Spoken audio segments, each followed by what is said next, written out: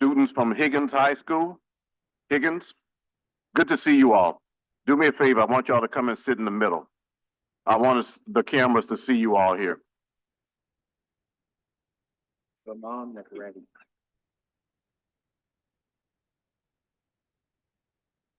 Great to see you all this morning. We really appreciate your being here. I'm going to ask the members of the public to see what the future of New Orleans is and the New Orleans region with these young people who are here. And they've joined us from Marrero. No, Negretti. He said Ramon Negretti. I appreciate the patience of Officer Negretti. And in 5 minutes, we're going to start. I want to wait for one other council member to come.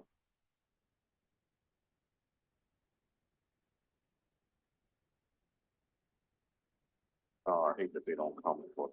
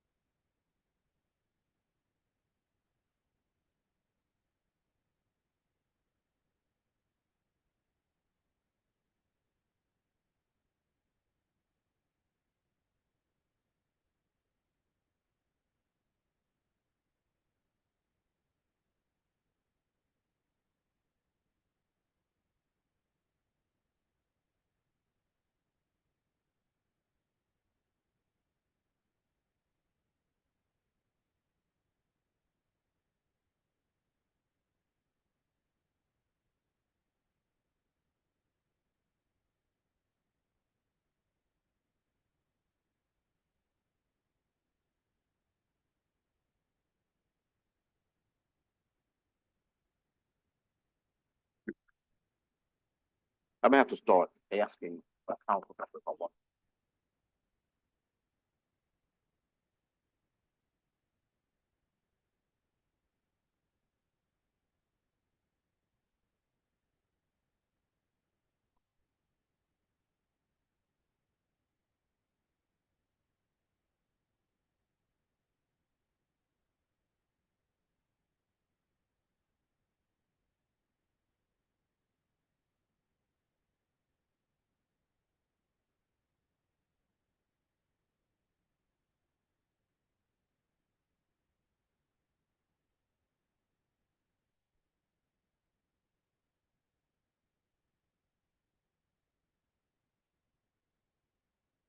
To our students from L.W. Higgins High School of Marrero, to the members of the public who are watching, and to those who are gathered today, it gives me great honor today to recognize a member of the New Orleans Police Department who went above and beyond in respects that don't get recognized many times.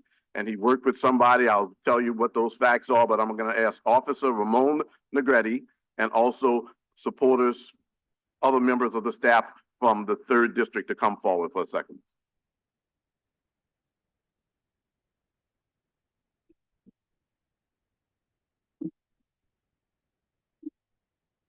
There are a lot of actions that take place involving members of the New Orleans Police Department that don't get recognized for Officer Negretti, just right here at the table, that don't get recognized for a variety of reasons, and I certainly understand that, but when we see things happen, as I see things happen so often involving members of the police department, they ought to be recognized. Whereas the city of New Orleans is committed to the well-being of its residents, including those experiencing homelessness and being unhoused, and whereas Police Officer Ramon Negretti has demonstrated exceptional compassion and dedication to helping those in need, and whereas in March of 2024 at the intersection of Elysian Fields Avenue and Foy Street of New Orleans, City Council District D, New Orleans Police Department 3rd District Police Officer Ramon Negretti responded to the needs of an unhoused homeless individual and assisted that citizen in finding new living arrangements while providing counsel in an act of kindness greater than the requisite empathy of a typical call for service.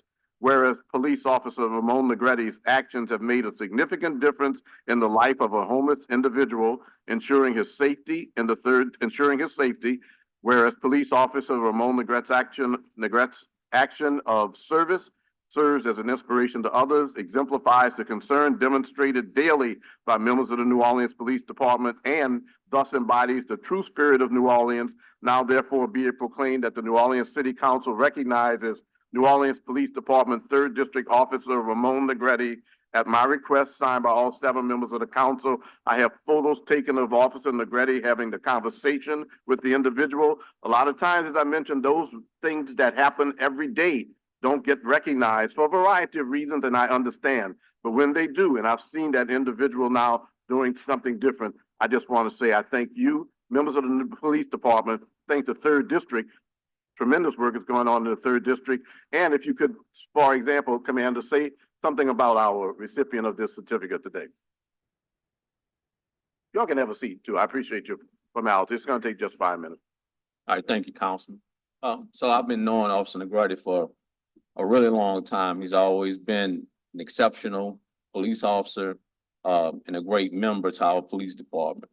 Officer Negretti has also had the opportunity to work in a lot of different areas within the police department. He's always performed well. He's also an officer that has a whole bunch of compassion, empathy, and sympathy. And you see it, you saw it for yourself, where he's helping out a homeless individual. So I'd like to congratulate him as well. Thank you, Officer Negretti. We appreciate your work. Would you like to say anything? I was just doing my job, but thank you very much. All right. I like that. I like that. So, Today happens to be a day to celebrate National Police Week. And so I will tell you that we have also a proclamation just celebrating National Police Week. And what better way to do it than to show an officer who is doing work above and beyond the call of duty, but just says it's his job, his duty. But you did a lot more, and I appreciate that. I saw the sincerity on your face when you were having a conversation. And I want the members of the police department to know that we see it. We see many times work that you're doing that's not necessarily on the shift, if you will. According to what's written, and you're having those conversations. I've seen the closing of or the decommissioning of homeless encampments where police officers had discussions with people who were getting relocated to let them know that they had support, and it made them feel good. That's why we've been able to close at least 4 homeless encampments without incidents, because there's been conversation, not just policing. So I appreciate that. Would any of my fellow council members like to say anything to Officer Negretti? First of all, God bless you, man, and thank you. It's a blessing that we have people like you who do their job. Thank you. Thank you. Thank you, Councilman Thomas. Council Vice President Morrell. I appreciate you being here today. I think that your humble receipt of this award speaks well to the way officers typically view their jobs, which is you take your job very seriously. You do it with poise. You do it with patience. And I think that that's a great example for the officers to follow, because de-escalation really is the order of the day. Thank you. Thank you, Council Vice President. And in behalf of the New Orleans City Council, to all members of the New Orleans Police Department, to those who are in law enforcement, I say happy National Police Week. And there's something good going on in our city right now in terms of reductions in the rates of violent crime. We need to keep that going. But what I also see is, yesterday I was at a recruitment event, 2 recruitment events actually, where over 40 persons signed up as interested in joining the New Orleans Police Department, and 10 people took the test right on the spot. That's a good sign. That's a good sign that they want to do that. So I'm looking forward to continuing to build our New Orleans Police Department, but I'm also appreciative of the work that goes on many times that doesn't get recognized, that needs to get recognized. And I'm going to ask our fellow council members to join me at the front for a photo with our officer. And again, happy National Police Week to all members of the New Orleans Police Department. Thank you. Thank you. Can we give them a round of applause, please?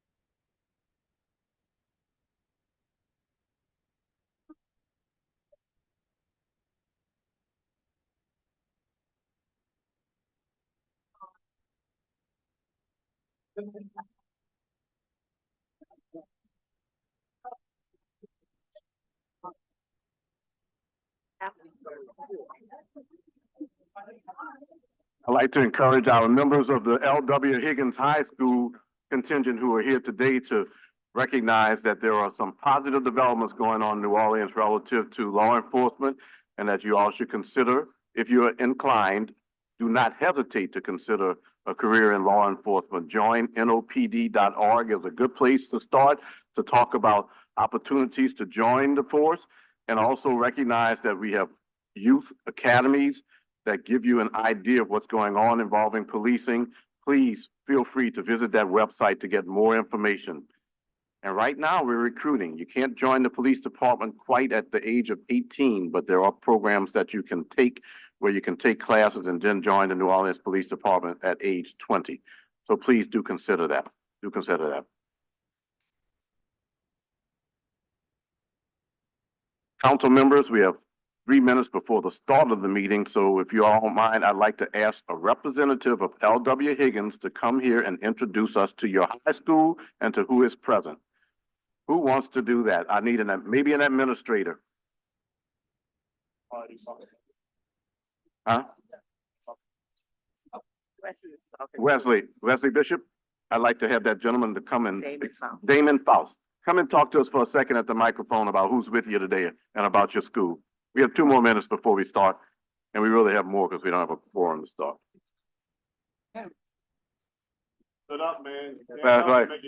That's right. You kind of put a spotlight on yourself. And you tall to begin with. You can have a seat. You can have a seat for a second. We just for a minute, tell us who's here today and what brings you here today to the city council. Group of students from L.W. Higgins. It's a new program that we're starting at the school, Youth in Government, which has been around for years.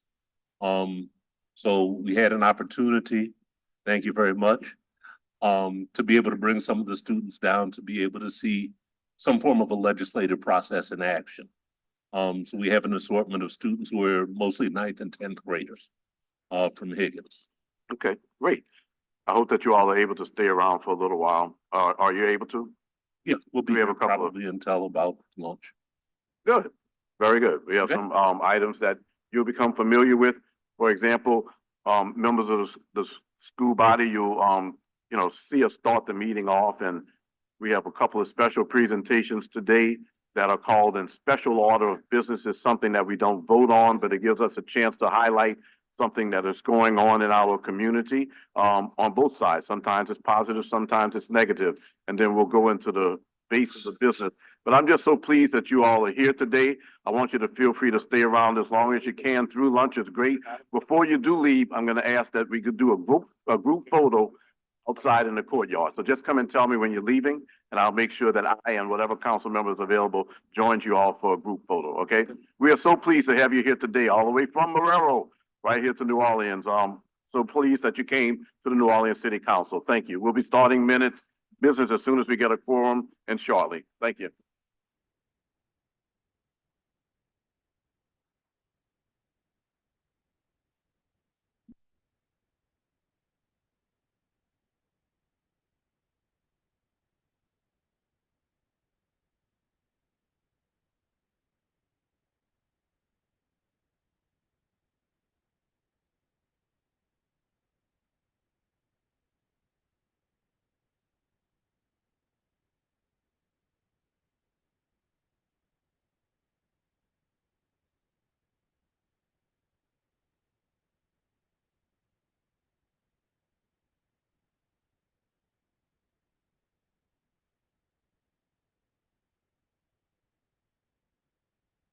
I want our young people to know that this week I have had the opportunity to attend 4 graduations, college graduations, UNO, SUNO, Dillard, Delgado. Even today, there's a college graduation taking place at Nunez Community College.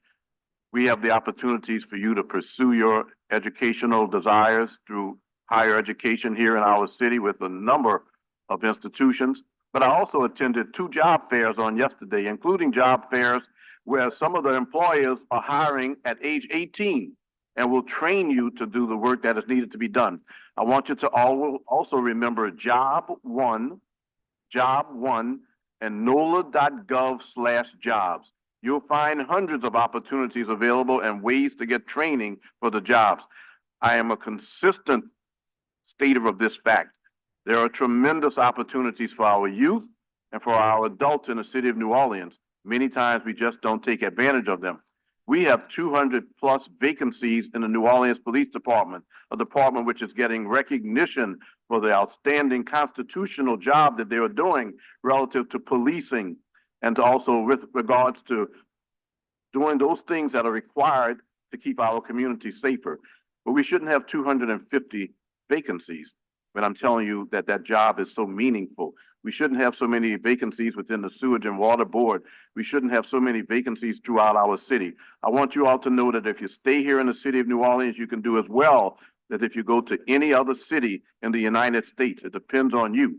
So keep in mind that this council is telling you that there are vacant jobs and there are also tremendous opportunities in higher education in our city. I encourage you to simply take advantage of them. I'm recognizing today an employee who's been with the city of New Orleans for 49 years.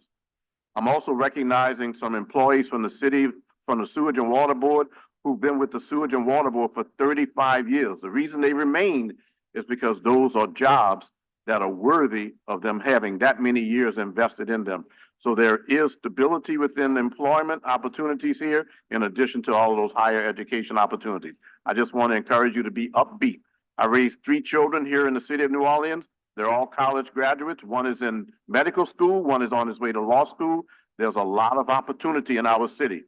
Take advantage of it. All right.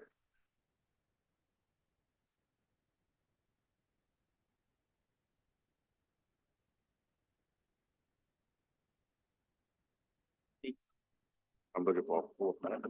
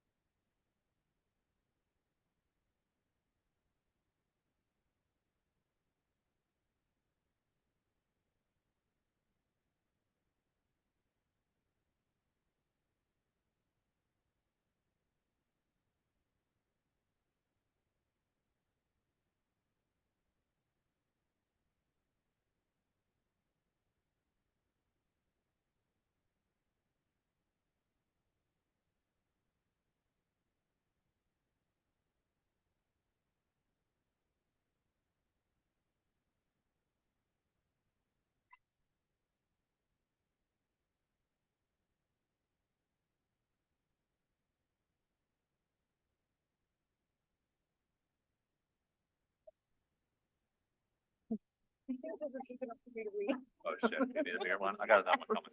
Yeah. All right, 1 second. Madam Clerk, are you ready? All right, good morning, everyone. It is May 16th. It is now a little bit after 10 o'clock, so we're prepared to start our full council meeting. I think we have a couple council members in the back. Crystal, if you can help me find them, so we can bring them out to get a quorum and roll call. Madam Clerk, I'll turn it over to you for roll call. Roll call, Council President Moreno, Present. Council Vice President Morrell, He's here. Councilmember Jeruso, Councilmember Harris, Councilmember King, Councilmember Green, Present. Councilmember Thomas. We have six members. We have a quorum. All right, thank you. The invocation will be led by Pastor Botan. Good to see you this morning, sir. We all stand for a moment of prayer.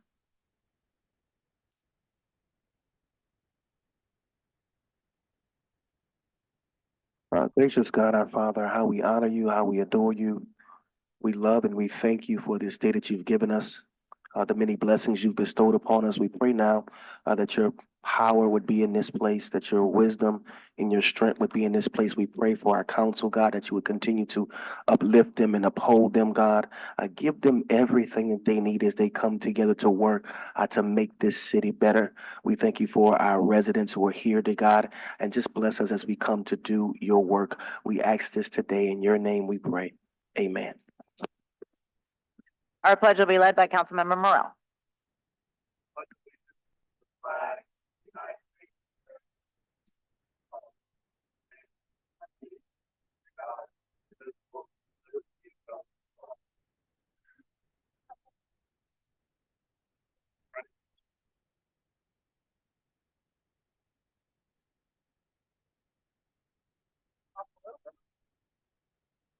Special orders of business.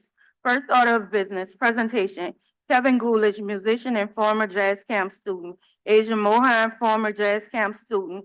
William Bloom, MBA Director of Sports and Travel USA and Canada in the Louisiana Office of Tourism. Donald Harrison, Artistic Director. Jonathan Bloom, Camp Coordinator, Instructor, and Jackie Harris, Founder and Executive Director. To honor Ms. Jackie Harris, founder of the Louis Satchmo Armstrong Jazz Camp for young musicians in the greater New Orleans area in the year of 1994. We applaud her determination and efforts as she demonstrated during 30 years as a consummate professional. Ms. Harris invited many illustrious and inspiring jazz camp instructors, directors during her tenure. To recognize a few, Edward K. Jordan, Elvin Baptiste, Jonathan Bloom, Percy Heat, William Parker, Steve True, Reggie Workman, Norma Diamond, Jermaine Basil, Donald Harrison Jr., and the list goes on. Several graduates who has returned to serve with Roderick Pullen, Tanya Boyd Cannon, Brian Quazarick, Eldon Andrew Badan, and Dwight Fitch. Alumni of the Louis Satchmo Armstrong Summer Jazz Camp, now award-winning composers and players, draw millions of fans around the world, such as John Baptiste, Courtney Bryan, Christian Scott, Atuna Jew, John Bradford, Kelvin Johnson, and Troy Trombone Shorty Andrews. Jackie Harris and the Louis Satchmo Armstrong Summer Jazz Camp are going strong in 2024. Enrollment is anticipated to exceed 150 students at the camp base at Loyola University. Ms. Jackie Harris is pioneering more events through the Louis Armstrong Education Center and the Jazz at the Lincoln Center in New York. We look forward to Ms. Jackie Harris and her team of the Louis Satchmo Armstrong Jazz Camp to continue to generate successful players in the upcoming years for humankind to enjoy and treasure. Thank you, Madam Clerk. Ms. Harris, come on, have a seat. Whoever you have with you, you're welcome to come sit down as well.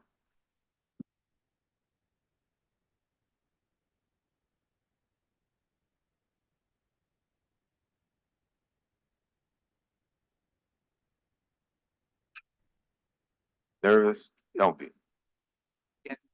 And embarrassed. All right. Well, thank you, Madam Clerk, for that introduction.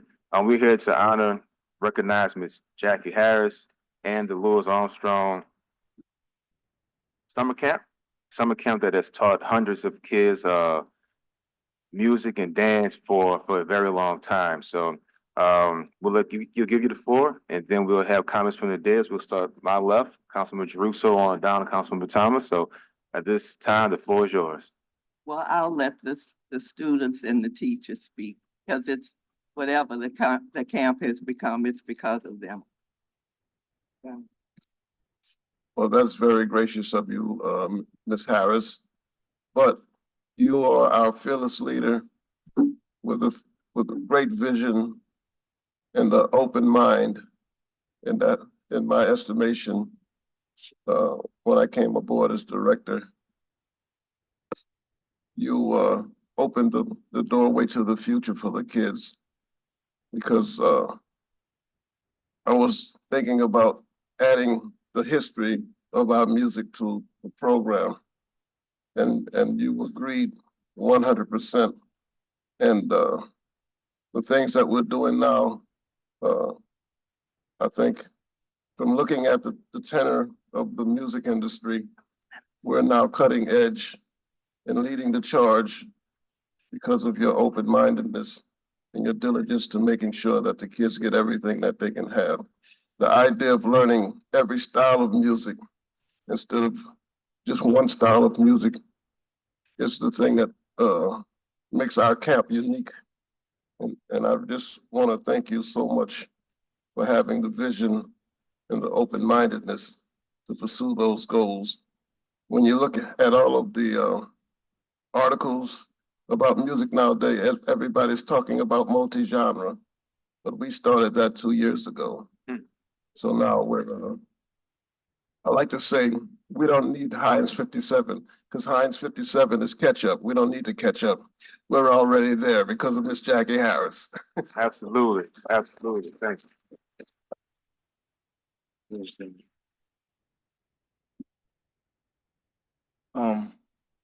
By far, I'd like to say the Satchmo Summer Jazz Intensive has been, since for the last 30 years, a place to truly find your sound. And it doesn't matter where you come in, but it's a place that guarantees that when you get put out, you're gonna be somebody. You're gonna know what you're doing. It's a place that's real. It's a place that's not a coddling situation, but a caring situation, not a grooming situation, but a growth situation.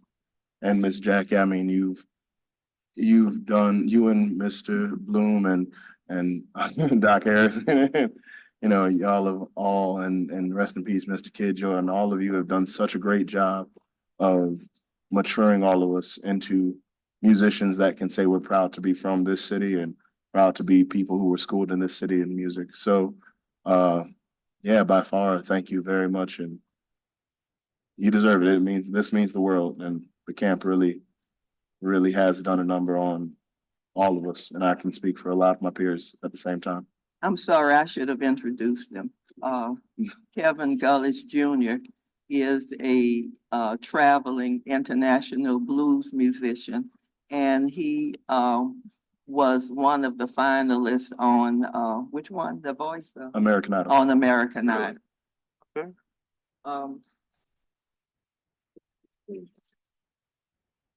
Yeah, Jonathan Bloom, he's a camp coordinator, but we're gonna let Mr. Bloom, Mr. William Bloom speak because he works in Baton Rouge. What's your title? Good morning, how are you all? So I prepared some words. If I go over, please just let me know, but you can play music. So my title is the Director of Sports, the Director of Sports and Tour Travel for the U.S. and Canadian markets with the Louisiana Office of Tourism. So I didn't pursue a career in music. However, I'm here to speak about the jazz camp and music education and what it has done for me for my career and the values in which I've learned from the jazz camp. I've gone to the jazz camp by way of my father, who was a jazz instructor. I was there for 8 years from 1996 through 2004. over the years at the jazz camp, as a kid, I was able to learn from jazz giants such as Kid Jordan, Alvin Batiste, Clyde Kerr, Alvin Fielder, Donald Byrd, Wynton Marsalis, Big Chief Donald Harrison, John Faddis, Barry Harris, Chico Hamilton, and countless others. I'm proud to say that my peers at the camp were professionals and world-acclaimed musicians such as John Batiste, Troy, Trombone Shorty Andrews, Calvin Johnson, Chief Zion Atunde Ajua, Chris Royal, Big Sammy Williams, and countless others. I'm very much a student of business. And as a student of business, I think about my time and reflect at the jazz camp and think about the attributes and foundations that they built within the camp that I'm able to apply to business. As a youth, I can correlate the foundations in learning an instrument rather, and foundations in business. You can master discipline as well as the use of systems, which is a recipe for operations and organizations to prosper, as well as through jazz, very much improvisation and building confidence and character. One of our instructors, late great Alvin Batiste, had a quote, and I loved him. As kids, he would speak to us as adults. He had a quote in which he would say, "Hipness is a profound colloquialism expressing an abstract truth." We would look at him with a blank stare because we probably wouldn't know what the word colloquialism meant.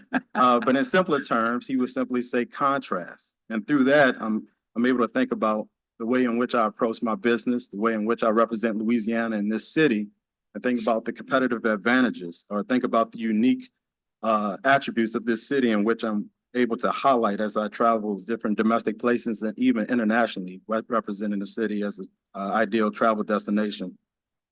And last but not least, music also requires collaboration. We have to listen to one another, and that's very much an essential tool in building rapport, relationships, and even partnerships. Last but not least, I do want to say that the camp and music education is great and necessary form of recreation. Sports is just not a way where kids can recreate. This is a very vital foundation in which it provides a quality of life for children, to where even if they do not pursue a station in music, they're able to apply it in different other industries as well. And even with music, we're able, within my current industry of tourism, able to highlight that unique culture to draw more economic impacts within the city as well as the state, as well as draw quality of life within our community as well. So if you look at the New Orleans is going into its record number of Super Bowls. The Super Bowl host committee uses music throughout its marketing campaigns. The logo is very much a bass drum. You look at the pillars in which the Louisiana Office of Tourism highlights to highlight our unique culture, music. We are currently within our year of music. We're starting with the year of music, so it's very much essential. And I thank Ms. Jackie Harris for this camp in a way in which we can sustain our culture throughout the state as well as the city. And thank you so much.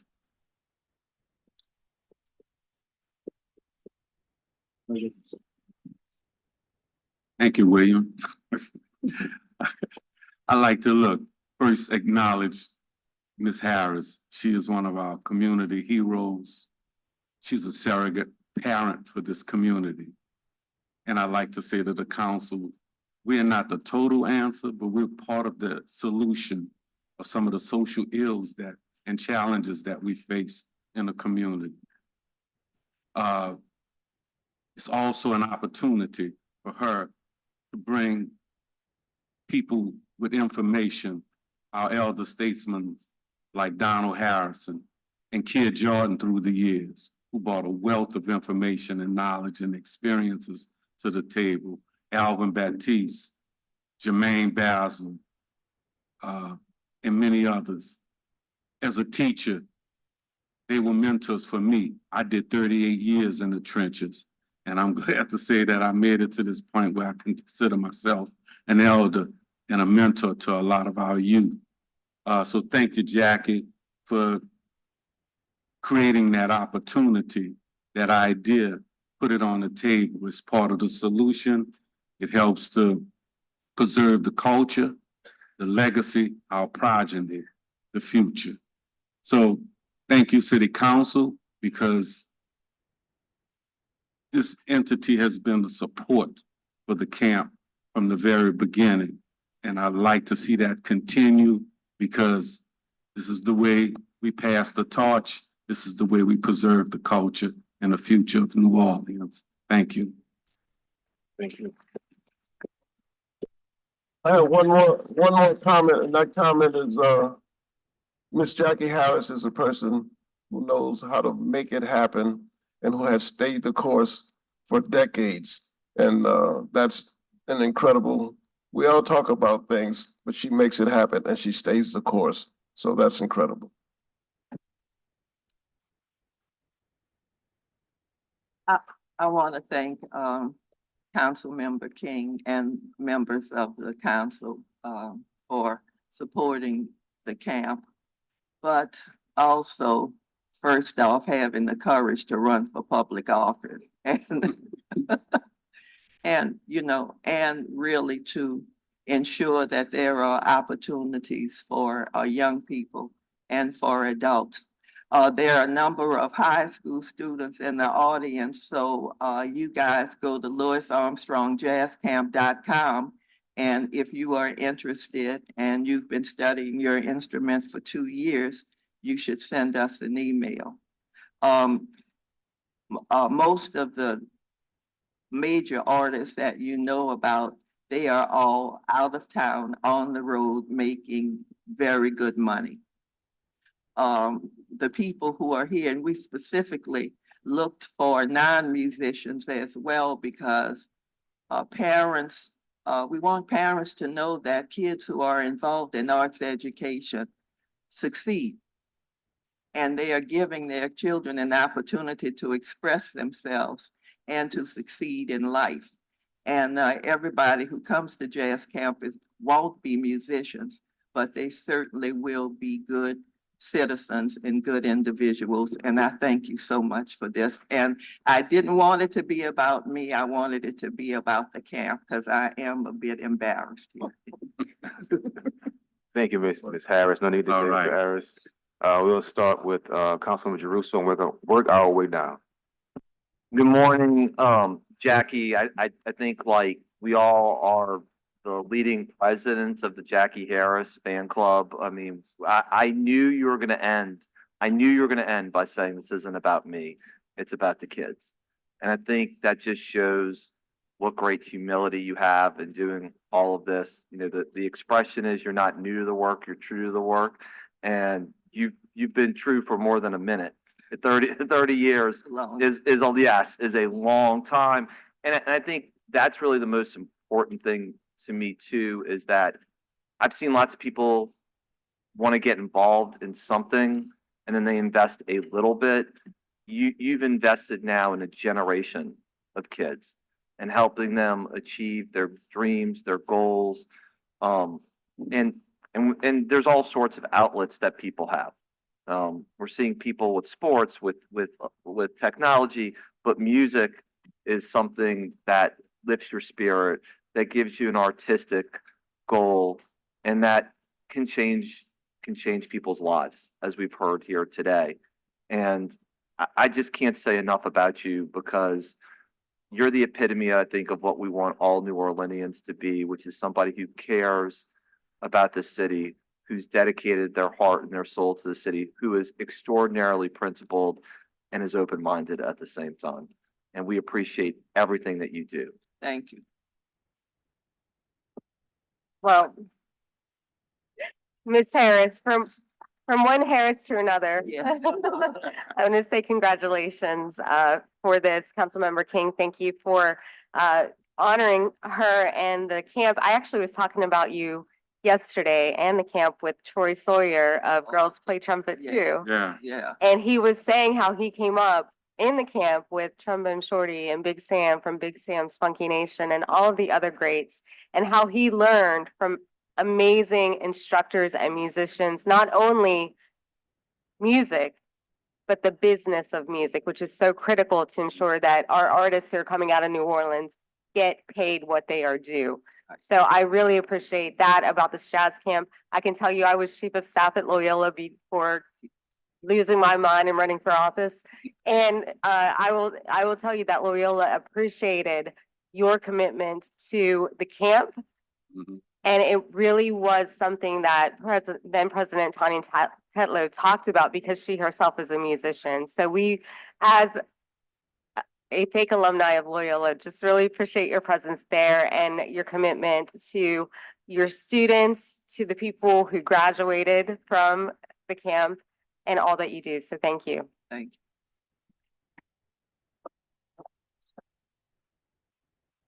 Good morning. Good morning. Ms. Harris, I agree with the rest of the crew you brought with you today. You are certainly a woman who makes things happen.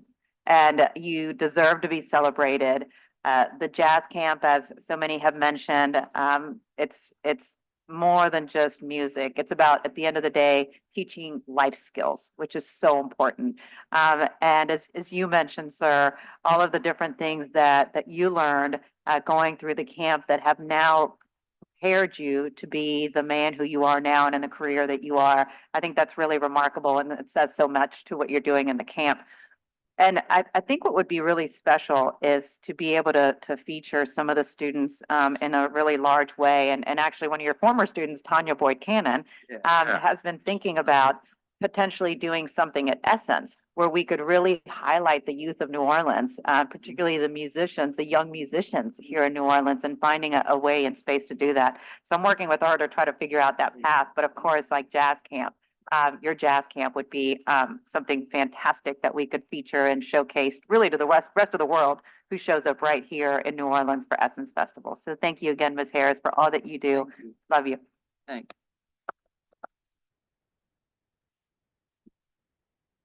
It's so interesting because usually when we have these presentations, I don't have like a tremendous amount to say. But when it comes to you, Jackie, you've known me literally my entire life. Right. I mean, when my mom was a teacher at 15 with Miss Mays, that's how far back we go. And I always say, there's always two things said about Jackie Harris when I'm around. One is you age backwards because everybody's always like, Jackie looks the exact same as she did 10, 15, 20 years ago. Yeah. But also it's just, you care so much about our kids and our culture. And it is so important because there are not enough people who are trying to instill our unique culture in kids and also remind them that what makes New Orleans unique, the things that tie us to our past, that unbreakable chain through generations, it has to be protected. It has to be discussed. It has to be enforced because in a lot of ways, when you look at other communities around the country, when there isn't someone like you who's like carefully tending that garden to make sure it continues to flourish, it dies. Right. Because if you look at other cities, Black cities with tremendous music and art cultures, there are generational gaps where people fell off, where there wasn't that person connecting the new generation with the previous generation, with generations three behind, to have that chain. And your summer camp is that chain. I mean, it is, you have young musicians who meet people who are lions of the industry who, but for you, that connection would never be made. And it's so interesting because so much has changed in the city. I mean, I remember before we had the takeover of public schools, when I was at 15, right, our music teacher was Walter Payton, Nicholas Payton's dad. That's right. And I remember, I mean, as a young person, I remember being very upset because he told me how bad it was to play saxophone. And I remember him come in every day, half asleep because he had played the night before, and he would guide us laying on the front chairs with his jacket over his eyes, just listening. And he would point us out with his head covered who was not doing their job. But those kind of experiences with musicians working that side gig in schools, having that unbreakable chain, you look at what's happened in our city, that doesn't happen anymore because the system has changed so much. There are all these different hurdles to having that kind of community input, community presence. Without your camp, kids would never have that experience organically because it doesn't exist. So you are a pillar of the community. As you can see, all the council members are up here, all different backgrounds. We all love you universally and respect everything you've done. And I know I speak for everyone in the city of New Orleans whatever new ideas you come up with, we're there. Because you have been a leader, you have led us, you have led the children, you've led musicians, you have led us all to continue to curate, protect, and grow talent. And we need you to keep doing that, as well as raise up new people behind you to aid in that endeavor. So we love you so much. You are so amazing. And thank you, Councilman King. I'm surprised he beat all of us to it, because any one of us would have done this, but he's always that guy. But Freddie, we see you. Thank you, Jackie. Come on, let's give him a round of applause. Match 15. Tell him Mac 15. Act 15. Tell my mom. That was my principal. I did 5 years. Principal? Okay. Mom was my principal. Oh, okay, all right. Great to see you, Jackie. Today is part of the month where we celebrate the fact that 30 years ago, we joined city government as part of the Morial administration. 30 years ago. But that was when I got to meet Jackie kind of for the first time. But it's been 30 years of being able to watch her commitment to our youth and our commitment to our music scene that has been one of the great reasons that I enjoy living in the city of New Orleans. When I was the head of small and emerging business development, we had an opportunity to do some work.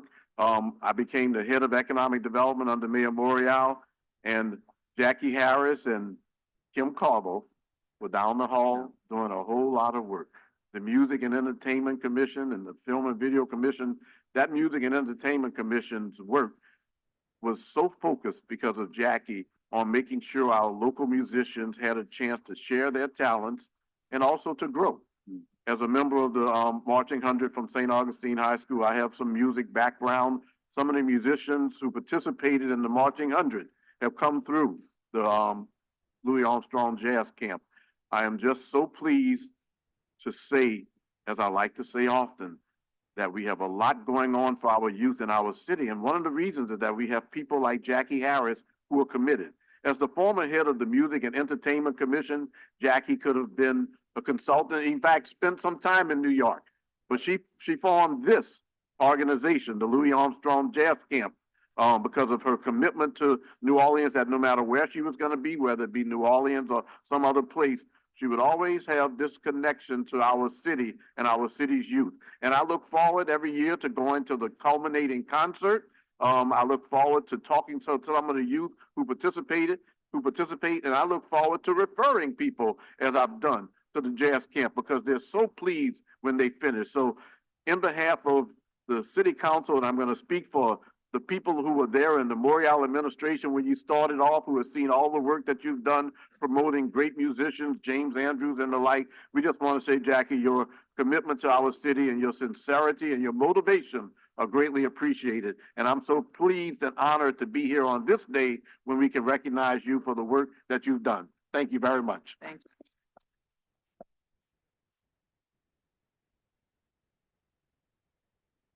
Man, we talking about Jackie Harris. Right, you know, as much as you can talk about Jackie Harris, you can feel Jackie Harris. Deaf and blind people know Jackie Harris is in the room with, because she represents New Orleans. She emanates our culture, right? That soulful, sultry sister. And Councilmember Green, I used to think Jackie was more than one person. Because how do you serve on the Louis Armstrong Foundation in New York? Ain't that right, Jackie? Yes. Right? Do Satchmo here in New Orleans. And then when I'm talking to my cousin Lil, Booty, right? And Thomas, and how you extend this thing all the way over to Germany and Switzerland, right? And then back on Frenchman. The music is fine, but when I was sitting down thinking, Jackie, knowing you a little bit, right? Being a boy of the culture, man, do we have any idea about you and the people at this table and the hundreds of millions of dollars y'all have donated to this economy? Do we understand that if you didn't champion and start the nighttime concert series, or we ain't say nothing about that, huh? Yeah. Where would it be Other festivals have adopted that, right? You can have a festival during the day, you can have an event, but you can create a whole nother series of concerts for other artists and emerging artists. Guess who did that job? Jackie Harris. But when I think about the essence of this New Orleans, for real, they can't take it from us, they can't dilute it, they can't make it something it's not. And that's what you stand for, no matter how hard they try. Because when this young man here was talking, and he was talking about, I'm proud to be New Orleans, for real, for real. Black man, New Orleans, Ninth Ward, all that, for real. I don't run from it. Ain't nothing against nobody else, but this us, Donald. This us, proud to be us. When this young man was talking earlier, he talked about the state and their symbols, right? And so I was thinking, man, that was so profound. So we're in these challenges for the press who's here. They would never cover it like this. We're in these challenges with the state and how they're trying to use us in many cases as something negative, right? Or trying to play the demographic game, right? Or the political game about how they want to deal with the state because of leadership and because of what they like and don't like, but our assets. And so while you were talking, I thought about how the state uses our symbols, right? To advertise the state. Well, an alligator don't play the saxophone. Donald Harrison do. Water moccasin don't play the trombone. Trombone shorty do. So that's a hypocrisy there. And when you highlighted that, man, that was so profound because instead of the state and state leaders understanding and get on board and highlighting our assets, and the press using their resources to say, hey, hold on, you know, they ain't the stepchild, that's the real child, that's the goose that lays the golden egg. Jackie Harris, you've always done that. And I'm proud, right? I'm proud that you carry us everywhere you go, everywhere you've been, and everywhere you're gonna be. It's Jackie Harris, y'all. Wow. No, Ms. Salas, I've had the pleasure of, first of all, thank you for all that you do, not just with this camp, but in Treme for years. So thank you for that. I've had the pleasure of attending the camp, doing a class, doing the teaching sessions, and I was very impressed by the teachers, by the students, by the fact that there are kids from all over the country that travel to be a part of this camp. That says a lot about what this camp means. And going to the closing ceremony for a few times, it's very remarkable. I don't, that's the only word I can think about right now, only adjective I can think of to describe seeing all those kids come together for that concert and different genres of music, different instruments, and they're dancing. And it's something that you should pay money to attend because it's very nice. It's something to see. And to see that it's kids from New Orleans that's doing it from other parts of the country, but mainly from this city, that should be highlighted more. Because too often, other negative stuff is highlighted. But when we have hundreds of kids coming together for that camp, for that closing ceremony, it's amazing. It's a beautiful event, and it's thanks to you. And just to show y'all how humble Ms. Harris is, she asked that her name not be on the proclamation. That the proclamation reads, Louis Sashmo Armstrong Summer Camp. So you're a very humble woman, but today you should do your victory lap because this is all because of you. So we thank you for everything that you've done. We'll come down as a council and take a picture with you. Thank you, and thank all.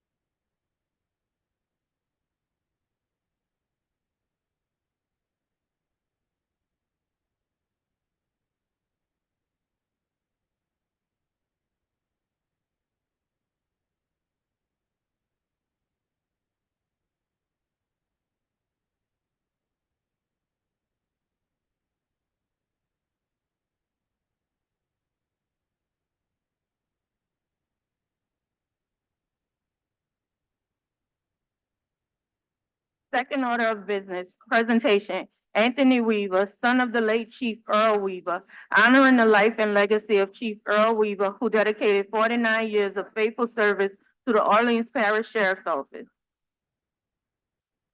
I'm gonna ask Mr. Anthony Weaver, to come forward, his son. But I'm pleased today to recognize someone who was involved with a particular department of government for 49 years, 49 years. Listen to that, young people, 49 years. So certainly he found something very positive that helped him to build a career, helped him to raise his family. I'm here today to honor and to recognize Earl Weaver Jr. through his family members who are here. I introduce to you the family of Earl Weaver Jr.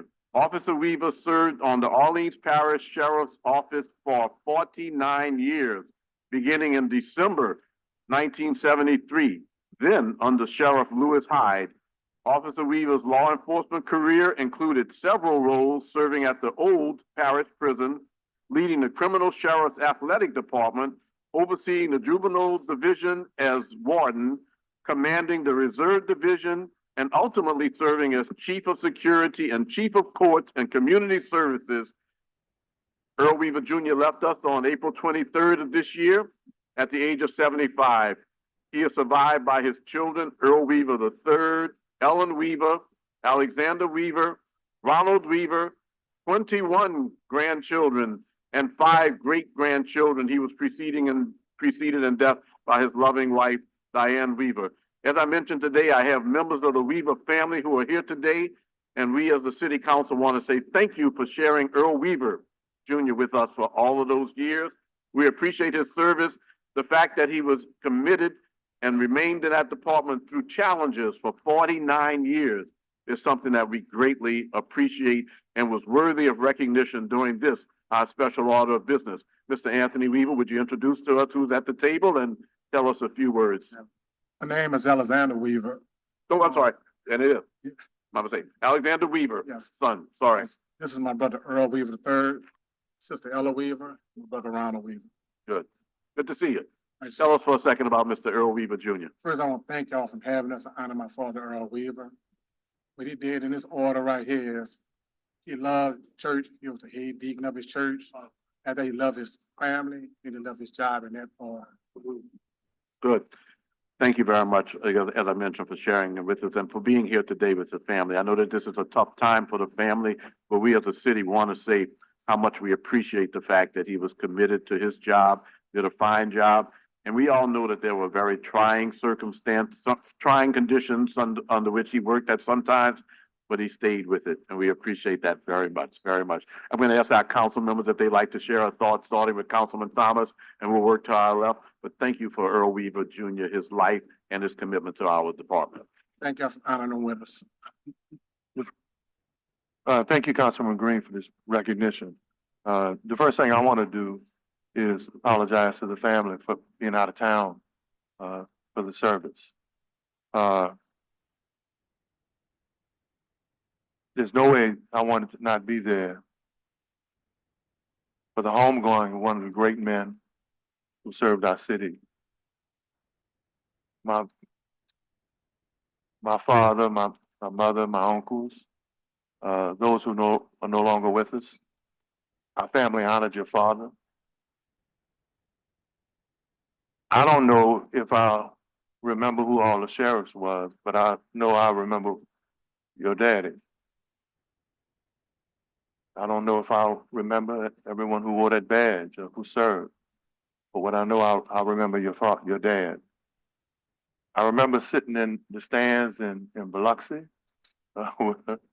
when you was fighting with my uncle, my dad, and my brother, sitting next to your father. I remember being at the Mahalia Jackson, right, with our crew. Law enforcement, yeah, but he was a boxing aficionado. And everyone knows in my family, my brother, Naughty, used to train with Quick and Percy at Father. Jim, he was undefeated Gold Gloves. And your dad was one of the people who encouraged him. But when I think about the names, man, Quick, Warren Matthew, Ellery, Sweet Pea, Super D, Jared Pellegrina, Percy. I don't think people know how deep he was in this city. It wasn't just about the sheriff's department and wearing that badge. He was a molder of men. He was a molder of young men. So my father's not with us anymore. Now there's my brother, my uncles who would come to those fights who knew your dad. But what I do know, they're all in heaven. They got a ring set up there, and if angels got problems, Right. They work it out. they're gonna work it out. They're gonna work it out with the sweet science. But for you all, what I'm proud of knowing is that your daddy was, my father used to say, and it's nothing against anybody else. People got to be so politically correct today. My daddy was a man. His son represents men. His daughter represents the best of our women. And so though he may not be here, everything and everybody he touched is here. I ain't never gonna see a Mardi Gras without him. Period. Thank y'all. We love y'all. On behalf of my family, we love y'all. We miss him, but he always gonna be here. Thank you. Thank you, Councilman Thomas.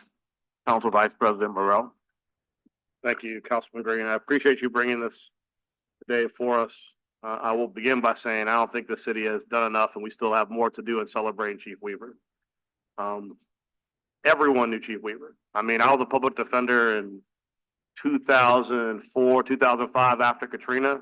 And after Katrina, when we were doing magistrate court, I mean, you're talking about we were in house of detention with no air conditioning. Right. All the lawyers in suits, all the judges in robes. Judges get to wear nothing under the robe. Lawyers have to wear the suits. But Chief Weaver was able to keep it together. Because when you talk about seeing people at a difficult time at their worst, I mean, you got people who are in the middle of the trauma of Katrina, who are incarcerated, who they have to get processed, brought up there. And what always amazed me was that he would see people at their worst, but make them act their best. Right. And when you dealt with the sheriff's office, oftentimes, and this is not a knock on sheriffs in general, but you have people that when they're faced with not enough money, not enough resources, they kind of do shortcuts or have excuses why they can't get something done. Chief Weaver was no excuses. He expected everybody to do their job, everybody to treat everybody right, to get everybody in the courtroom on time, get them out, and he had no tolerance whether you were the person in a jumpsuit acting out or whether you were the sheriff acting out. Everybody did what they were supposed to do. That might be because all those guys in the jumpsuits or in the uniforms knew that your dad knew the sweet science. He was ready to go to town if he needed to, but everybody respected the chief and everybody acknowledged and bowed to his will because he was a force of nature in every courtroom he was in. So thank you, Mr. Green, for bringing this today. I know I'll work with Mr. Green, Mr. Thomas, to see what else can be done to give further acknowledgements to your father because he was really a pillar in this community. And we need to celebrate more people like your dad who have impacted just so many lives. I mean, I used to have clients who would be like, they were treating me so bad until Chief Weaver came in and said, no, you can't treat somebody like that. And those are those moments where you could really change someone's life. It's like I said, when you are dealing with people and they are in their worst, yeah, when you have people interacting with the system in the worst possible moment, having somebody in there to mandate they be treated with humanity, that could be the turning point as to whether or not they turn their lives around or whether or not they don't. So thank you so much for sharing your father with us. Was such a huge impact on so many lives, and we will continue to celebrate his life. Thank you. Thank you. Thank you. Thank you. Thank you, Councilmember Morrell. Councilmember Harris. Thank you, Councilmember Green. I want to extend my condolences to you. Anytime that you are the family of someone who serves this city, who serves this community, that means that they have to give up a little bit of time with you. But in turn, what you get is an entire community, an entire family of people who they've served with and for. So when Councilmember Morrell, Councilmember Thomas, and Councilmember Green talk about further acknowledgement, it's this community wanting to acknowledge the time and the service and dedication that your father gave to this community. So let us know what we can do to continue to honor his memory. And again, I extend my deepest condolences to you. Thank you. Be it proclaimed by the city of New Orleans that today the New Orleans City Council recognizes Earl Weaver Jr. We salute you for a life well lived. You will be missed by all, including your family, your 4 children and 17 grandchildren. Your 49 years with the Orleans Parish Sheriff's Office are to be commended, and we thank you, Earl Weaver Jr., for your service to our community. Thank you, family members, for being here today. We're going to come forward and take a photo with this proclamation with you, but thank you all for being here today. And Alexander, thank you for your communication with my office. I appreciate it. Thank you. All right.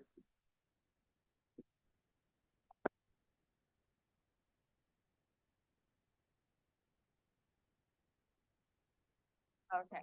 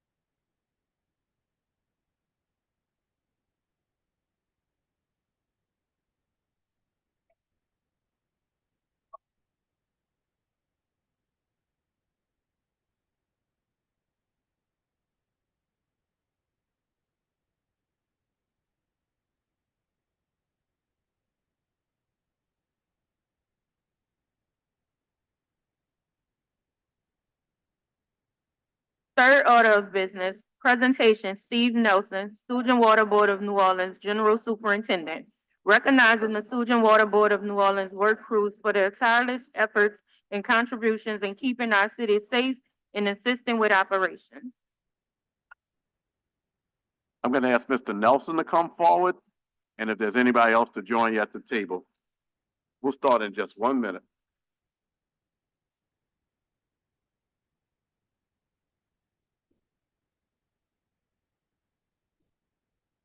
Mr. James? And Mr. James, are they here? Yes. There's, yes. Sargon James and Kennard James?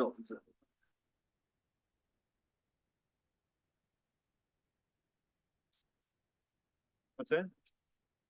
Why not?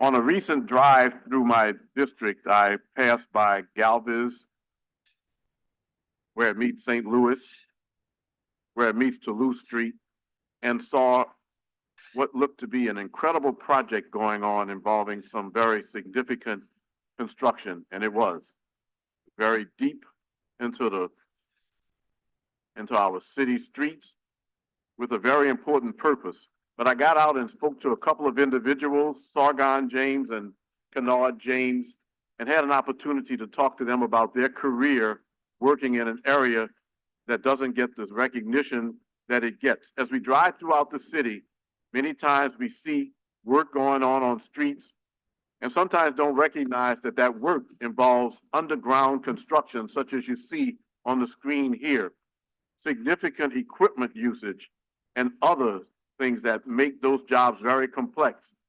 I've driven by on Sunday morning and seen work crews working outside of churches because of water main breaks and the like. Those work crews whose members have to work across the entire city of New Orleans and have to respond to emergencies at times, many times don't get recognized. So I took this opportunity under a quick special order of business to be able to recognize members of the council and those who are watching the work crews of the Sewage and Water Board so that you will know the work that they do and the impact that they have in our community. Mr. Nelson, could you describe a little bit of the work that is done and who's with you at the table? Yeah, it's such an honor to be here this morning among the group of men and women with the Sewage and Water Board that perform, just like you described, work every day on a daily basis. Our networks group closes around 25,000 work orders in a given year. And given the age and the condition of the soils in the city of New Orleans, our water mains do have a failure rate of 4 to 5.5 times the national average.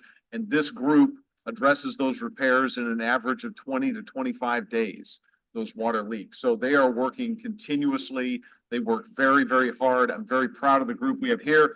I've got Mr. Kennard James to my left. He and his brother Sargon run the pumping operations for our stormwater and sewer related pumps. I've got Ashraf Abdelbaki, our chief of networks, and networks is our physical construction crews. They've got somewhere between 30 and 40 crews on a daily basis working across the city of New Orleans. And there are 8 different zones, which represent over 250 years of service to the city of New Orleans and the Sewage and Water Board. Many of those men have worked here for more than 30 years. We looked up the number of employees at the Sewage and Water Board, 35 plus years. It's over 40 employees that have worked here over 3 decades. So I'm very, very proud to be a part of this group and the effort that they're carrying on and the legacy that they have. And I really, really appreciate you and the council recognizing that today. And I'd like to offer Mr. Smith, if he's got a couple of words to speak on Network's behalf. Good morning to everyone. Yes, my name is Ernest Smith. I'm a zone manager in the networks department. We are a zone that supports the entire networks. We work throughout the city of New Orleans.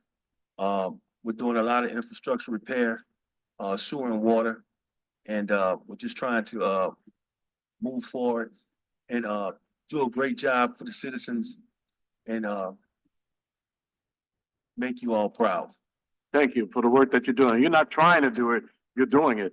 How many repairs might be made each year on pipes that are broken in the city of New Orleans? Yeah, so there's over 2,000 repairs on large water mains, over 6,000 repairs made on services, on water services as well. And I want to point out the progress that's being made to paving has been a major focus for us over the last year and a half.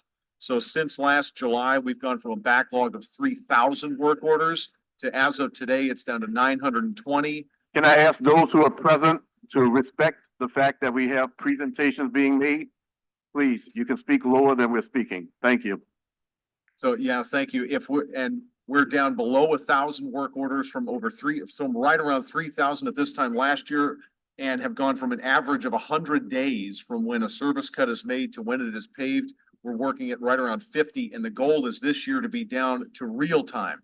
So no more than between 1 and 200 or 300 open paving work orders at any given time, and a lag time of 2 to 4 weeks. So we're seeing that happen. We believe it's going to happen, and it's because of the effort of the men in this room, and also those that are out in the field working really hard today.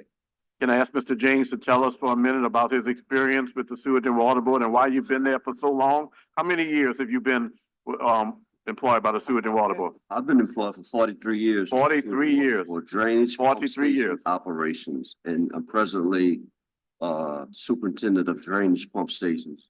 So we appreciate you recognizing us, and, you know, I'm a proud member of the Sewage and Water Board, and this just let the public know a little about what we do, and we appreciate you honoring us and recognizing us. So thank you. Yeah, it's recognizing you and honoring you. It's a tough job. We're a city that's 50% below sea level. We have street settling all the time. I see pipes that break, you know, because they just happen to break. You know, very honestly, at the end of the day, no one went there and did anything. There's settling that made that happen. A lot of people don't recognize that on a Sunday morning on Johnny Jackson Boulevard, I saw a work crew at a site on Algemeyer where the water was just spewing, and people found the way to call you all, and you responded on the same day. I've had emergency calls where people have run into fire hydrants, and somehow or the other that involves you all having to do that work.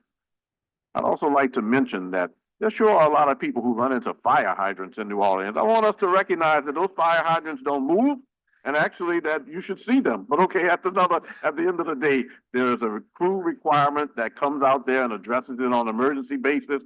The construction that you all see, if you want to take a look at the screen, shows you that these are not simple jobs, that they involve equipment, they involve expertise. This is at Galvez and Toulouse alone, and that's also on Fillmore Avenue. So just wanted to take an opportunity to recognize you all. I actually have proclamations for members of the Sewage and Water Board work crews who have worked over 35 years. And guess what? That's 40 proclamations. That shows you that there's some stability going on. You can't see that in just a task force that meets over 30 years. You have to know that that's happening and be told and have representation. And that's what we have today. So I'm going to ask members of the council if they would like to add, and then we'll take a photo, and I'm going to present those proclamations to you, Mr. Nelson, to get to your work crews.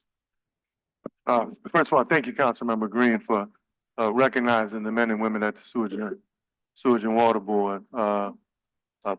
Proud of you guys' service, man, what you guys have done for decades. There's no way we even have a city if it wasn't for the men and women at the board.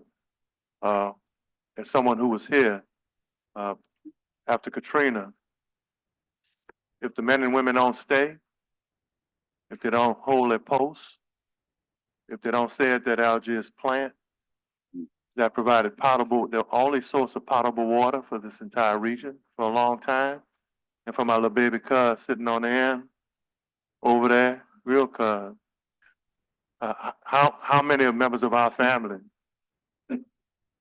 have used the Sewage and Water Board as a foundation for their careers while they're going to school? And then our other little cuz, Rudy, calling me after Katrina, saying, hey man, we got men and women over here, right? I don't know how he got through because the phones wasn't working. But he got through. When we got there, they were there. Thank y'all for your service, man. It's a blessing. And Steve, thank you for being the kind of general superintendent, man, that, and in my conversations, because with this young man here, he has consistently said that without the people who are the foundation, the upper management is nothing. And thank you for that, the way you think, but then again, as an ex-athlete, that's what team sports teaches you. Tom Brady may get all the awards, but the rest of the team got a block for him. Thank y'all for y'all service, man. Love y'all, appreciate y'all. Councilmember Green, this is awesome. Thank you. All righty. Thank you, Councilmember Thomas. Councilmember Harris.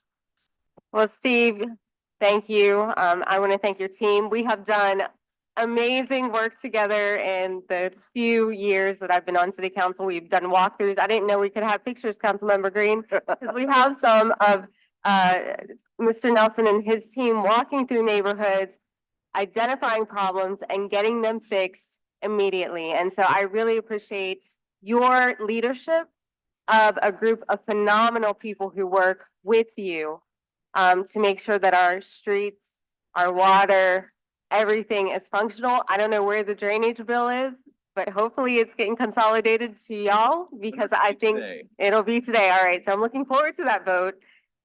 Because I think that, you know, we do need to consolidate drainage to one entity. And I think yours is the entity that can actually take care of our catch basin and our drainage. So I just want to thank you. It's been a pleasure working with all of you. I know we call you probably every single day. Sorry about that, but we do see progress and I always celebrate the incremental progress that I see. And I know it's because of you all that it's happening. So thank you. Thank you, Councilmember Harris. Councilmember Jeruso. Good morning. So I was stepping outside. My staff informed me that SB 305 passed out of the House committee. Okay. So there's some more amendments and then it will go to the House floor where I think it will pass. And I agree with Councilmember Harris and whoever else has said it, that the separation has been for too long. And the fact that it's coming in-house to Sewage and Water Board is where it needs to be. The other thing I just want to say thank you for is obviously all the work that gets done, but also the professionalism that you brought to the work, Steve, and your team, and saying this is going to take 23 days, 86 days, 110 days. On average, this is how long it does something. And I really feel like for residents, they go, okay, all right, I'll wait. And then I've seen things take longer than your average. And what do you all say? I'm sorry. We're going to jump on this and let's see how quickly we can get that done. And I think we try and say this all the time. I'm not looking for perfection. We can't expect that from anybody, but we do expect responsiveness and thoughtful responsiveness. And I think you all have sort of changed that dynamic in a major way. And I've asked Department of Public Works to start implementing the way that you all are doing it, so that when residents call about their potholes or their lights or another issue, striping, they can get kind of the same information that you all are providing as well. So thank you for all of that. Thank you, Councilmember Jeruso. Council Vice President Morrell. Mr. Nelson, gentlemen, I'm going to say something that's going to sound really great, but it's probably going to make Steve like hair turn white. I appreciate y'all being here today because you are by far the most responsive departments when my staff calls. And I mean that definitively. I can't speak of other departments at Sewage and Water Board and billing, but when it comes to when I call y'all about the fire hydrant that's leaking, when I call you about the restaurant that has sewer backed up, when I call Steve and he talks to your crews, you guys, I appreciate the fact that oftentimes in government, when you call someone and say, I have a problem, especially in this city, we have a reputation of saying, well, here's why I can't fix your problem. When I call you guys, it's, we will figure out a way to fix the problem. And that is dramatically different than many other departments in the city and in Sewage and Water Board. So I really appreciate the work y'all do. I think our level of communication has been heightened over the last couple of months. And every time I've called Steve, I've called anyone over there and said, a resident needs this thing fixed. It's impacting their quality of life. Either A, it's fixed, or B, you give me a timeline of when you can get to it. And residents are actually very reasonable and responsive when you give them a timeline. If it's a problem that's going to take 3 months to fix and you tell them 3 months and within 3 months you do it, they're okay. And you guys, more so than anyone else, you either fix it or you give me the timeline. And I appreciate our relationship. I appreciate working with y'all. I appreciate y'all being out in the hot sun doing what y'all do. Thank you so much. Thank you, Council Vice President Morrell, Council President Moreno. Thank you so much, Councilmember Green. Good to see you all this morning. Look, you guys are really like the unsung heroes of Sewage and Water Board, and I've actually said this to management at Sewage and Water Board, including Mr. Corbin, the executive director, that really, if you want to repair the overall image of Sewage and Water Board needs to tell y'all stories. And the work that you all do every single day, and the fact that when there are significant emergencies, when all of a sudden you wake up and you're like, wait, why is my street flooded and it didn't even rain? Like, what just got busted? And it's like, you guys are the ones who show up in the middle of the night, you show up on a Sunday, you show up on a Mother's Day, you guys get the job done. So I'm just so appreciative of the work that you do. I wish that we could highlight more of the work that you do, and that's on Sewage and Water Board to do that. And once again, thank you. Thank you so much, because it's like, I know the hours that you work are rough. Obviously the conditions that you work in are also rough, but you get the job done, and we appreciate it, and the city appreciates it as well. Thank you. Be it proclaimed by the City of New Orleans that the New Orleans City Council recognizes the work crews of the the Sewage and Water Board of New Orleans in appreciation of your work done in support of the city through the Sewage and Water Board. Your production is needed and is greatly appreciated. And in a city where 50% of our land mass is below sea level, where we have the type storms that we have nowadays, and also because of the fact that our infrastructure is so old in certain places and has crumbled for a variety of reasons, it is important to recognize the workers who are every day, as was mentioned, out in the sun, responding to emergencies. Sometimes the rain has to be gotten done, and the work has to be gotten done in the middle of the rain. And sometimes you just don't know when the guy is gonna crash into the fire hydrant. I'm still not over that yet. I didn't know that until I joined the City of New Orleans, how many people crashed into those, and also light poles. But the bottom line is that we'd like you to take a photo with us. Thank you, Mr. Nelson.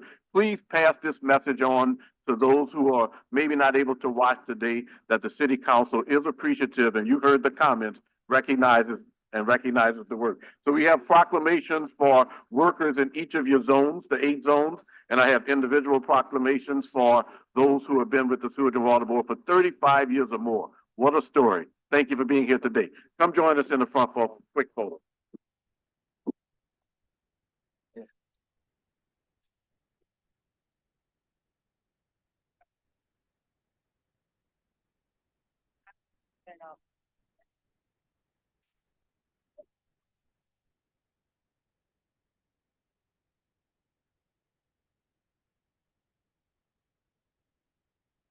Though we called some people to the front, and that was good. We have the zone managers here. And the reason for us to be here today is to let everybody know how complex this job is, that it's done by zones. We have managers of each of the zones, and we have over 200 workers. Another thing is we need more workers too.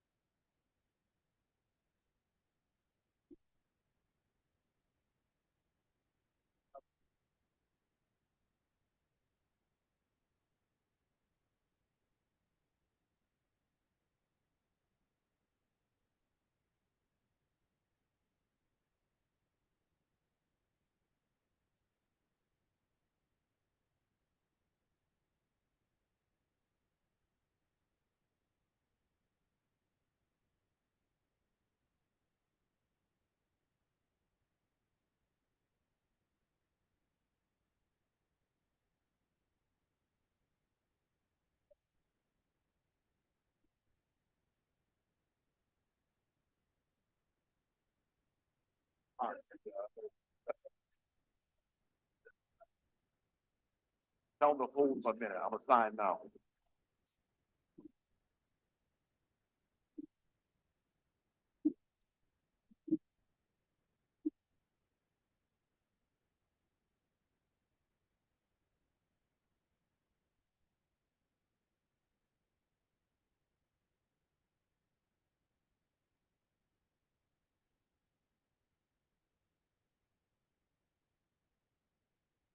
All right, before we go to the next agenda item, I want to take a moment of personal privilege and I'll allow other members to take personal privilege as well, because I know they're going to want to comment on this, we've had a really tremendous chief of staff over the past several years, and that's Mr. Paul Harang. He really has just been tremendous in guiding this council through, very difficult times, including Hurricane Ida, when this council chamber became kind of an overnight, hotel for city employees, where it was really the only place that had any type of cool air in it. And, he's just been someone who is always there for council members and has just done a great job. But Paul is moving on to a new place and a new career. And we are extremely sad to lose him, but we wish him the very, very best. And we do have a proclamation from the city council recognizing his dedicated service to the city of New Orleans. Prior to that, he worked in intergovernmental affairs for Mayor Mitch Landrieu. So the proclamation reads, "Be it proclaimed that the city of New Orleans recognizes Mr. Paul Harang for his countless personal and professional contributions to the city of New Orleans and its residents, and conveys its deepest gratitude for his service over the past 14 years. And of course, it is signed by all 7 members of the city council. Paul, we love you. We wish you the very best. There you are. Paul, once you go to the middle, and then since this isn't an official order of business, I'm going to grant every council member personal privilege as well. Mr. Harang, would you like to say anything? Or do you want other council members to speak first? I mean, one of the most dangerous places you can be is between me and a microphone, so Yeah. I'm happy to get started. Okay. I may have made notes. Thank you, council member. All of you, I've had the opportunity, sometimes I could call it a privilege, to work with 4 different city councils, over 25 members. This council is unique, among all of the councils that I've worked with, for a few reasons. One is you guys value staff, both central staff, your own staff, and staff of the departments. Like as evidenced by what you just did, recognizing the hard work that so many people at the Sewage and Water Board do every day. When it would be easy for you to just sort of join, what a lot of people say about the Sewage and Water Board. So we appreciate that as staffers, as someone who's been here and has seen sort of the opposite of that from elected officials. Also, being an elected official in Louisiana is hard. Being one in New Orleans is hard. A lot of people sort of present them as characters that, for whatever reasons have different motivations, but you guys are public servants. And we as the employees need you guys to be leaders. And it's just nice to know that all 7 of you, the entire council, you're here to serve people. It helps us do our jobs. So very quickly, I know there's a lot of folks here and there's actual business to be done. I just wanted to say that, Councilmember Thomas, you dropped down after we finished redistricting and came and thanked the staff, which it was just a moment out of your day for you, but it made a huge impact on us. Councilmember Green, you're one of the friendliest people I've ever met. Your history, as a city employee, I think brings a lot of value. I can never remember where you went to school, but you've been great. Say no. Right. Councilmember King, I think had to step out, but he was one of my peers on staff. And it's just like the feeling, I'm so proud of him. And I appreciate that he is there as a fellow elder millennial, providing our perspective and serving the people of District C. They're lucky to have him. Councilmember Harris, I think we met on a Saturday, moving furniture into your office. And I've cherished that friendship since we established it. I like to, I consider you a personal friend, and I appreciate that there's, someone like you on the city council. Councilmember Jeruso, there's one meeting a year where you make me sob in my council chamber, and I don't appreciate it. And every now and then there's random ones that I can't count on and prepare for. But it's been great working with you over the years, both knowing you before I was here, and now that I'm here. Councilmember Morel, I knew sort of casually and by reputation before he got here, and what I don't want to say was a surprise, but something I really appreciate. Again, I mentioned staff support. When you've been the president and the vice president, if we come to you, you almost always trust us and give us what we need to do our jobs. The operational side of the department is tough, as we're run by 7 elected officials, and you seem to recognize that. And we appreciate that. You know, as far as going to bat for us at the Civil Service Commission to fight for your committee staff, we appreciate that. It's nice to be able to be my sort of hidden, insane Star Wars fan in front of a fellow grown adult, which is nice.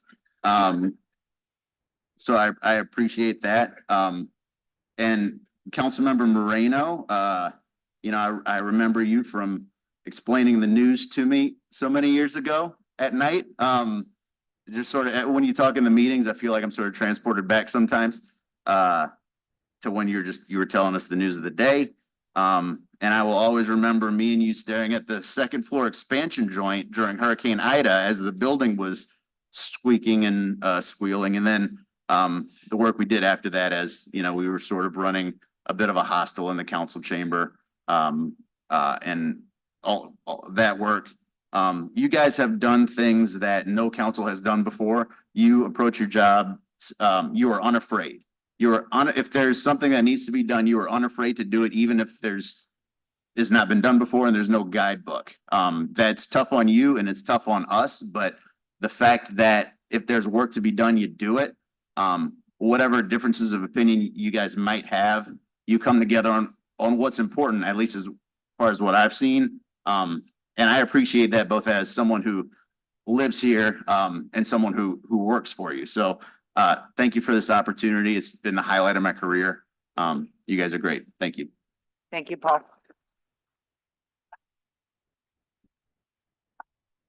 Yeah, hang on one second. Personal privilege for Councilmember Jeruso. Yeah, thank you. I was here as part of the hostel, and remember it quite well. And like literally the only place I could get my phone charged was in council chambers. And, I also blame you, Paul, because I wanted to leave City Hall as quickly as possible to go survey District A, and you would not let me until it was safe. And you've always wanted to look out for our interests at all points. And, sometimes either because of sheer personality or because of politics, some of us will maybe want to do something, and you've always been a soothing, guiding voice. And for those of you who don't know, trying to manage 7 different personalities, I'll say it that way, is not an easy task, and you've done it with such ease and aplomb. And I think it says a lot about who you are. We will miss you. New Orleans' loss is Denver's gain. And we know that you're going to do a fantastic job in whatever comes next. And this is truly a bittersweet moment for us because we're happy for your personal and your family success, but it's hard for us to lose you. Personal privilege for Councilmember Harris. Well, I echo those sentiments. I was from former chief of staff to almost former chief of staff, juggling multiple personalities, multiple people shouting at you, whining to you, bearing their souls to you is not an easy task. And you've handled it with grace, with discretion. And I consider you a dear friend who really helped me and guided me through my first year on the city council. I will never forget you giving me the keys to my office on a Saturday before we got sworn in on a Monday. And the office was basically a furniture warehouse with old food in it. And you and Richard Perk and I cleaned out that office, lickety split. And I really, really do appreciate you getting me settled in physically into that office and making sure that I had everything that I need, making sure that my staff has everything that they need. And, I can't say enough about you. You are always welcome back in New Orleans. You're always welcome back at City Council. But I wish you the best of luck. Thank you. Personal privilege for Vice President Morrell. Oh. As I'm sure you understand, this is bittersweet. I have not had as much time with you as some of my colleagues, but I've appreciated the time we've had, as I've always respected you, even when you worked for he who should not be named. You know who that is. And I really appreciate the expertise you brought to the council in your time as chief of staff. I also want to say that it's been my pleasure to get to know you as a musician, as a parent. We're both Willow parents. That's what's called now, Willow. Willow parents. So I'm not a Willow parent, but You played my band played a Willow Sorry, fundraiser. I assumed you're a Willow parent. You were just a musician playing a gig. Anyway. It was for free. It was a donation, okay? It was an in-kind donation. Either way, for those of you who don't know, because you're burying the lead, Paul is a very talented musician. And it's an aspect of him that if you meet him in passing, if you meet him and you speak to him, it is hard unless you see him perform to see that facet of himself. And it was such a tremendous experience seeing you play on stage and seeing that part of you. As for both of us being nerds, we are both nerds who wear glasses and spent a lot of time talking about midichlorians and what's good on Disney Plus and often what is bad. And I can tell you there are a variety of shows that had it not been for you, I never would have watched Andor. Which, if you're a Star Wars person, you get that, but Paul gets what I'm saying. Like, I didn't give it a chance, and it was nice having someone to kind of push me out of my comfort level to say, no, you really need to look at this. It really is pertinent and really is great. And it was a great experience. It was a great moment when you were making your very detailed case as to why it was a great show to watch. So you've been a tremendous chief of staff. You've been a tremendous person, and it's been a pleasure and an honor to get to know you. And as the council president said, Denver's gain is our loss. I'm sure we'll still see you here for the big events, but New Orleans will miss you. Personal privilege for Councilmember Green. Yes, Paul, thank you for the work that you've done over the years. I've only known you for 2.25 years, if you will, but during that time, you've worked very well, with me. I appreciate that, and also my staff. We appreciate the work that you've done, the professionalism that you bring to your job. And you said that we have a difficult job. Yes, you have a very difficult job, and you've handled it very well over those past 14 years. So we will certainly miss you, invite you to come back often. We don't want to read about you on social media talking about the Broncos. You still need to talk about the Saints, all right? Still talk about the Saints. But I do appreciate the fact that you were always of good disposition. You always took in stride whatever the challenges might be that we might bring to you. You always strongly supported my attendance at St. Augustine High School. Yes, I appreciate that. No, but the bottom line is that you are a real example of professionalism and what that professionalism can do to help keep an organization such as ours together. And I know that everyone who is behind me and everyone who is sitting here says that we've had good experiences working with you because you were able to, with that same smile that you have now, give us the information that we needed.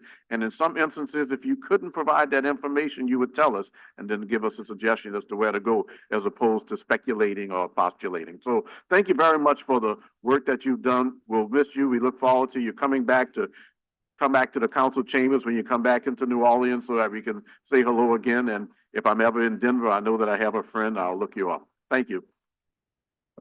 Personal privilege for Councilmember Thomas. Paul, good luck to you and your family on your future. You're headed to a region that I love. Played ball and went to school in that part of the country, and it's one of the most beautiful places in the world. So I know you'll enjoy that. You mentioned earlier that how hard these jobs are. but they are harder when we don't have people like you and your staff. It's a lot more disjointed when you don't have people with integrity, intellectual capacity, those folk who understand service and public policy. And as I was trying to sit down and think about this time that I worked with you, I thought about there have been some giants who've worked in council support staff, people like Emma Williams, Susie McHugh, and Paula, and John, Audrey, and Evelyn. And as I think back on their service and your service, you ain't miss a beat. We had someone who represented their ability to understand history, someone who matched them ethically, and someone who understood how to manage 7 different personalities. And people ask me a lot about what's the difference between when I served and served now. A lot of that stuff would be in the book. But as far as this piece, in terms of our relationship with you and your staff people, ain't miss a beat. I think you guys are some of the best people that I've ever worked with when you talk about policy. Not only trying to keep us out of trouble, but trying to protect the interests of the people. And know that you joined some notable people in history, but the service stayed the best it ever was. Thank you, man. Thank you, Paul. We're going to come down and take a photo with you.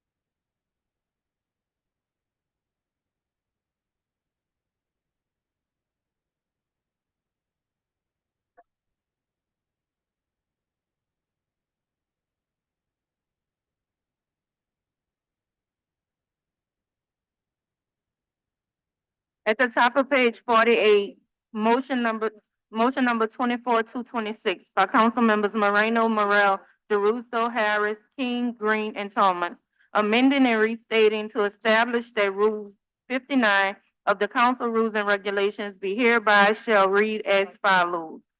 Clerk of council, absence or vacancy. Rule 59.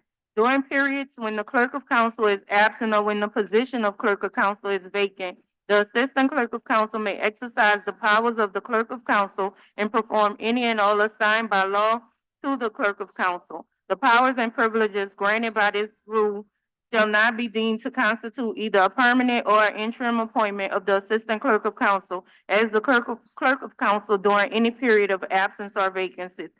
Council members, we need to suspend the rules to vote on this matter. Oh, I move. Seconded by Councilmember Druso.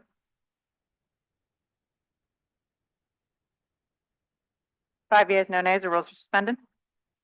And now on the motion. This is just really clarifying that the Assistant Clerk of Council may exercise the powers of the Clerk of Council during periods of absence or vacancy. If anyone has any questions, Adam Swensick is here to answer any questions. I see no questions, so I'll move to adopt as amended. Seconded by Councilmember Morrell. Did you have something, Adam? No. Waiting on the machines. One more. Five yeas, no nays, and the motion is adopted as amended.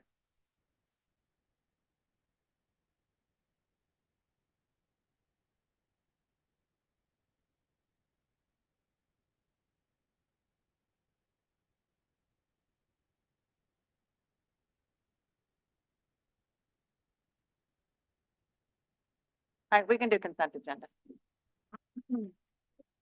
Consent agenda, communication from Aaron Spears, Chief of Staff and Council Utilities Regulatory Office. This may be received. Communication from Anthony T. Davis, Director, Department of Code Enforcement, City of New Orleans. This may be received. Communication from Lene Crowley, Deputy Judicial Administrator, Municipal and Traffic Court of the City of New Orleans, State of Louisiana. This may be received. Communication from Amy B. Trapangas, Director of Personnel, Department of Civil Service, City of New Orleans. This may be received. Communication from Jennifer Vagno, MD, Doctor of the Health Department, City of New Orleans. This may be received. Communication from Cynthia Davis, Department of Safety and Permits, City of New Orleans, 1805 through 1807 Maroney Street, 24-127-92 Demo, Council District D. This may be received. Suggesting hearing date 6/6/24. Communication from Andy Wyatt, Managing Policy Director and Council of Great Alternatives, strongly supporting the City of New Orleans City Council ongoing efforts to support and improve residents' access to the benefits of local solar. Communication from James Kent Treadway Jr. This may be received, suggesting hearing date is 6/6/24. Communication from Richard Cortez Jones Walker LLP, 1519 Robert C. Blake Senior Drive. This may be received, suggesting hearing date 6/6/24. Communication from C. Rick Hathaway, Director, Department of Public Works, City of New Orleans. This may be received and referred to the Economic Development Committee.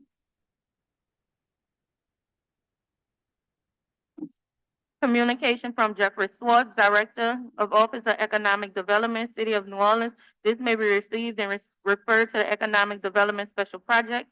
Communication from Micah Inc., Chief of Staff and Executive ADA, Orleans Parish District Attorney's Office, Jason Rogers Williams, Orleans Parish District Attorney. This may be received.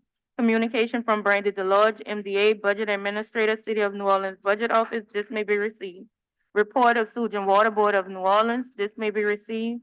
Report of Chriselle McGowan, Deputy Police Monitor, Office of Independent Police Monitoring. This may be received. Report of Executive Director of City Planning, IZD number 423. This may be received. Report of Deputy Director of the New Orleans Historic District Landmarks Commission, Central Business District, Historic District Landmarks Commission, 1519 Robert C. Blake Senior Drive. This may be received. Ordinance calendar 34,655 by Councilmember Harris. Zoning docket 2424, municipal address 939 Gerard Street. Motion line over M24-146 by Councilmember Harris by request. Questionnaire was received. Governmental Affairs recommends approval. Motion M24-217 by Councilmember Harris by request. Questionnaire was received. Governmental Affairs recommended approval. Motion M24-220 by Councilmember Thomas by request. Questionnaire was received. Governmental Affairs recommends approval. Motion M24-221 by Councilmember Jeruso by request. The question that was received, Governmental Affairs recommended approval. Motion M24-222 by Councilmember Jeruso by request. The question that was received, Governmental Affairs recommended approval. This is all matters on the consent agenda.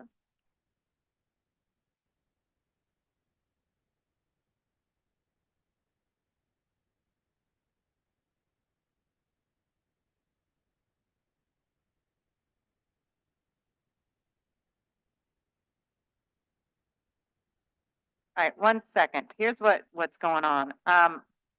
We obviously have a lot of cards here for comment on the consent agenda. The cards that I have, unfortunately, were separated by different item numbers. The consent agenda as a whole is considered one item. So what I need to do is I need to make sure that those who are here first get to speak first. So if you just give me a moment, I need to make sure that, and they're all time stamped. So I'm gonna be able to like figure out like, you know, who gets to go first. Andrew, if you can help me with that. As you can see, they're all kind of separated. And then just real quick, I do see a lot of new faces here in the council chamber. So let me just go over the rules of the council as far as public comment. First, I'll remind you all, for those who've been here before and for those who haven't, of Rule 45. And Rule 45 says that public comments need to be germane to an agenda item that is addressed. So if it's on the agenda, you can talk about it, and you get 2 minutes per Rule 47. You get 2 minutes to speak on an agenda item. Remember, the consent agenda is considered one item. And then per Rule 47.4, there is a 30-minute time limit for each item. So once again, consent agenda considered one item, so there will be 30 minutes of public comment on the consent agenda. So if you just give me 1 second, I want to make sure that I get this in order so that those who came in first, you get to speak first on the consent agenda. All right, 1 second.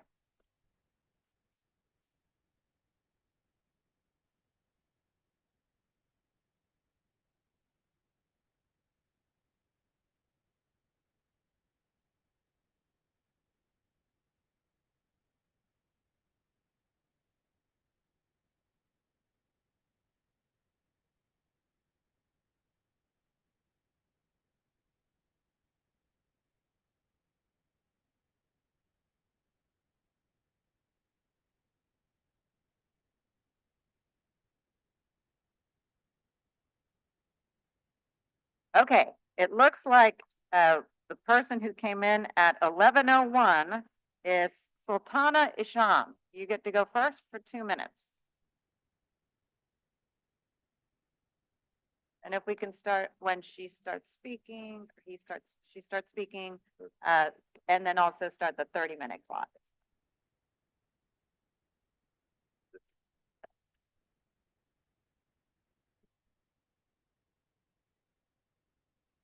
Can I start now?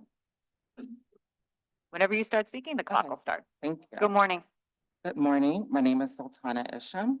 I'm commenting on item 15 to the IPM's report specifically mentions Gaza and categorically misrepresents what happened at the student encampments to not only be pro-New Orleans Police Department, but pro-Louisiana State Police. This report is deeply concerning and shows a lack of independence of the police monitor. Protesters are left with no redress to challenge discriminatory policing and unlawful use of force. This report should be rejected and sent back for an ethics review. I'm deeply disappointed in the lack of leadership in the city's council. After 7 months of local ceasefire actions and a peaceful student-led encampment, it cannot be any more clear that a ceasefire is city business and you must act. Your silence is your complicity in genocide, and in that, you do not represent our city.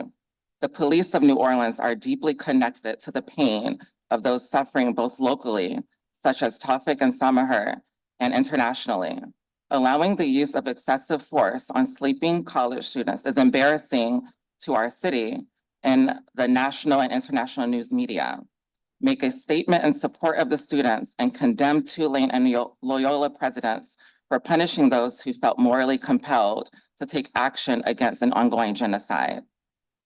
Lastly, the people request the addition of a ceasefire resolution to the next city council meeting agenda. Thank you.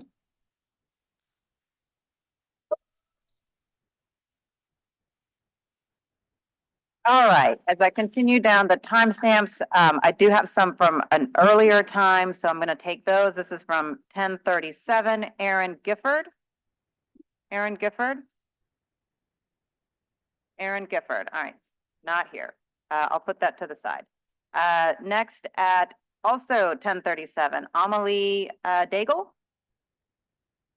Come on up.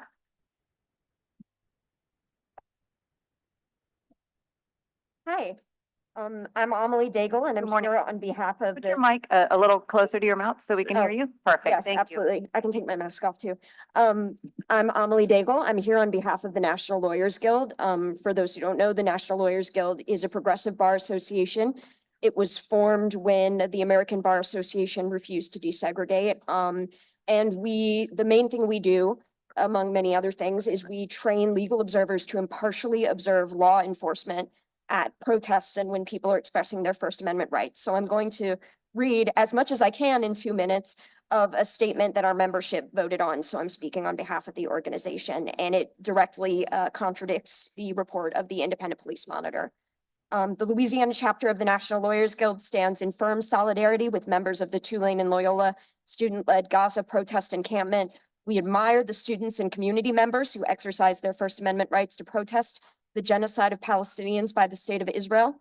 Louisiana National Lawyers Guild legal observers were on the scene throughout the entirety of the 33-hour peaceful encampment, which ended when over 100 armed Louisiana State Police troopers in riot gear, at the behest of the Tulane University administration, violently raided it and made arrests. State troopers pointed sniper rifles and threatened the use of chemical agents towards unarmed students and community members on the St. Charles Avenue neutral ground. Tulane University administration should be ashamed of itself for endangering its students and community members in this way. Louisiana National Lawyers Guild additionally condemns the Tulane University administration for trying to repress free speech by issuing disciplinary actions in the middle of final exams against students and faculty members with pro-Palestine views. Tulane University administration's actions amount to serious First Amendment violations. Louisiana National Lawyers Guild also condemns Orleans Parish District Attorney Jason Williams for Orleans Parish District Attorney's actions towards members. That's your time, ma'am. Thank you.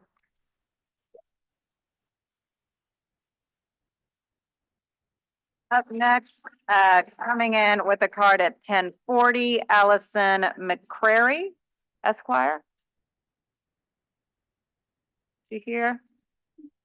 All right, I'm gonna put her card to the side. Leah Threat. Is Leah here? Coming up. And that card came in at 10:41. Good morning. Good morning. My name is Leah Threat. I'm here to oppose agenda item 15. The IPM's report specifically mentions Gaza and categorically misrepresents what happened at the student encampment. These are peaceful protests. I found it discouraging to see some of the police brutality that was used. Half of my family is Palestinian. They're with me today. I was able to go to Palestine last summer, and I experienced personally the brutality of the police present there, how the IDF suppresses citizens. And I see those similar tactics being used on our university campuses. These are prestigious universities that should be held accountable. Also, our police tactics that are being used are similar to what is being used in Palestine. So I would like to see this city council address some of our local citizens that have been killed and illegally detained overseas. These are citizens from Gretna, Louisiana, and Metairie, and the greater New Orleans community. So 152 cities have signed a ceasefire resolution. New Orleans must do the same. Publicly support peaceful protesting especially amongst our student movement, condemn Tulane and Loyola administrations for punishing students and attacking them with state police, issue a statement to the U.S. State Department and Government of Israel condemning the death of Taufik Abdel-Jabbar, who's 17 years old, killed with no reason, and also for Samaher Ismail, who has also been detained without due reason, and add a ceasefire Brett, that's your resolution to time. the next city council Thank meeting agenda. Thank you. Next up is Hakeem Murad. Mr. Murad, Hakeem Murad.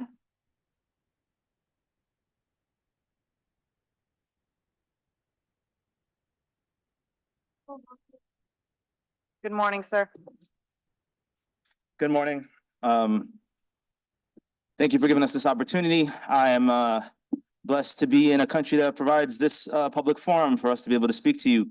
It's not always the same. Not every country that we support or give money to or give our tax dollars to give us this kind of forum. And so I wanted to start with that. The people that we have here today are taking many sacrifices. They are not paid actors. They are individuals who care about the city. They care about the values that we represent in this city. And I know that you guys care about the values that are represented by this city. And so we have come to you multiple times now. We've emailed, we've called, the classic jargon. We've played by every rule that you provided us, every rule. And we've done so in a fair manner, in a just manner, and we've given you opportunity as well. And some of you have spoken to us, some of you have not. Mr. Oliver Thomas, you have not reached out to us, even though we've reached out to you and your staff. We've spoken to some staffers. Mr. Freddie King is not even available here, and Mr. Green is not here as well. We've not spoken to either of them either. We would love to get with you together, craft something that represents the city of New Orleans, a ceasefire resolution that represents our city and our love for peace and prosperity for all, equality for all. We have championed those values, and I think we could do that again. And there is nothing stopping us from doing this. Everyone wants to see this end. Everyone. Everyone wants to see the genocide end. You know it's a genocide. I know it's a genocide. The pictures, the videos, everyone knows it's a genocide. There's nothing to talk about here except that we can ask, and it's not demanding, and it's not overly stretching out. It's not within against our values or against your authority. You have the authority. You have the authority to make that statement. So please put it on the agenda. And we can then come and support one item for 30 minutes as instructed and not have to this rigmarole. And I'm not doing this for show, by the way. This is not, we have lost thousands of dollars collectively to be here in this time. Thank you. Thank you. Hey.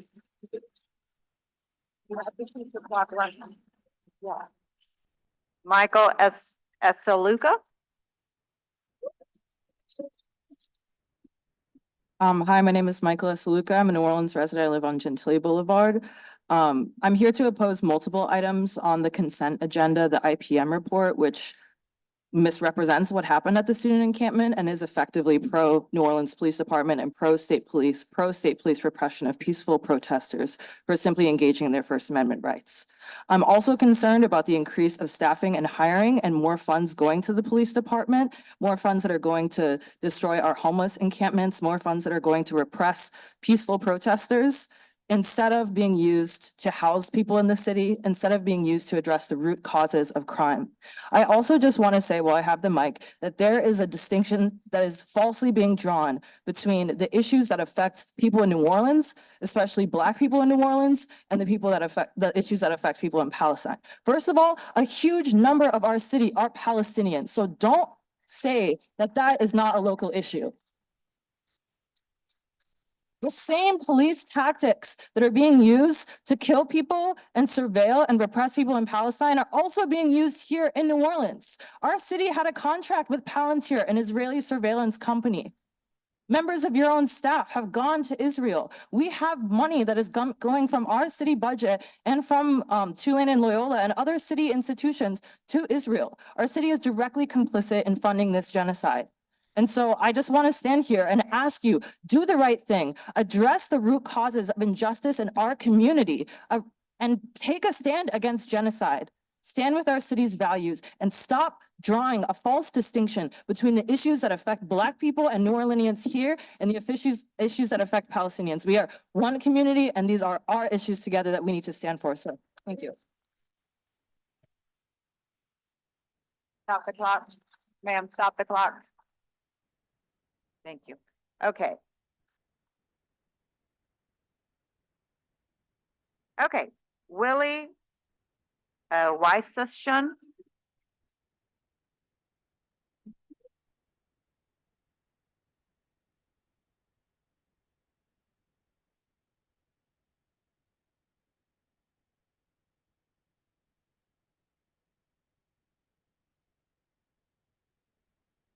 How's it going, y'all? Thanks. Good. My name is Willie, and I'm here to talk about agenda item 15, which I oppose. We all are spending another Thursday here in this room. We all come out and skip time and life and work to do a beautiful thing. Look at all these faces for liberation, for Palestine, and for our city. As public servants, isn't it your duty to do difficult things as well? To show up for your constituents and community members? Every time I'm here, I learn how badly New Orleans constituents and public officials need tax dollars, parks and rec, housing, public works, but instead y'all choose to send it over to Israel. It is so surreal that there are over 40,000 dead, murdered Palestinians, mostly women and children, and yet still y'all choose to spend our money on police terror here and abroad. I visited the student encampment at Tulane and Loyola, and it was a profoundly beautiful and peaceful space. Allowing the use of force on sleeping college students is embarrassing to our city. Imperialism has been the religion of the political class here in America as long as any of us has been alive. And a quiet, obedient, polite society is its backbone. We will not be quiet, and we will continue to make noise as long as y'all refuse to listen to us. So I ask you, add a ceasefire resolution to the next city council meeting agenda. Thank you. Stop the clock. Next up is Felix Allen.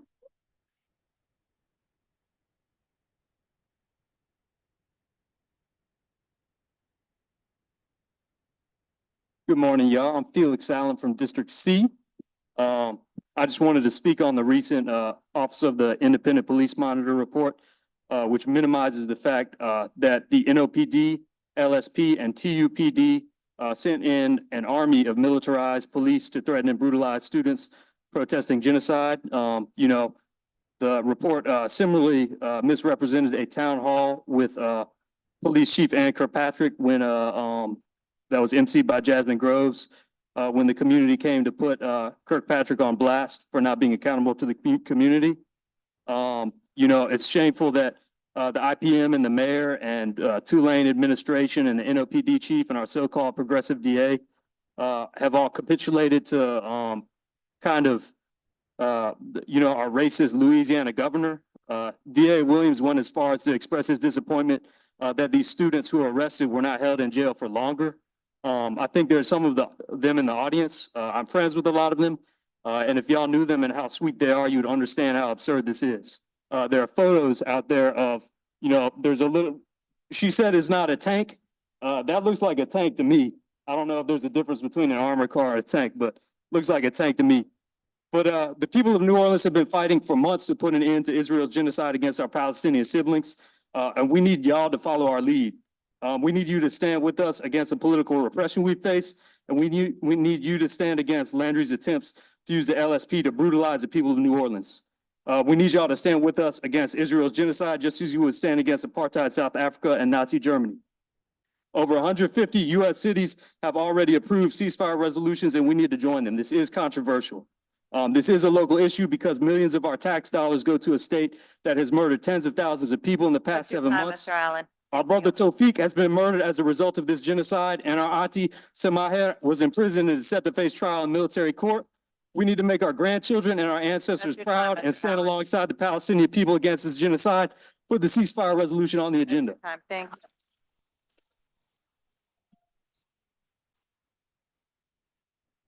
All right, up next is Shreya Vasudevan and followed by Ariel Moyal. Thank you. First, President Moreno, I've said this to you last time. My name is Shreyas. There's no W in my name. I've spoken here 3 times. This is my 4th time, and I would like to be addressed correctly. I think apologize for that. the Sorry. level of disregard that you're showing me is the same level of disregard that you're showing these entire people who have been mobilizing to this city council, meeting with y'all, requesting that you pass a ceasefire resolution. And all you guys do is like what's here on this consent agenda. The IPM report, which mischaracterizes the brutality that the student encampment faced, and also numerous agenda items that are here to increase staffing, increase budgets for the police. All at the same time, y'all are letting the Louisiana state legislature further criminalize people who are protesters, people who are exercising their First Amendment rights. You guys are letting the state, you are letting the city slide into fascism, and you are putting all of us at risk by not taking a stance. We want a ceasefire resolution on the agenda for the next meeting. We want y'all to acknowledge the death of Tawfiq, the killing, the murder of Tawfiq by the Israeli government. We want you and condemn that. We want y'all to intervene, make a statement about Samaher's charges by an Israeli military court with a 95% conviction rate. She is a grandmother who has businesses in the city, who is a US citizen arrested in Israel for social media posts critical of a government that she made in the United States 10 years ago. And she needs to come back home. She has cancer. She cannot access her medicine. When she was in jail, she could not access her medicine. This is a dire situation. This is a local issue. You guys need to take leadership. And all of these people are here today asking you to do so. They've been here for months asking you to do so. And they will be here for months and years, however long it takes until you guys do so. Thank you. Thank you.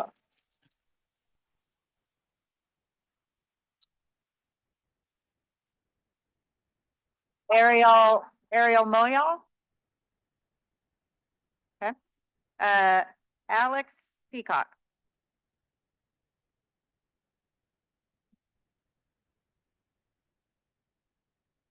And then Stephanie Crane.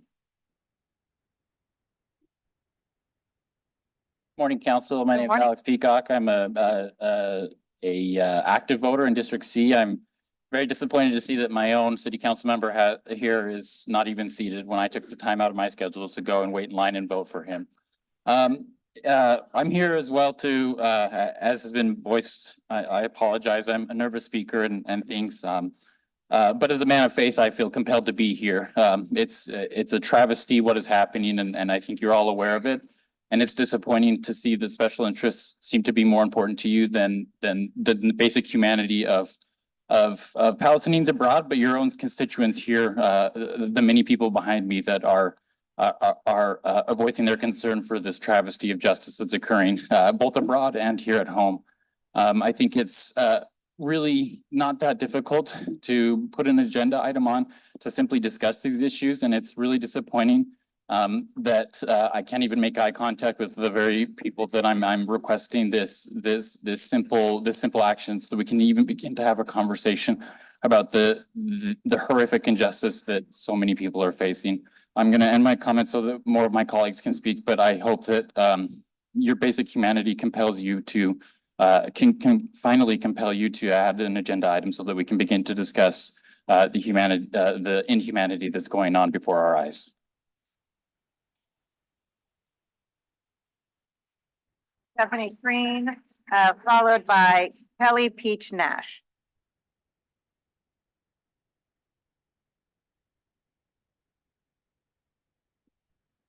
Hello, my name is Stephanie Crane. Hello. I'm commenting on agenda item 4, page 5 on the police staffing report. I'm concerned about the increasing staffing and hiring of the New Orleans Police Department and their collaboration with the LSP to intimidate students and protesters peacefully protesting. I was there on the first day of the Tulane and Loyola encampment. I was with the peaceful pro-Palestine protesters. And in response, I saw the police on 4 mounted horses ride their horses into the crowd. It is a miracle that nobody was killed or seriously injured that day. I did not see the police protecting pro-Palestinian protesters from counter-protesters or even another New Orleans citizen that attempted to drive their car into the pro-Palestinian protesters. I saw them handing out zip ties. I saw them arresting people, not for any laws that they've broken or for trespassing at all, but simply for being within arm's reach of police officers. I do not believe that hiring more police are going to be the solution for our community. If we do not address police misconduct or excessive force against regular New Orleans citizens, we cannot guarantee the safety of the people of our city. Lastly, I request with many of the people here today, the addition of a ceasefire resolution to the next city council meeting agenda. It is 7 months, almost 8, of peaceful actions promoting a ceasefire in the city. Countless people have showed up today and to many, many other meetings asking you to put a ceasefire on the agenda. You may not see this as a local issue, but for many citizens here, it is. It is in alignment with our own values and within our own humanity. Please, and thank you. Thank you. Next is Kelly Peach Nash, followed by Brittany Monty. Kelly Peach Nash. All right, I'll put that card to the side. Brittany Monty. Okay, come on.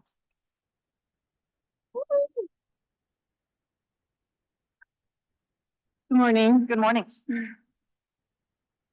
I'm up here to oppose agenda 15. Students should not be scared to go to school. I feel scared standing up here in front of all of you, knowing that I could be a potential target. Now, I shouldn't feel that way in my own city. I'm a taxpayer, I'm a homeowner, I'm a voice. We need education. We need people to feel like they can be educated. We need to know how our money is being spent and why. This is embarrassing. 152 cities. We can't be one of those? Our city is so diverse, so full of color, so full of beauty, so full of love, and we're not showing that to the world right now. Embarrassing, that's the only word I can think of. We deserve better. All of us deserve better. I've been leaving us. I moved here 5 years ago because I really care about what New Orleans is doing out here. Because we're a different kind of place. Our heart beats differently than other places do in the world. Let's not scratch that. Please, a ceasefire. I mean, we deserve it. Everyone deserves it. We all know this is wrong. And we all know that we can't ignore this any longer. There's just no more space for that. We deserve to be educated. And I think that what happened with the encampment is just grossly embarrassing. I hope that you guys will actually look at some of those videos and photos if you haven't yet and ask yourself, are you proud? Are you guys proud of what happened there? I'm not. And right now it's embarrassing to be a citizen of the city. No, you guys keep turning your eye away to what's happening. We can do better. Thank you. Thank you.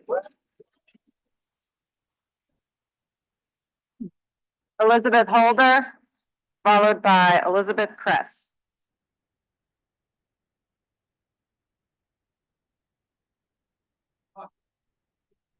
It hasn't started. You're good. It'll start when you start speaking. Good morning, my name is Daniel Jose Holder. I'm here to speak on consent item 15, the IPM report, which disregards what really happened there. Those of us who were there know that. And I ask you to listen to the students, hold a hearing, and allow the students' voices to be heard. I'm here today to speak to you as a proud member of the New Orleans Jewish community who stands proudly for a free Palestine, for the right of return for all Palestinians, and for an end to the 76-year occupation and genocide in Palestine, the ongoing Nakba. I'm also here to speak as an author of children's books, and it is wearing this hat that I would like to bring to the council the words of James Baldwin. The children are always ours, every single one of them, all over the globe. And I would like to add that we have a special and sacred responsibility to the ones who have been left behind, the ones who the powerful discard, whose lives don't garner the same attention from the powers that be because of their skin color, or because of their culture, or because their killers align with the interests and the needs of empire or of the United States. And so the children of Gaza are ours too, the over 15,000 of them who Israel has murdered, and the many who are still trying to survive, because all the children are ours. But rather than honoring them, we are participating in their slaughter with our tax dollars. This is a local issue because every single one of us is a part of it, because it is members of our community, our Palestinian brothers and sisters and siblings whose families are being slaughtered with our tax dollars. Tawfiq Abdul-Jabbar was ours. He was part of our community. He was a child of this city. Even those of us who did not know him, he was still our son. This council has let his death go unremarked on as if he didn't matter, but his life mattered deeply. He is loved, his memory is cherished, and his death matters too. It deserves commemoration, and Tawfiq deserves justice. The young people peacefully protesting in those encampments also deserve justice, and they are also our children. Pass a ceasefire resolution, put it on the agenda, and drop all the charges against the protesters. Thank you. All right, Elizabeth Kress, followed by Kristen Hamilton.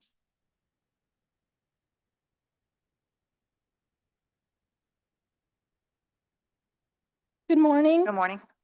Hello, I'd like to speak to you today about agenda item 4, page 5, which is the police staffing report.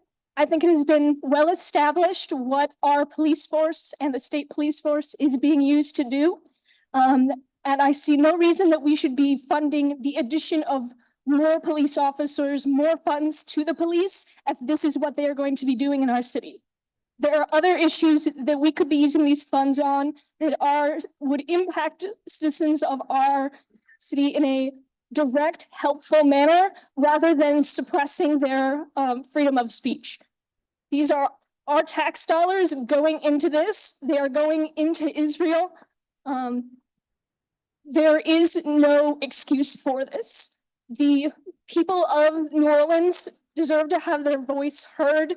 A ceasefire resolution is crucial to letting them express their beliefs of what this city should stand for and what it should use its money on. It needs to be added. We are clearly showing that there is a desire for this to be discussed. And it is a simple thing to add it to the next agenda. It needs to be covered. We need to discuss this. Many cities across the country have already declared a desire for ceasefire. Our city should be able to express that if that is what the people want. And the people deserve to be able to say that. Thank you. Thanks.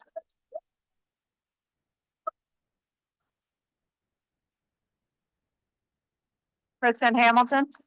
Hi, I'm Elizabeth Holder. You skipped me. Oh, I think he thought that was his card. You're Elizabeth Holder, though? Ma'am. All right. The gentleman who was up here before, his last name was Holder. Oh, another Elizabeth Okay, Holder? yeah, okay. So why don't you do this? I'm gonna go find your card and I'm gonna put it over here, but Ms. Holder, go ahead, and then I'm gonna take Kristen Hamilton after that, okay? Okay, thank you so much. You're welcome. I just want to start by saying that I am speaking about the agenda item number 4, the police staffing report. An increased staffing and hiring of New Orleans Police Department. They're working to intimidate students and peaceful protesters while brutalizing local New Orleanians, exercising our First Amendment right. Helena Moreno, I have grown up watching you on TV. My grandma, we all watched you like for years growing up. And we've watched you report on everything that's been happening, but your silence for the past 8 months has been heartbreaking and disappointing. Your silence is your complicity. Louisiana has given Israel $29 million instead of keeping our money where we desperately need it in schools, healthcare, and affordable housing. You know it's wrong. Please, please, please, please, enough. Put a ceasefire resolution on the next agenda. Do it and see how much support that comes out. Stop the violence on peaceful protesters and justice for Tawfiq. He was murdered. And free Samir Ismail. Thank you. Thank you.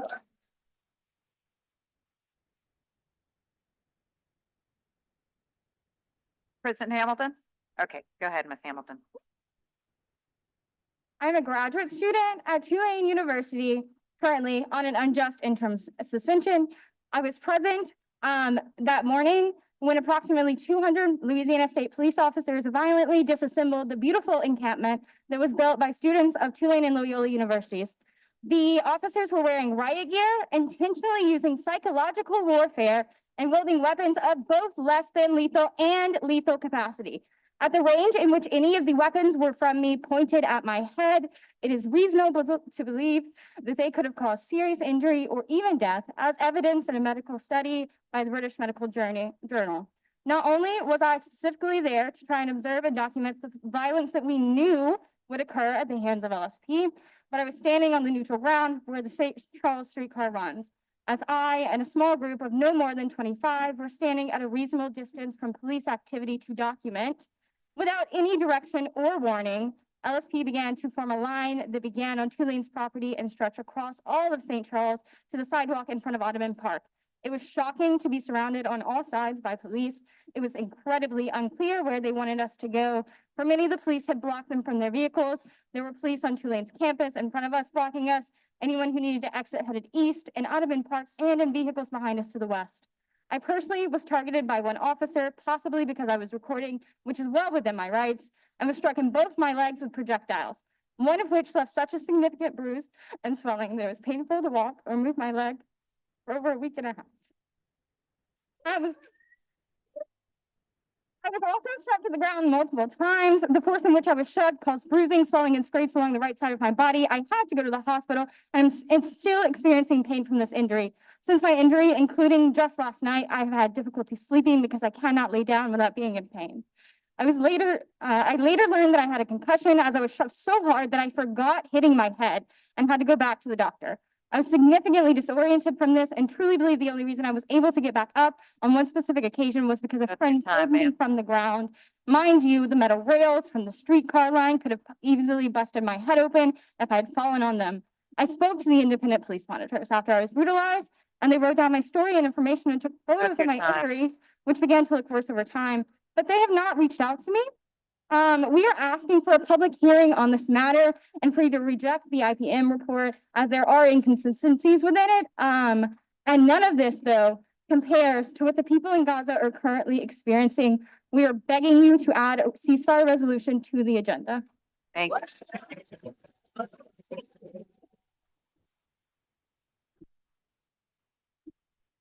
Anna Miller. Anna Miller.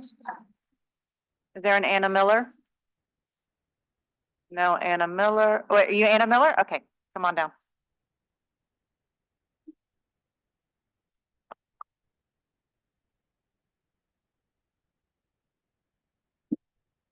Good morning. My name is Anna. I'm a New Orleans resident, and I'm here to speak on behalf of the millions of people in Rafah who are being starved.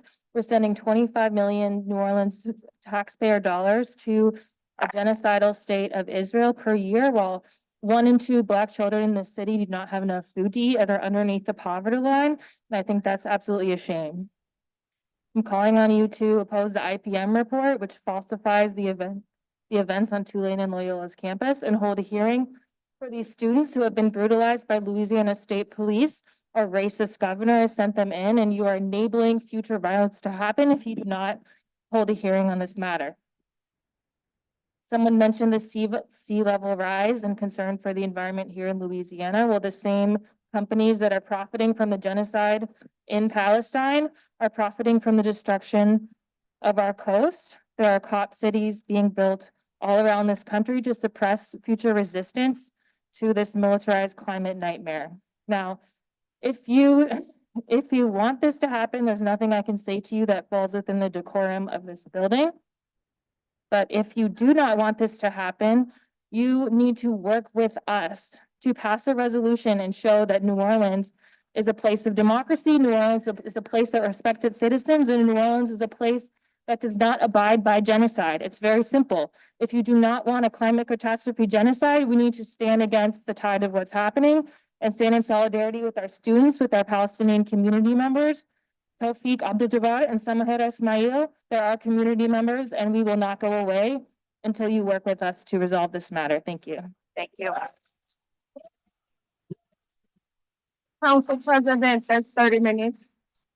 That's 30 minutes. Thank you. All right. Well, that concludes public comment on the consent agenda. All cards will be added to the record along with online comments due to the fact that comment period is completed. Motion's been moved by Councilmember Green. I've seconded. All in favor? This is to move. Hearing no opposition, Consent. the consent agenda is adopted unanimously, 7-0. And with that, members, we do need to go into executive session. I'll make a motion to go into executive session, seconded by Council Vice President Morrell. All in favor? Aye. Aye.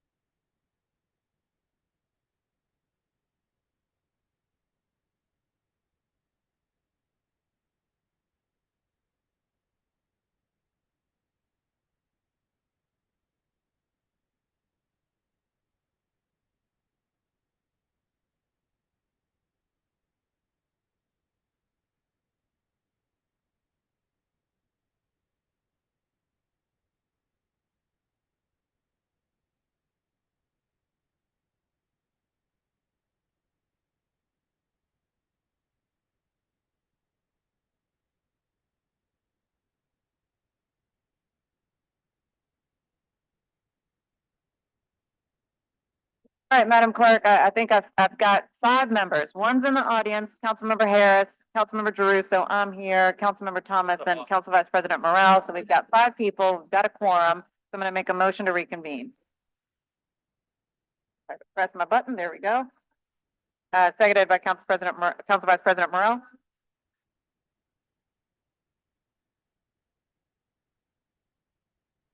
We've got, where Councilmember Harris go?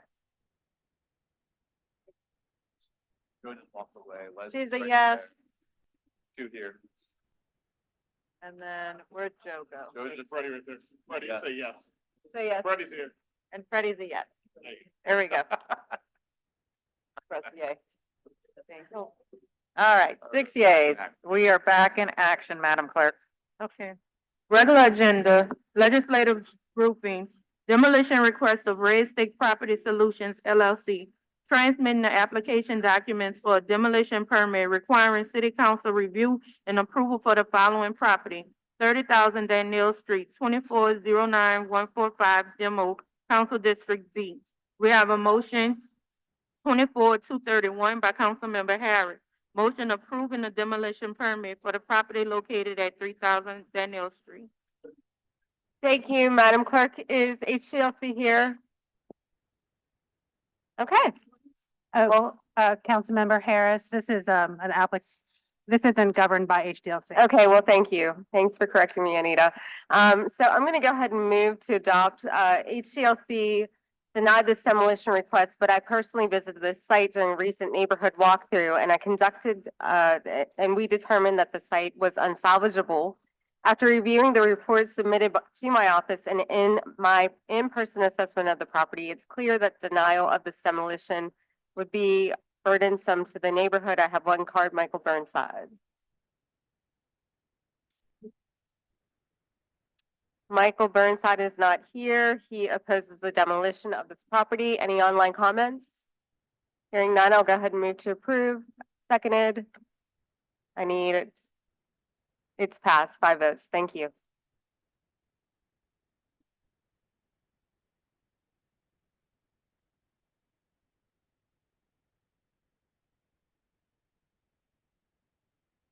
We have, on top of page 16, we have legislative grouping, HDLC appeal of Michael Cassie Commercial Construction, requesting to appeal the Historic District Landmarks Commission decision to levy a fine of $10,000 for the unpermitted removal of the roof of the structure for property located at 940 Frenchman Street. Motion M24-227 by Councilmember King. Motion granting the applicant's request and reducing the fine to $5,000 for the property located at 940 Frenchman Street.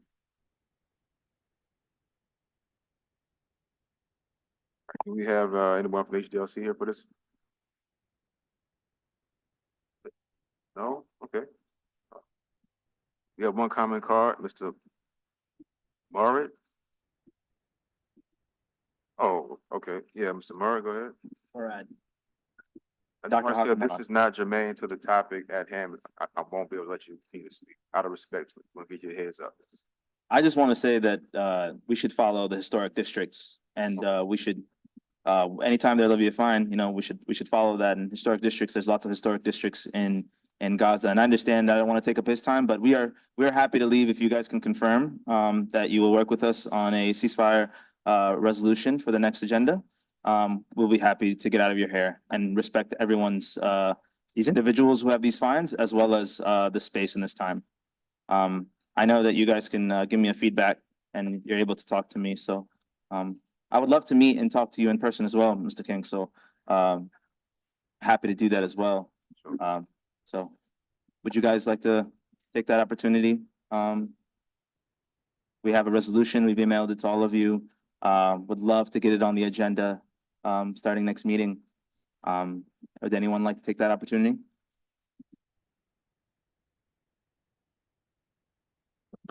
Would anyone like to take the opportunity to tell me why? Why don't they think it's a good idea? I'm gonna have to request that we move on and have HDLC make their presentation pertaining to this topic. Thank you. I appreciate it. We do have HDLC here. Sorry, you guys went very quickly. 940 Frenchman is a contributing rated structure located in the Faubourg-Marigny Full Control Local Historic District. This application for renovation was reviewed by the ARC and approved by the Commission in August of 2023. Following this approval, final drawings were submitted and staff was in the process of completing the final HDLC review. The drawings were thorough and complete, and staff was working directly with the architect to resolve only minor details and clarifications. It was anticipated that the C of A would be issued within the following day or two. Unfortunately, on February 27th, staff was near the property for a separate inspection when it was observed that the exterior work had already started and the entirety of the hipped roof was already fully demolished. The drawings under review did not indicate this roof to be removed, only for the asphalt shingles to be replaced. While an interior demolition permit had been issued, neither the C of A nor the building permit were issued for the larger renovation or exterior work. HDLC then placed a stop work order. The construction of a new roof to match the previous can be easily accomplished. However, the removal of the original historic building fabric and its special character and interest likely cannot be reproduced. Based on this, and because of the inappropriate roof demolition work occurred without a C of A or a building permit, staff recommended approval of the request for the retention with a Tier 1 fine range. At their hearing of April 3rd, 2004, commissioners reviewed the circumstances of the case. The maximum allowable fine for this illegal demolition was $103,000. At the time, because the staff recommended a Tier 1-5, the commission voted unanimously to allow the retention of the demolition and levy a minimal fine of $10,000. Thank you. So if you have a card, you want to speak, can just fill a card out afterwards. I'm the owner of casino. I know, but we don't have a card for you. A comment card? Oh, no, sir. So speak, give your name, your address, and then fill a comment card out, please. Okay. All The right. owner of Casasi Commercial Construction, 1710 Orleans Street. I'm just here because of the appeal. I saw the motion to grant $5,000 reduction. And if it continues, I accept. I appreciate the consideration, understanding. Okay. All right. We appreciate that. So if you can fill out a yellow comment card and hand to the clerk's office, that'll be appreciated. Thank you. Any online comments? Okay, at this time, make a motion to adopt. Second by Councilmember Jeruso. 6 yeas, no nays. The motion is properly adopted. Thank you. At the top of page 17, legislative grouping, HDLC appeal of Elisa Warren, Director of Operations, the Demo Diva LLC Demolition Dumpsters, requesting to appeal Historic District Landmarks Commission decision of denial of the application for full demolition of the property located at 1428, 1430 Clewis Street. Motion M24-228 by Councilmember King. Motion granting and approving the applicant's request for the property located at 1428, 1430 Clewis Street, and the decision of the commission is reversed.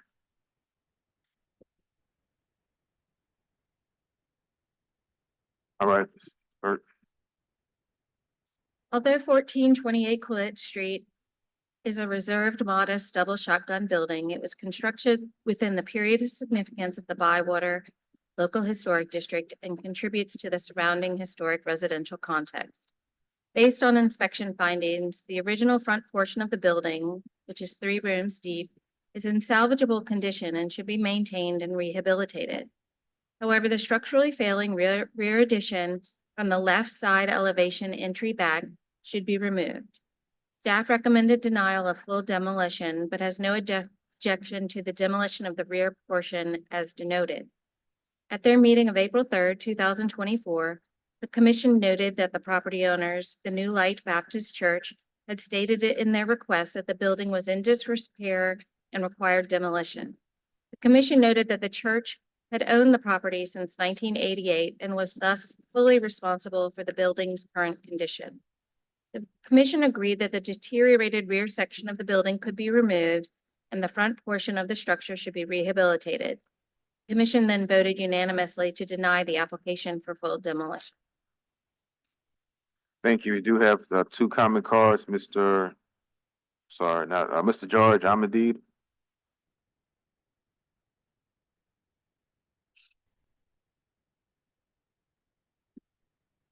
Good afternoon.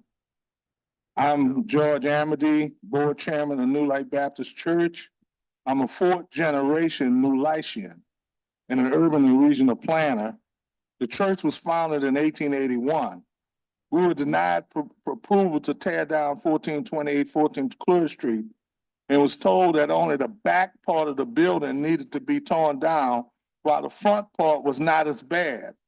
Our plan is to build a church and an educational ministry structure on the site that cannot be accommodated within the present church. We have met with at least 2 contractors, and we have university partners who inspected both the inside and the outside of the structure and concluded that the damages were considerably more extensive and the cost to repair prohibited and would place an undue burden on the church. We have partnered with Prairie View University Center of Historic Preservation, who both have an architecture, a planning, and a construction department to seek a win-win scenario. The plan is to tear down the existing structure and utilize Prairie View to incorporate design elements in a new structure consistent with the neoclassical style currently prevalent in the surrounding neighborhood to maintain the historicness of the new structure as has been done in other places around the city. Prairie View will collect selected materials from the current structure to study the size and the style to be used in future historic preservation projects. Thank you. Thank you. We have a call from Ms. Mary Nell Nolan Wheatley.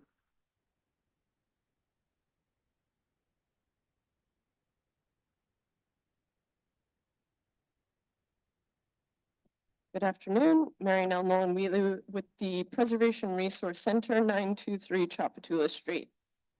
The PRC is opposed to unnecessary demolitions of historic buildings, and we support the HDLC's decision to only allow the removal of the rear portion of the early 20th century double shotgun at 1428 Pluitt Street that has craftsman-style details located in the Bywater local and national register districts. The building's state of disrepair has occurred under the watch of the current owners, who acquired the building in the 1980s. Fortunately, HDLC's inspectors found that the original front portion of the building is salvageable, likely a testament to quality historic materials. According to the applicant at the HDLC meeting in April, the church hopes to expand its sanctuary seating, classrooms for their youth program, and parking. These are reasonable needs, but all possible alternatives should be explored before demolition. According to the National Register report for the Bywater, 61% of the buildings within the district are shotguns, which the author argues is one of the most concentrated collections of the house type in the entire region. Demolition here and there adds up and threatens the viability of these nationally significant districts, which qualify thousands of buildings throughout the city for the federal and state historic tax credit programs. Maintaining their integrity is a smart economic decision. We ask that the council consider the larger implications that result from continuing to grant appeals for demolition on the environment, on neighborhoods, and on the city's future. Thank you. I don't believe this property is in the Bywater, is that correct? It's not, you mentioned Bywater a few times. This isn't in Bywater. It's not, it's in St. Rock. I just want to make that clarification. Gotcha. Okay. It's in the Bywater Local Historic District. Gotcha. Okay. Just want to make that distinction. Thank you. Any other comments from the dais? No? All right, the New Light Baptist Church is a pillar of the Upper Ninth Ward community. They own this property, which abuts their church, and they need to make use of this land to accommodate additional parking for their growing congregation. I don't believe historic preservation can be considered in a vacuum, and now more than ever, our community institutions need our support. With this, I move to grant this appeal. Have a second. Second by Councilmember Morrell. We have 4 yeas, one more, 5 yeas and no nays. And just before we move, I want to clarify the previous appeal with the fine. So we're reducing the fine, but still upholding HDLC's recommendation for retention. Just want to make that clear. All right, thank you. At the top of page 18, legislative grouping, HDLC appeal of Zachary Smith, owner Zach Smith Consulting and Design, requesting to appeal the Historic District Landmarks Commission decision of denial of an appeal of the Architectural Review Committee. Recommendation regarding an application for alterations to the primary facade and demolition by raising the building for the property located at 2203 South Carrollton Avenue. Motion line over M24-205 by Councilmember Jeruso. Motion granting the applicant's request for the property located at 2203 South Carrollton Avenue, and the decision of the commission is reversed. Thank you, Madam Clerk. Ms. Park? 2203 South Carrollton Avenue is a contributing rated structure located in the Carrollton Avenue Full Control Local Historic District. An application was filed as part of a FEMA flood mitigation program to elevate this structure. The ground floor basement unit currently has a floor to ceiling height of 7 foot. The initial proposal reviewed by the ARC in January included an increase in the floor to ceiling height of the ground floor, the addition of a new first floor entry, and the removal of the monolithic staircase indicative of the raised basement architectural typology. The ARC was not opposed to the raising of the building and gave suggestions that would have been sympathetic to a raised basement craftsman style building. The application was deferred to the February meeting. A revised drawing set was submitted that addressed a few of the ARC comments, but still maintained a first floor entry door. The proposal also removed the masonry component, furthering it from its raised basement typology. The ARC again recommended keeping the raised basement typology and even suggesting berming up the yard as a path forward in order to get the building to the desired height. The ARC again deferred the application and made recommendations. A third drawing set was reviewed at their March ARC meeting. The design further deviated from the ARC comments and recommendations and drastically changed the overall style of the house to a loosely inspired craftsman Victorian hybrid. The applicant also supplied an image of the original elevation, further showing the deviation in the design language of the proposed change. The ARC again gave suggestions about design elements and suggested terraces, and the application was deferred again. Ultimately, the proposed design is a de facto demolition, as no architecturally defining features of the original building, save the arch of the front porch, would remain. Staff believes there are paths forward and that incorporating the ARC's comments would greatly improve this project, which is in a full control historic district. The HDLC demolition definition adopted by the City Council in March of 2021 considers raising an existing building to create habitable space that complies with the ceiling height requirements set forth by the building code to be demolition. Further, the HDLC design guidelines do not approve the elevation of buildings that were constructed with raised basements or later modified to include raised basements. Raising the building to create additional habitable space at the ground floor is a drastic action that negatively impacts the architectural significance of the structure and its relationship to the historic Carrollton Avenue corridor. While the HDLC understands that the owner desires additional square footage, this could easily be achieved via an addition in the rear of the structure or reduced ground floor design in the raised basement language. In addition, while the building is currently environmentally responsive to flooding due to the main finished floor being raised 7 feet high, the building would be rendered less resilient by this proposal and placing inhabited square footage only 4 feet above grade. This seems irresponsible in light of the increasing flood risk in New Orleans and what we're all experiencing due to climate change. Due to the extent of the proposed demolition and alteration indicated, this application was considered demolition and new construction. For these reasons, the HDLC recommended denial of the application. At their meeting of April 3rd, 2024, the commission reviewed the proposal. They agreed that there were reasonable alternatives to this proposal that could achieve the owner's programmatic desires while also maintaining the character of a raised basement craftsman-style bungalow. The commission then voted unanimously to deny the application and requested that the property owner return to the ARC with a revisal that followed the recommendations of the Architectural Review Committee. Thank you. All right, 2 comment cards, Mr. Lazel and then Ms. Johnson. Ron Lazel, 1000 South Norman C. Francis with Zach Smith Consulting and Design. Again, just reiterating what was kind of said was this is a FEMA grant in order to mitigate the potential of flooding or continued flooding at this property.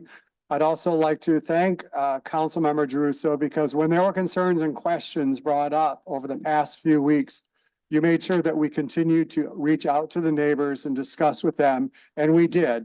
And even after we had reached out, we had followed up again twice, and we had not heard back from the neighbors on that point. So again, thank you. Thank you. Ms. Johnson?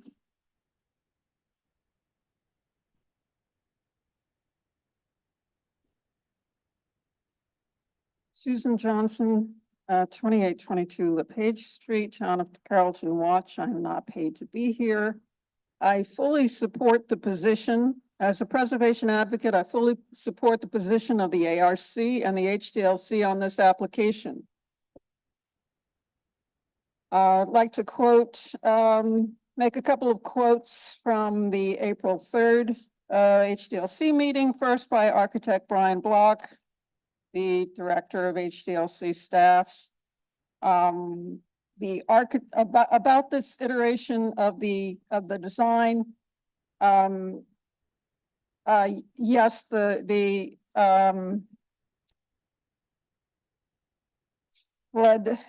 flood issues are, and climate change, ground floors are being taken into account, but the architect chose to go further than what has been presented. This design, their last design completely disregards any attempt at maintaining the massing style of this building. And this opinion was confirmed by the HDLC Commissioner Ross Carson, architect representing the Bywater, who made the motion for denial. Design makes no attempt to retain the craftsman style. In fact, it's almost exaggerated. 30 seconds. I would like to point out that the architect appears, my interpretation, to be willfully opposing the designs of the ARC. This kind of disruptive behavior is characteristic of the architect. 2021, 3667 Chavatulis, designing 11-unit apartment building for a 4,400 square foot lot. Thank you, Ms. Johnson. 2021, Ms. 905 Johnson, that's your Moss. time. Ms. Johnson, that's your time. And also, Ms. Johnson, that failure is your time. I'm gonna keep on talking all over you. If renew you a keep on talking at the microphone, we can do this as long as failure you to want to. revoke I'm his here as long as license you want it here. 2016 It to is time for you to 2017. step away from the microphone. Your time is over. Thank you. I oppose this.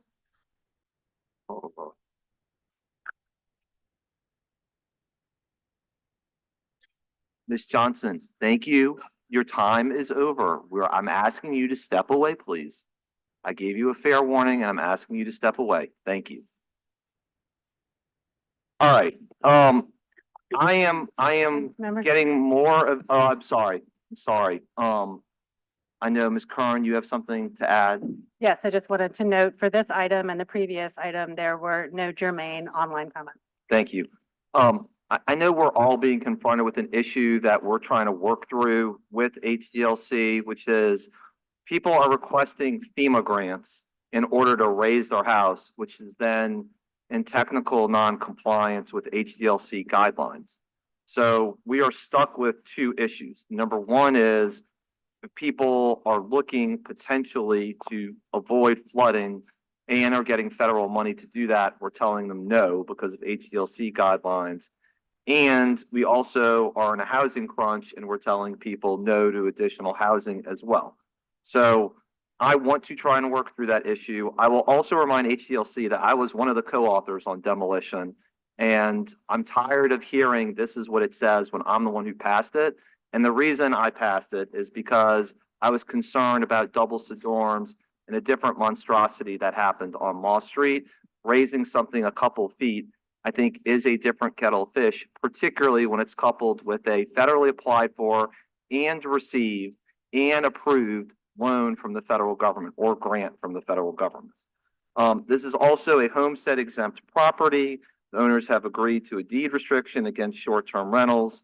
And I am concerned about flooding that is happening in neighborhoods and have frequently overruled HDLC when I believe flooding is a concern. So with that, I move for approval, seconded by Councilmember Harris. 5 yeas, no nays. Thank you. At the top of page 19, legislative grouping, VCC appeal of Darlene M. Jacobs, Law Office of Darlene M. Jacob and Associates, requesting to appeal the Bucare Commission decision of denial for the property located at 728 Dumaine Street. Motion M24-229 by Councilmember King. Motion granting the applicant's request for the property located at 728 Dumaine Street, and the decision of the commission is reversed. Thank you, Mr. Block, you have the floor. This is an appeal of the Bucare Commission's denial of the retention, excuse me, of an unpermitted and inappropriate roof replacement on a blue-rated building. Satellite imagery indicates that the current roof in question, located on the rear portion of this building and service cell, was installed between January 2022 and January 2023. The current roof is a roll-down type material, very light in color, something not permitted on a blue-rated building. Prior to 2018, it appears that this roof had a shingle roof matching the main building. In October 2021, an application was submitted which included a request to retain roof as is until we have time to fix it. Then a separate application was filed to install a new slate roof on the main building. Staff issued the permit to replace the slate roof with a new slate roof that same month. Staff exchanged several emails with the contractor through 2021 and 2022. The contractor stated that the slope of this roof was shallower than previously noted. Staff repeatedly requested that a measurement of the slope be submitted, as well as any other information regarding the proposal to retain the roof on the service cell. No additional information was provided, and the property was eventually sent to adjudication. On September 5th, 2023, a report was submitted to staff and noted as prepared by roofer using a software program which purports to provide accurate aerial roof measurement reports. The report said that the total low pitch area of the roof was 0 square feet. Generally, a slope of at least 4/12 is the minimum recommended for the installation of natural slate. The applicant then submitted an affidavit from the contractor stating that 90% of the roof slope is completely flat. The contract submitted with the affidavit mentions removing existing tile and underlayment, installation of new slate with associated flashing. There is no mention of the installation of new roll-down roofing. Despite the affidavit submitted by the applicant, all other information, including photographs taken from the neighboring property, a report submitted by the applicant, and satellite imagery, clearly shows this roof has a fair degree of slope typical of a service building. There's a note. The appellant repeatedly states that the VCC used a drone to photograph this portion of the roof. VCC does not and will not use drones for any purpose, including photography of building roofs or courtyards. All photographs are taken from the street, neighboring buildings, or from commercially available satellite imaging programs. Staff was invited to visit the property on November 22nd, 2023 by the appellant. Upon entering the courtyard and inquiring about access to the roof, staff was informed that a ladder from the courtyard to the roof would be the only way to access the roof. As staff is not equipped with a 3-story ladder and would not find this to be safe, staff was not able to inspect the roof. Staff also notes that 728 is one of a row of 2 townhouses along with the neighboring 730 domain. Staff has recent roof plans of the surface cell of 730 domain, which notes the roof slope is 20%. This slope would be well within the range of some of the approvable contemporary slate systems, some of which advertise being able to be installed on slopes as shallow as 5%.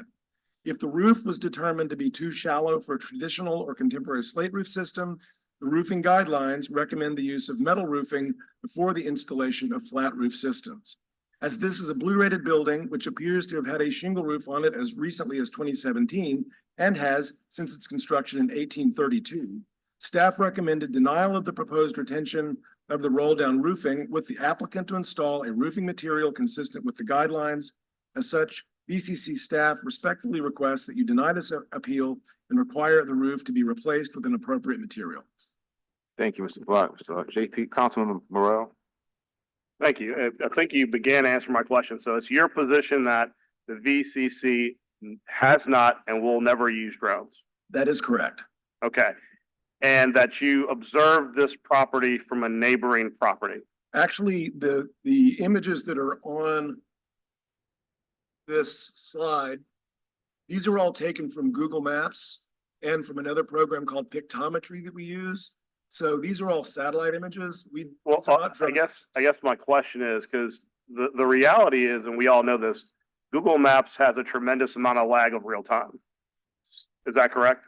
I'm not sure. Okay, well, typically when you use Google Maps, there is kind of a use at your own risk aspect of it, in that a Google Map image could be current, it could be a week old, it could be months old, depending on how often that is correct. That particular section is used. So what you're basing part of your denial on Google Maps, what assurance do we have that the images that you have taken are actually verified current images of the roof?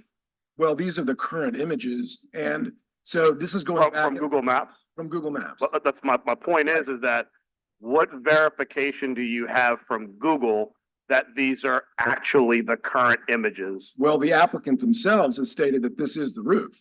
They have never denied that this is the current condition. Right. And I hear what you're saying, but you're making a lot of assumptions regarding the slope of the roof, the angle of the roof. And you said VCC staff does not go on this roof. So there's no VCC staff who's been on this roof to actually eyeball this roof whatsoever. That is correct. So your observations are based off Google Map photos. Yes, sir. But you can see from this image that this roof has a slope. They are saying that the roof is flat, and it is plain from this image that this roof is not flat. I hear what you're saying. And I think that when you're talking about whether a roof has slope and what is the degree of that slope, it's hard for me as someone who's looking at that image to say if the applicant says the slope is 10, 15%, or it's 5%, and staff is saying, no, we think it's more 30, 45%. If no one has presented me with a roofer who's walked on that roof to say what the actual slope is, you're all basing your argument off of Google Maps. And from the affidavit that was provided, a contractor that used technical. Okay. So, yes, sir, I understand that. I did not see it with my own eyes. And your staff didn't see it with your own eyes? The staff did not see it with their own eyes, although we tried to, we were invited to, and we were not told until we got there that the only way to get there would be with a three-story ladder. So I understand what you're saying. You are correct. Well, I guess this is a general question for VCC with older buildings. I mean, I have some experience having grown up in the French Quarter, having been around the French Quarter. Most of these roofs don't have access without a ladder. That's fair. So I think to kind of estimate, you were kind of ambushed with a ladder being necessary. More often than not, you need a ladder. So if someone invites you to see a roof, I would think an assumption would be you show up with the ladder to go on the roof. Actually, I'm looking at this photograph and there are windows overlooking the roof. And the applicant invited us to come and witness to see the roof, but then she did not invite us into her home, which is fine. I'm not arguing with that, but this roof is visible from within the home. Okay, well, the applicant's here and I'm sure she has something she'd like to comment on, Mr. King, at the appropriate time. Yes, any other comments from the dais? No. All right, Ms. Darlene Jacobs. I'm Darlene Jacobs Levy, and I own 728 Dumaine Street, excuse me. Whatever he's saying is not true. The Ville-Corre Commission constantly picks on owners of the building in the French Quarter. Now, I own 15 buildings in the French Quarter. I don't operate with any federal funds, and I have constantly been harassed by the Ville-Corre Commission. For him to stand up here and say he doesn't use drones to spy on people is totally not true. And if you know, if he does use a drone without the owner's permission, that's stalking, and it violates a statute in Louisiana. Now he's going to say, oh, we rely on a Google map. Well, a Google map is not as good as my commercial contractor who gave an affidavit, which each of you all have, but that is a flat roof and it cannot take slates as what he wants. Now, this particular building that he's talking about, it has a slate roof on all but a small part of the building, which cannot be seen from the public and from the sidewalk, nor can it be seen from the inside of the courtyard. It's a very small area. It can't be seen. So the only way he could see it is to get up there with a drone. He didn't get on my neighbor's property to take a look at it. Rather, he used a drone, or he's using Google to say what he wants to say. I don't know that is my roof. But even if it is, that roof looks like it's flat. And I would not believe anything that the Ville-Corre Commission says, anything at all. And I would ask you all to protect the people that own property in the French Quarter. The French Quarter is a gem of the city. I spend millions of dollars on my property in the French Quarter. I own 15 buildings in the French Quarter. And this man and his company constantly harasses me. And frankly, I'm sick of it. Okay. And he does use drones flying all around the French Quarter. Thank No you, Ms. question about that. Thank you, Ms. Thomas. That's your time. Ms. Jacobs. And I'm here to answer any questions you might have. I don't think we have any questions. Thank you, Ms. Jacobs. That's it, Ms. Thank you, Ms. Jacobs. Thank you. And thank you, Councilman King, for at least trying to protect the rights of the people who own property in the French Quarter and who live there. Thank you very much. And also Councilman Morel. Thank you, Ms. Jacobs. This roofing material, while unpermitted, and the VCC was installed after the aftermath of Hurricane Ida. This was a time-sensitive repair due to active tenants residing at the property. The owner has provided an affidavit signed by the roofing contractor indicating that the roof slope is insufficient to accommodate a slate roof. With this, I move to grant the appeal. Second by Councilmember Morel. 6 yeas, no nays. The motion is adopted. Thank you. At the top of page 20, legislative grouping, VCC appeal of Erica Gates Preservation LLC, requesting to appeal the Ville-Corre Commission decision of denial of an appeal of an architectural review committee proposal to retain various violations, including proposed retentions of above ground pool per application and materials received 11/27/2023 for the property located at 1022 Royal Street. Motion M24-230 by Councilmember King. Motion denying the applicant's request for property located at 1022 Royal Street. All right, thank you, Mr. Block. Thank you. This is an appeal of the Ville-Corre Commission denial of proposal to retain an unpermitted and inappropriate above-ground swimming pool. This installation was completed without benefit of any review or permits from the building department or zoning administration. An above-ground swimming pool was installed without any permits between the main and rear building. This pool was built in 2019, and the applicant states that the reason for the above-ground installation is because the owners do not want to disrupt the soil under the courtyard. The applicant also states that this installation does not utilize any permanent filtering equipment. Without mechanical filtering, it is possible that such an open water feature such as this could create a public health nuisance. It is unclear what type of draining is provided, as this has never been reviewed by the plumbing division. Draining of this pool at grade could create serious localized flooding issues that could negatively affect adjacent buildings and the street. The VCC guidelines for pools state that, quote, the VCC requires a pool or hot tub to be an in-ground installation with the curb flush with the adjacent ground level, end quote, And quote, the VCC does not allow installing an above-ground pool or hot tub with the exception of a readily movable plastic kiddie pool, end quote. This pool is clearly not in compliance with the VCC guidelines and potentially is in deviation of provisions of the building code and comprehensive zoning ordinance.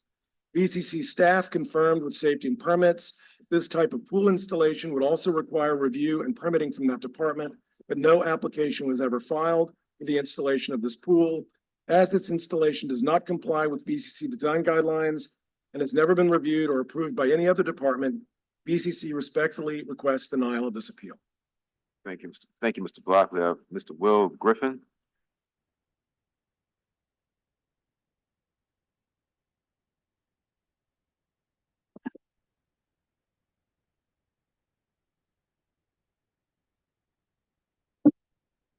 Yes, Will Griffin, on behalf of the Reverend Claudia Williams, the owner of the property. First, I'd like to thank the council for their time in hearing this appeal. One of the issues I would like to ask that all council members keep in mind for the pool, or it was two items. One is Reverend Williams has strong and deep religious convictions that affect her ability to disturb the soil by installing an in-ground pool.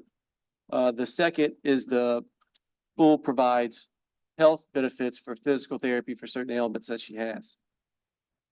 We'd like that you consider this in these matters in determining whether you will allow this exception for the above ground pool. Another issue I'd like to point out is Reverend Williams is willing to work with the VCC on recommendations to come in compliance to keep the pool as well. And in the event the council denies the appeal, I would just like to point out that Reverend Williams has owned this property for 30 years. To remove this pool is a financial hardship. We would ask that there would be time granted for her in that situation to obtain a loan and address this financial hardship. Thank you. Thank you. Thank you, Mr. Griffin. Next, Miss Angie Boland.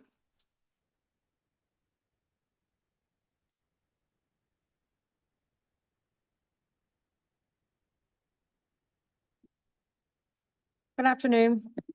My name is Angie Boland. I live at 528 Governor Nichols, which is in the French Quarter. I'm here representing the Vieux Carré property owners, residents, and associates, also known as the VC Poor, on which I serve as a board member.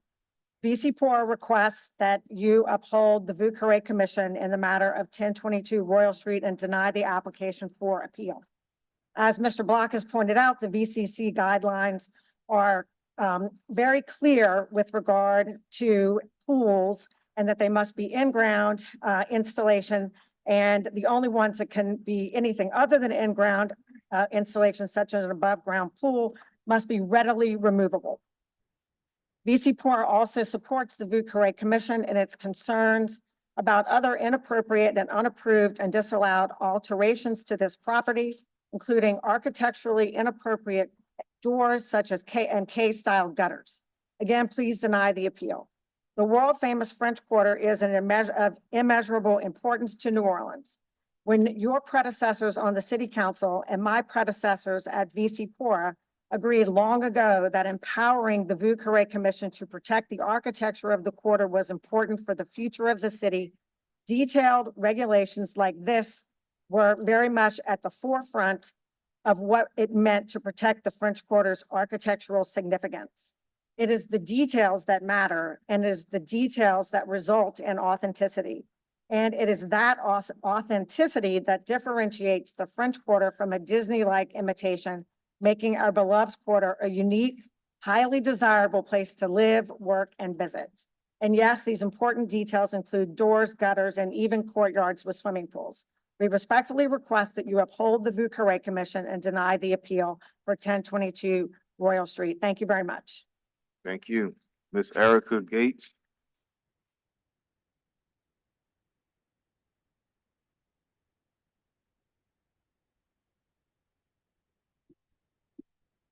Good afternoon, Eric Gates, Gates Preservation. Though this pool does not meet VCC guidelines, it is designed to have a very light touch to the historic courtyard and be easily reversible in the future. Unlike other pools being approved in the French Quarter, which do meet the guidelines and require significant disruption of the historic fabric in order to do so, appear unintrusive. Rather, it was designed to respect what lies beneath it. This pool occupies a private courtyard. It is not visible to the public right-of-way or neighboring properties. It also offers critically needed therapeutic relief to the aging homeowners. This minimally invasive approach is an appropriate interpretation of the Secretary of Interior standards for rehabilitation and the preferred approach by many historic preservation institutions. Thank you. Thank you, Ms. Gates. Ms. Claudia Williams? Claudia Williams present? Bruce Riley? Is this Claudia Williams? One second, Mr. Riley, I want to let Ms. Williams go first.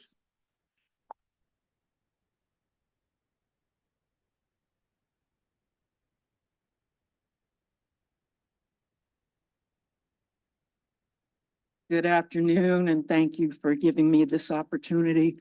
I would just like to make a few comments about the pool. For one thing, of course, it has a working permanent mechanical filter. To say otherwise would be ridiculous. We don't want to be sitting in a swamp. It is very clean water. It is beautiful. We have tourists that come through our home. The tourists stop and look at the pool. It's usually a nighttime tour. They usually stop and look and say, this is exactly the kind of experience I was hoping to have in New Orleans, because this is the French Quarter. Real people live here, and this pool is beautiful without taking too much space, without being oppressive or invasive. In further addition, it drains just fine. It goes right through the gutters. Nobody is bothered when it's drained. We've had no problems from anyone since we've had it. And it works beautifully. It also is very important to the community. We have a number of people who stop by on a regular basis to use it. I am a reverend and spiritual leader in the area, and I try to help the community in any way I can. I know Councilman King has been deluged with emails about this starting yesterday. I suspect you'll get more. But I'd just like you to take into consideration, it is definitely filtered, is definitely drainable with no one being bothered by it. They don't even know it drains slowly. And that is what I wanted to say. Thank you. Thank you. Mr. Riley? Councilman King, members of the committee, my name is Bruce Riley. I am a proud homeowner in the French Quarter myself, and have not yet put in an application to build my pool, which is actually on my personal agenda.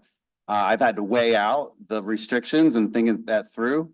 And, you know, I knew what I was getting into when I moved into the French Quarter. I knew it's a special place that predates me and it's going to post-date me. So I have a curator obligation to this neighborhood as well.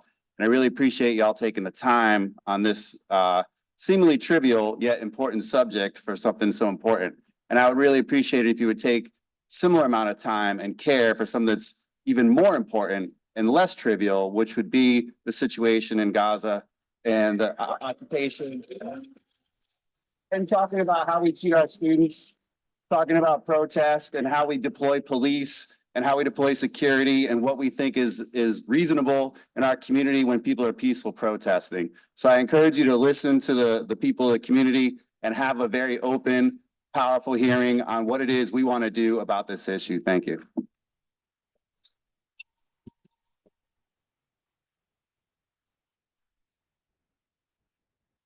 I do have a quick question, Mr. Block. If with the owner saying that this isn't viewable from the street, how was VCC aware that the pool was there?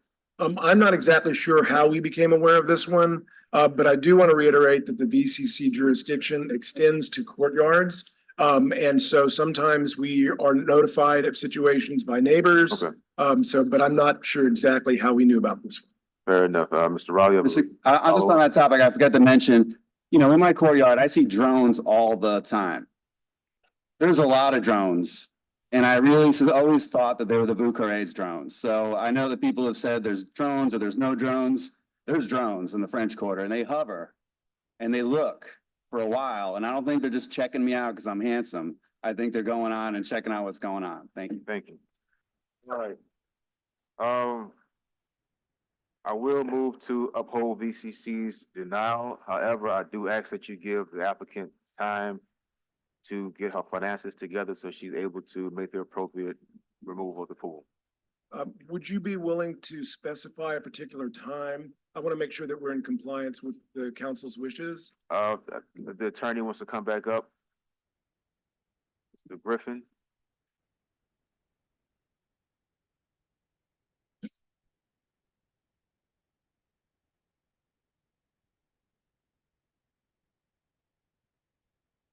Thank you. Thank you for that opportunity. One thing I would like to say, there are a number of issues that are involved with this. So we would like to ask for 3 years for all of them. I don't know, that's a long time. I'll tell you what, I don't want to have this open conversation, this open debate here. I don't think 3 years is enough. I mean, it's reasonable. That's a bit long. How about you send an email with some other numbers and if you can CC Mr. Block on it, we can go from there. All right, thank you. I appreciate that. No problem. So make a motion to adopt. Second by Councilmember Harris. 5 yeas, no nays, motion to adopt. Thank you. Thank you.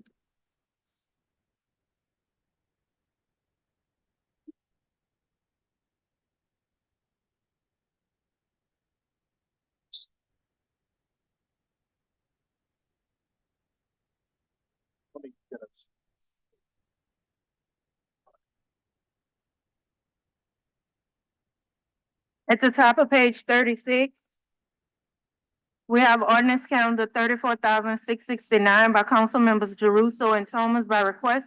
An ordinance authorizing the mayor of the city of New Orleans to enter into an amendment number 1 to a cooperative endeavor agreement between the city of New Orleans and the Sewage and Water Board of New Orleans to extend the term through January 1st, 2026. And to increase funding by 21 million of the city bond funds for the public purpose of improving and maintaining resiliency and reliability of power generated at the Carrollton Power Plant for the benefit of the water, sewer, and drainage infrastructure for the city of New Orleans, and in turn, the health, welfare, and safety of citizens in the city of New Orleans, as more fully detailed in amendment number 1 to the cooperative endeavor agreement as Exhibit A and otherwise in provide with respects thereto. Members, this is simply the cooperative endeavor agreement to allocate $21 million Sewage and Water Board needs for the power substation. We've had all of these discussions. This simply memorializes cooperative endeavor agreement. I want to thank Councilmember Thomas for working on this as well.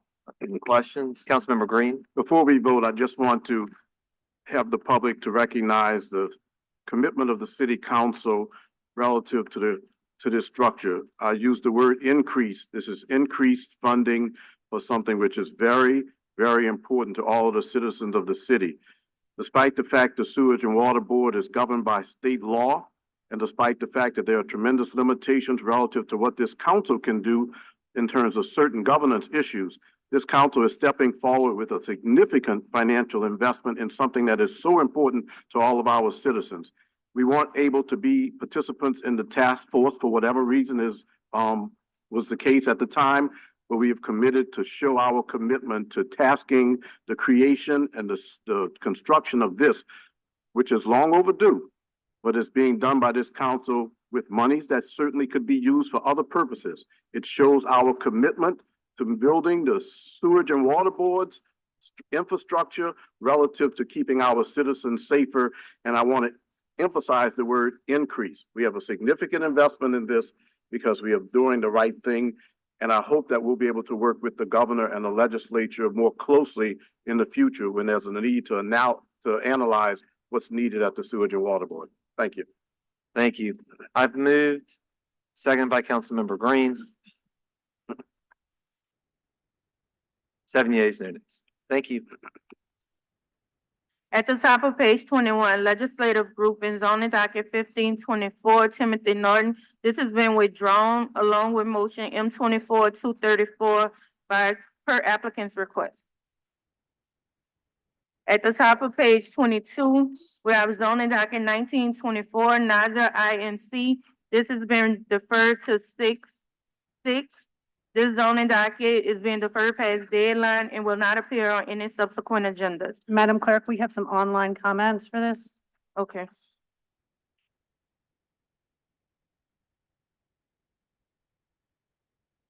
Sorry, hold on one second.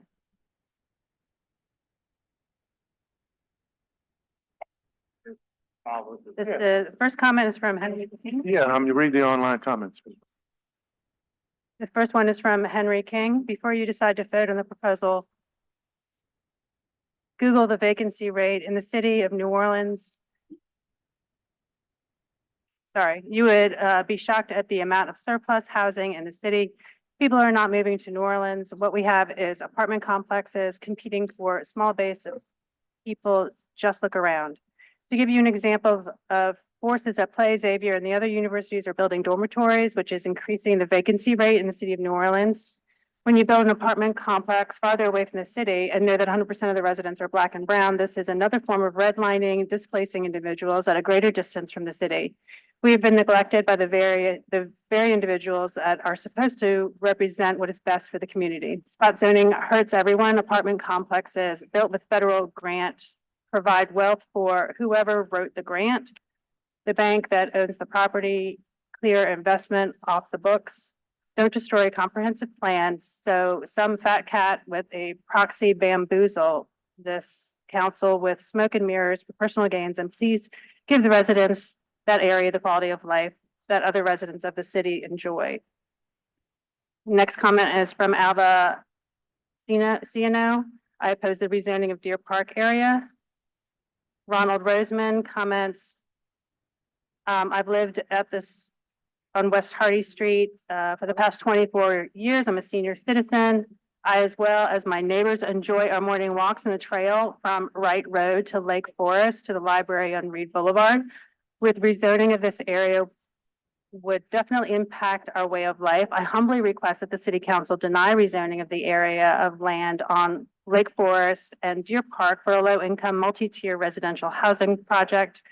My home is on the canal with my backyard directly facing this land. Rezoning of this area from commercial to residential so that a developer with no ties to this community in New Orleans East could build low-income multi-tier 1 to 4 stories housing project is unacceptable to my community and me. Rezoning of this area for a housing project would devalue the real estate in the area, bring more people to in an area with limited transportation, grocery stores, and schools, as well as renters less likely able to maintain the property and surroundings.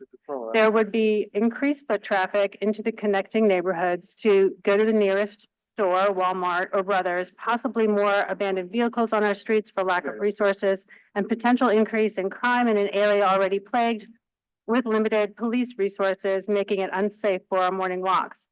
I implore the council to keep this area for commercial use and bring true economic development back to New Orleans East. We do not need another housing project that's not fully protected by all the HUD guidelines. New Orleans East is not a city dump. Just vote no to rezoning the tract of land at Lake Forest and Deer Park. The next comment, last comment for this item is from Kimberly Burke, opposing Doc 19 and 24, 1924 and 2024. I'm a resident of Lake Forest Estates. I'm opposing the rezoning consideration as this project will not bring the economic growth that is desperately needed to revitalize New Orleans East. The past 20 years, New Orleans East has been neglected, leading to the negative perception that the East is nothing more than a crime-infested war zone that is only worthy of Dollar Generals, Family Dollars, Dollar Trees, and investors who want to redevelop the community with low-income housing projects that does not improve the community, but rather proliferates the demise of a community that is already being neglected by the city of New Orleans, lacking sufficient resources and businesses. New Orleans East needs investors who truly care about the revitalization of our community, bringing into the area commerce and businesses that generate wealth to the community. Low-income houses will not bring in tax-paying citizens to New Orleans East, but rather just add on to the plethora of apartment complexes that already houses an exceedingly large population of low-income residents. Thus, Deer Park should not be rezoned to residential as it is prime location for a business to provide jobs to the many low-income citizens who already reside in New Orleans East, so that they are no longer in need of low-income homes. Furthermore, as a homeowner who has chosen to invest in New Orleans East and returning to my home after Hurricane Katrina, I'm asking that City Council considers the negative impacts that these projects will have on the property values of lifelong citizens of the east of New Orleans East, as well as the safety of the community.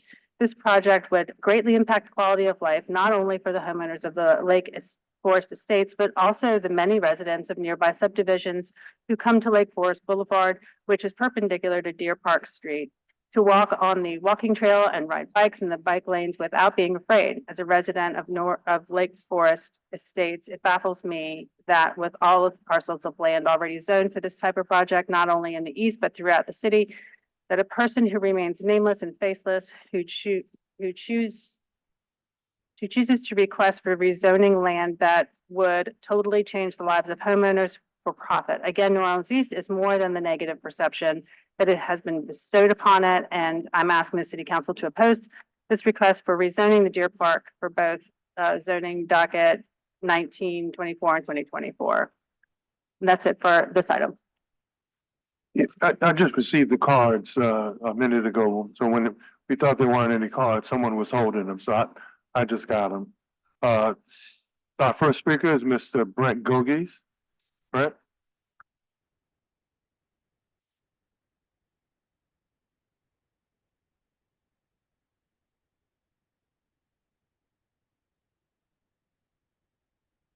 Good afternoon. I know a lot of you guys are on the city council hall, but not time for that. The reason why I'm here is because of the development that they're trying to put in Deer Park subdivision. We've been going through this for months now, feel like a year. Every time they have a meeting, it's called off. The very first meeting I went to was over the river. They said that they were going to make this a single family neighborhood. That was the first thing. Came back later, we're gonna change it. We're gonna make it multifamily. The people who live back there don't even want no more multifamily. It's so compact back there. It's like sticking sardines, more sardines in the same can that can't fit it in there. We just don't want it in a neighborhood. Nothing has changed.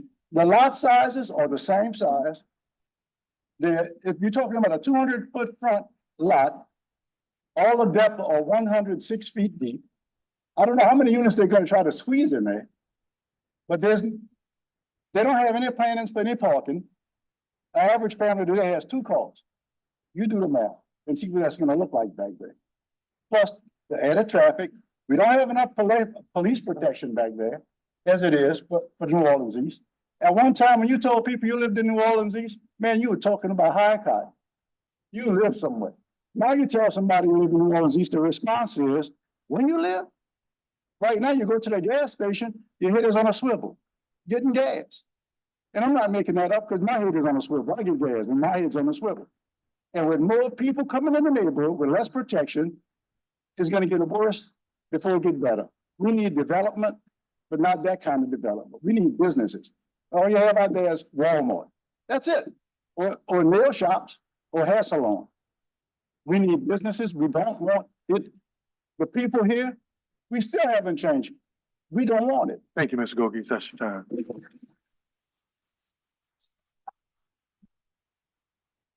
But before I get to the next speaker, I know all of us saw the last couple of press conferences that the police chief did, as well as the one that the interim police chief, Michelle Woodfork, had when the Metropolitan Crime Commission supported New Orleans East having some of the lowest violent crime statistics in the city right now. That trend has continued. And before the other speakers, I don't know, and I'm compelled to say this because some of the politics of this stuff. 7,000 acres of developable business park, 27 subdivisions of the highest African-American earners, 9.5 miles of waterway, 5 of those 9.5 miles beachfront, second largest wildlife refuge in North America, 340 different bird species, railway and interstate from Jacksonville to Santa Monica. So all I know is about the assets of the beauty of where I come from and where my family owns property. Also, the issuance of several new permits. Actually, on average, as many new permits for new businesses being issued. 3 of the most successful new restaurants, actually, if you look at the in McNulty and the coverage, are actually in New Orleans East. So I understand some of the history of the misgivings, but some of the good things you can't build on a negative. We also have a lot of good things that are happening in the East. Next speaker is Sylvia Rushing.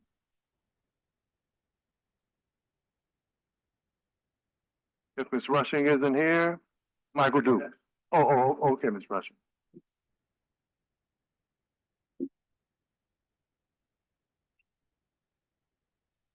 Good afternoon. I would like to speak on the behalf of a resident of New Orleans East who's been living out there since 1978 and in the Lake Forest Estate subdivision for over 30 years. As a homeowner in that subdivision, my husband and I have raised our family there. We want to retain our property values. We also own property at Deer Park condominiums, office condominiums, and we would like to retain the character of that as for commercial use. There are some multifamily townhouses on Deer Park, and there's one way in and one way out. There's no land for adequate parking. And I also want to reiterate what the previous speakers have said about lack of grocery stores and shopping opportunities for additional residents. I also like to say if the people want to build, there's already zoned in vacant land that is zoned for multifamily housing in the East that they can build on that as opposed to changing the current zone. Thank you. Thank you, Ms. Rush. The Michael Duke. Oh, okay, thank you, Mr. Duke. Ms. Lorraine Denvaux.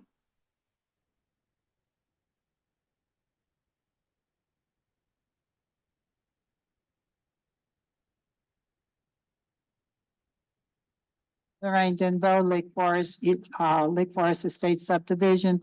I would like to say all the same things that you have already expressed. We appreciate that we don't have as much crime as maybe the rest of the city, and we would like to keep it that way. And putting this project in New Orleans East in Deer Park would not help to keep it that way. In fact, it would turn around to be more crime. I'm here to oppose this project because we need more businesses in New Orleans East. We have only one grocery store. We have amenities, no amenities for people out there to do other things, shopping. When I first moved out there, we had plenty shopping. We had the plaza. And now we have to go to Slidell, we have to go to Metairie, we have to go to Chalmette, and they're getting our dollars. So let's put something in Deer Park that can bring money into the city commercially. And we don't need any more residents. Of course, you've heard all of the reasons about Deer Park, why we shouldn't have that as residents. And I stand behind those firmly. I want to also say that we do have the walkways that they would bring more trash as we turn off of Reed onto Lake Forest. We see people throwing trash out of the windows of their cars. And we have people in our subdivision who actually walks on the walkway and pick up trash that people just drop. Okay, if you pack all of these low income and family income people out there, they're going to be dropping more trash. We have nobody to pick them up, and we're not picking up the trash, so it's going to become a dumping ground. We ask that you not allow this to happen. Thank you. Thank you, Ms. Denvaux. EC Coffee.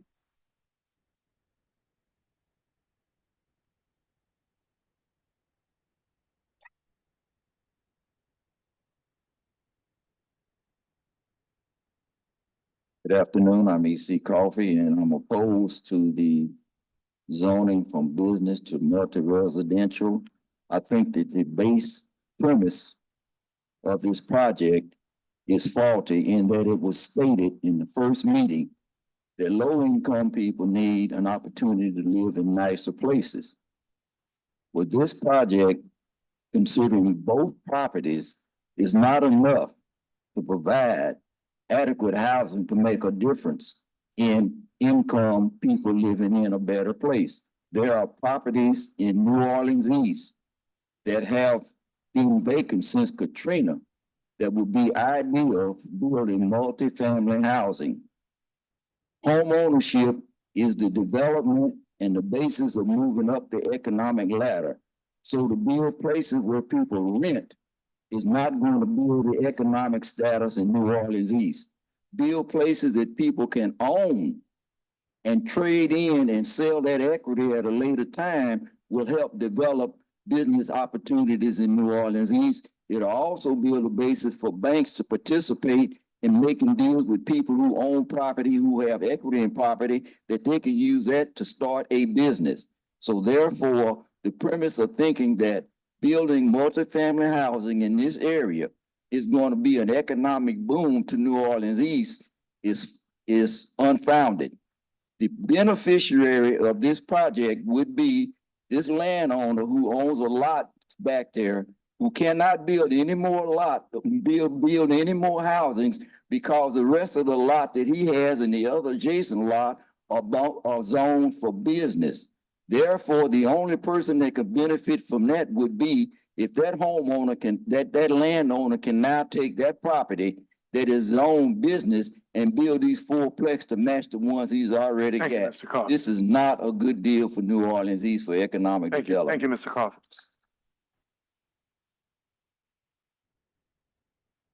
Ronald Wright.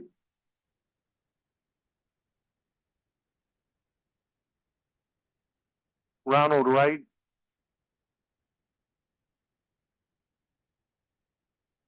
I'm going to call the names of the people who've turned in cards. There are two different sections for this.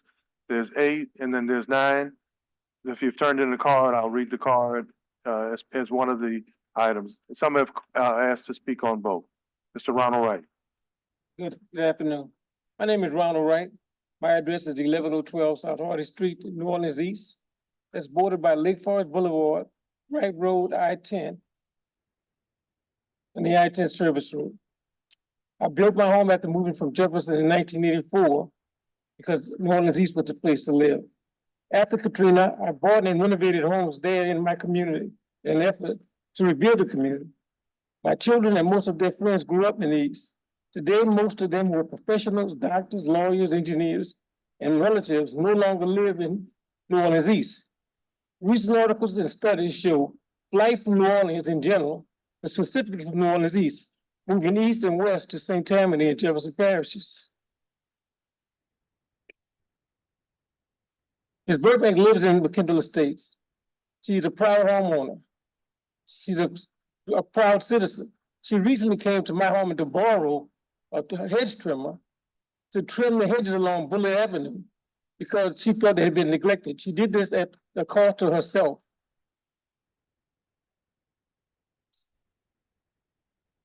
Excuse me. I believe that the rezoning proposal for Deer Park and the architectural designs would attract the type of people, new neighbors needed for our community. New Orleans needs new professional income to help build its economy. I request your vote for this. Thank you. Thank you, Mr. Wright. Carlos Sahara.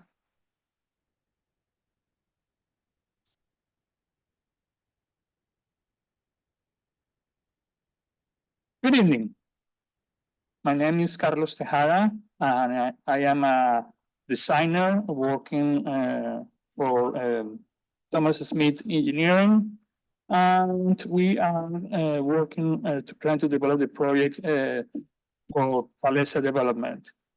I am in favor And I just want to explain that all the concerns that all the people has, we have to take that in consideration for the development of the project. We understand your needs and we understand your worries. And I believe this project will be able to provide an opportunity for developing the community. They expressed before, most people don't have a good will or concept of living in New Orleans East. And our purpose is to change that. We want to make a difference, and I believe we can do it with this project. So I am in favor. The next speaker is Mr. Henry King.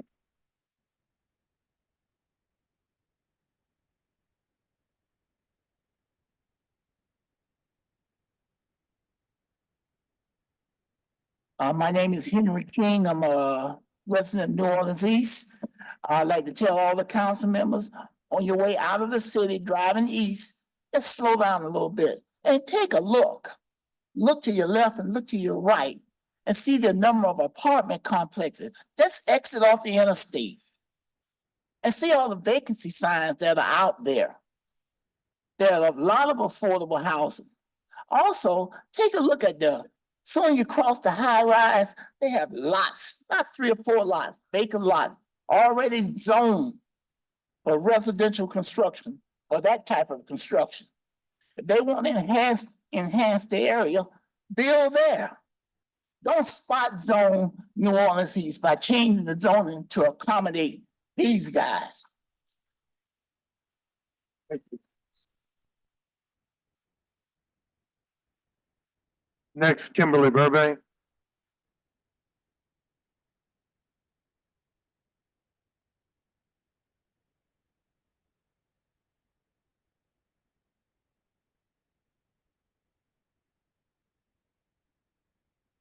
Good afternoon. I'm Kimberly Burbank. Thank you for your time. I am the principal of Police and Development. I live in McKendall Estates and have since 2010. I have lived in New Orleans East 2 blocks from Deer Park Boulevard since I was 10 years old. My first job was at the Audubon Zoo across, which we have the Audubon Nature Center across from there. My fitness center is on Lake Forest Boulevard. As a developer, not just a housing developer, I'm a community developer. I've served in the United States Peace Corps. I have won an honorable economic development and international economic development council award for data research and policy analysis for the Bloomington Normal Economic Development Council. I have worked for a previous bank. We had a needs to improve Community Reinvestment Act score of the lowest, needs to improve. In 3 years, I raised the state of Louisiana score to outstanding. Community Reinvestment Act is based on lending, investments, and services. As a community developer, I own a residential building company. I have continually partnered since 2008 with several different contractors. And as you begin to work in the field of development, they begin to ask you for more work. And as you begin to work, you begin to realize that you can take on more challenges. I see my community of New Orleans East as a place for growth. I recognize and appreciate the work of Councilmember Leslie Harris and what she has done around housing affordability. And I recognize and also appreciate what the City Council has done around creating housing affordability fund. I also appreciate the City Council approving, after done thorough research and working on the future land use map amendments that have addressed several different parcels across the city, which are vacant and underutilized. It's interesting. I have had the ability and been blessed to be able to see parcels that are prime areas for redevelopment. Because of this open forum, I have now basically publicly shared and shown to the other developers how great of a site this is. And so I would like the ability to be able to develop it, and I need your support to change that zoning to mixed use. And I appreciate your time. Thank you. Thank you. The next speaker is Charles Nicholson.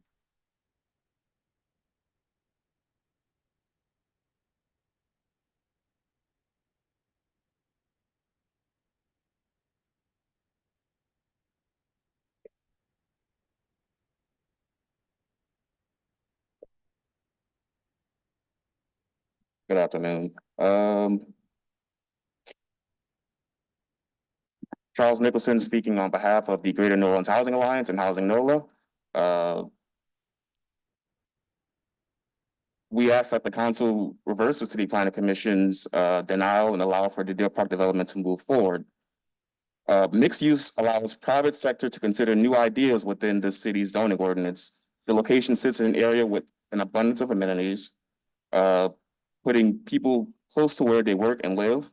Along with economic development, New Orleans East can and should plan and build to expand on residential development, because in order to put people first, we must put housing first. People should be encouraged to consider residing in New Orleans East by way of a higher standard of living, and the Deer Park development will do just that. Thank you. Thank you. The next speaker is Ms. Yolanda White.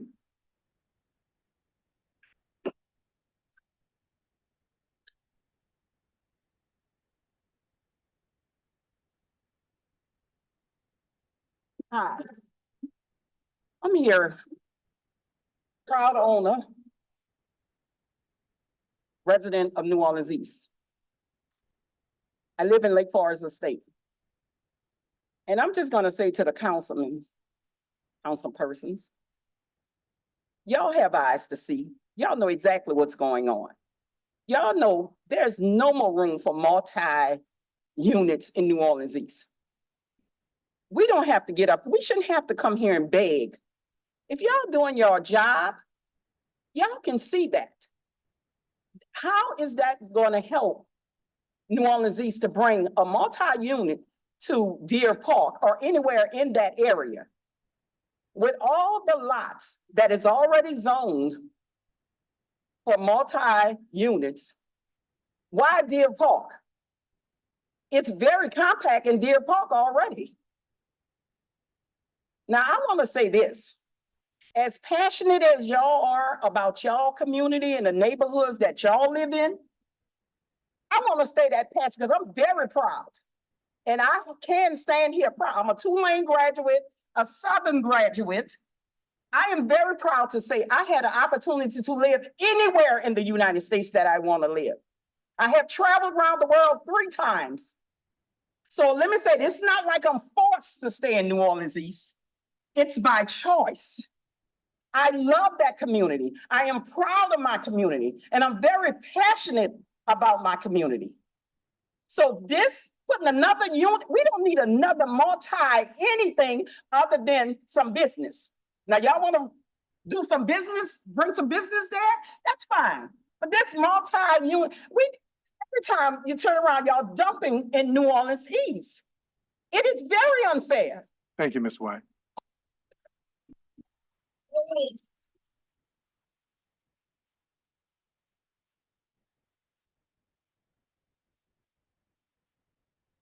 Councilmember Morrell for comment. Thank you. I just wanted to respond. I appreciate your passion on this issue, but if this matter being scheduled is part of the process, and I feel like something that's kind of being missed in the conversation is because it got to this point, doesn't mean the council brought it to this point. When an item goes in front of the respective agencies, they appeal to the council, and then we schedule it, and then we hear it. And we hear your passion, but when your passion is directed like, we did this to you that it's here today, that's not the way the process works. We're here to hear what you're saying. We have been in contact. I've been in contact with my friends and relatives in Deer Park. Your council member has been on top of this issue, but the fact that it's scheduled here today is the process. It's not because council members pushed it up to this point. The developer who's gone through the process came to this last part, which is this final appeal. So we are taking in what you're saying. We have heard it both today and well before today. But I just want to be very clear that the process is neutral. The only time the council acts is on this vote. So not far judge us on our vote, but don't judge us the fact that a developer made an appeal to the council, because we don't control that. Thank you. No, thank you. I'm going to deal with all of that in my closing comments, because there are a lot of things. There's a lot of subterfuge here. There's a lot of stuff who've stirred up some things. There's been some misrepresentation even, and I understand that game. I ain't never been afraid to play at any level you want. But there's been a whole lot of things here that have been real disingenuous on a lot of different sides where people have tried to allude to something or say something that really isn't the case. So we'll deal with that in closing comments. Kevin Barnes. Who lives on Chapatula Street.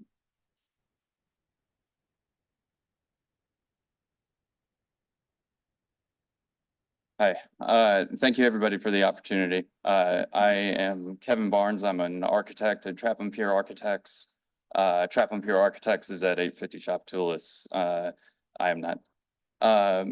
I would like to say that I am in support of the project. I have recently begun working with Palesa Development to work on site planning for the project. When Ms. Burbank came to us and told us about the project, we were excited. Her vision was to create a welcoming and village-like walkable neighborhood that takes advantage of the neighboring amenities. Let's see, we think that her feelings on the scale and the scale of the buildings should be mixed, maximize the outdoor space as a shared amenity. She also has what she likes to call a hub house that I think is not necessarily commercial, but would be pulled towards Deer Park. It would help provide a in between from the residential to the commercial. Based on the feedback from the neighboring property owners and the planning, I feel like she has come to a different, she has been willing to adjust her approach to the project. The site is currently underdeveloped, in my opinion. It's unlikely to be developed as into a commercial property. The property's too far and too remote from the highly trafficked commercial corridors. It dead ends into a non-residential or a non-commercial use. And it has limited visibility from the commercial avenues. This is actually supported inside of the city planning staff report as well. Thank you. Thomas Smith, 3157 Gentilly.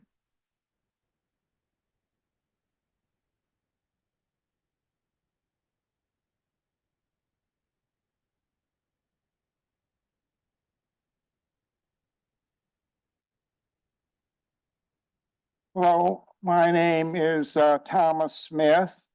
I'm a engineer, and I chose to follow the structural path of engineering because I loved it and saw so much potential. And I allied myself with Carlos Tejeda, an architect and designer, and we work together on projects.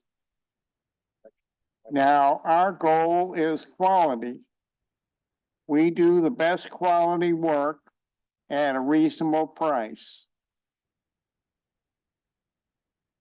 Now, I've heard comments by others that say, oh, we don't need living space. We got too much. But that's where business comes from, living space. If you have people, business will come. And New Orleans East has a lack of people. If there were people there, you'd have plenty of business. Thank you. I don't want to make a lot of controversy. And with our quality work and our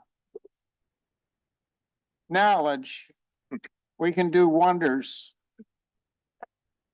And business will come where people are.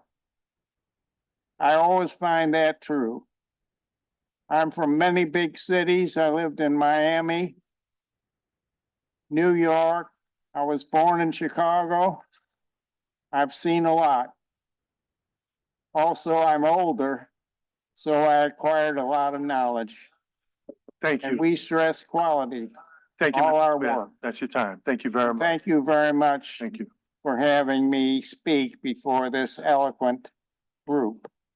Thank you very much, young I'm man. impressed with the council. Thank you, Mr. Smith. Thank you. Those are the speakers for 8. We have the same people who want to speak on number 9. If you guys want to speak on 9 or you want your comments to apply to 9. You filled out one card, Miss Burbank. You want to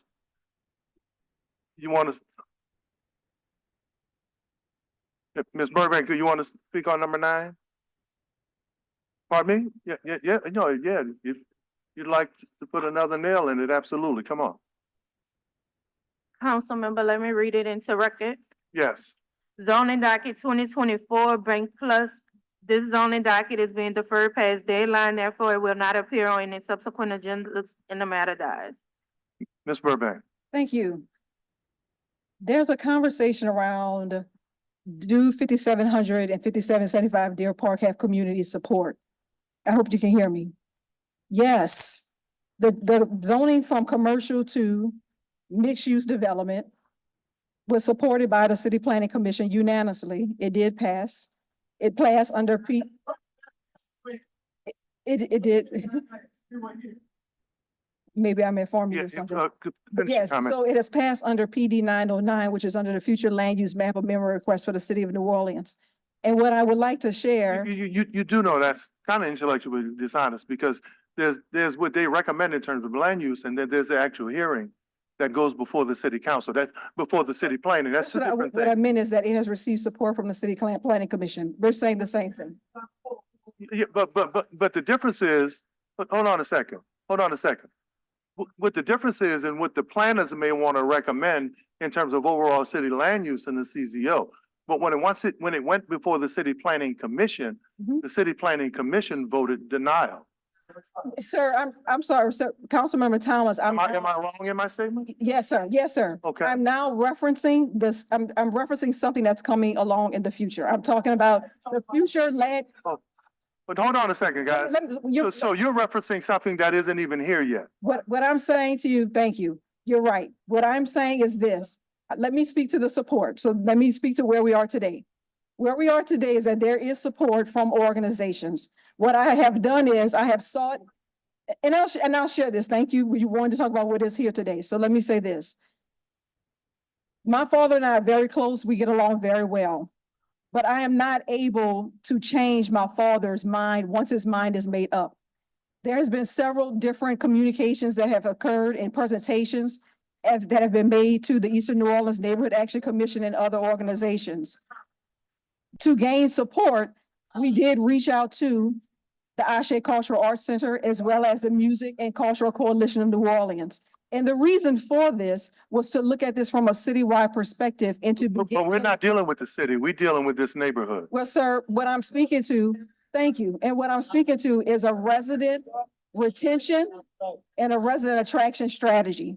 And I would like to be a part of that resident retention and attraction strategy for where I do live, which is in McKendall Estates. Thank you, Ms. And also for New Orleans East. Thank you very much. Thank you. Thank you. Are there any other speakers on this issue? Again, Mr. King.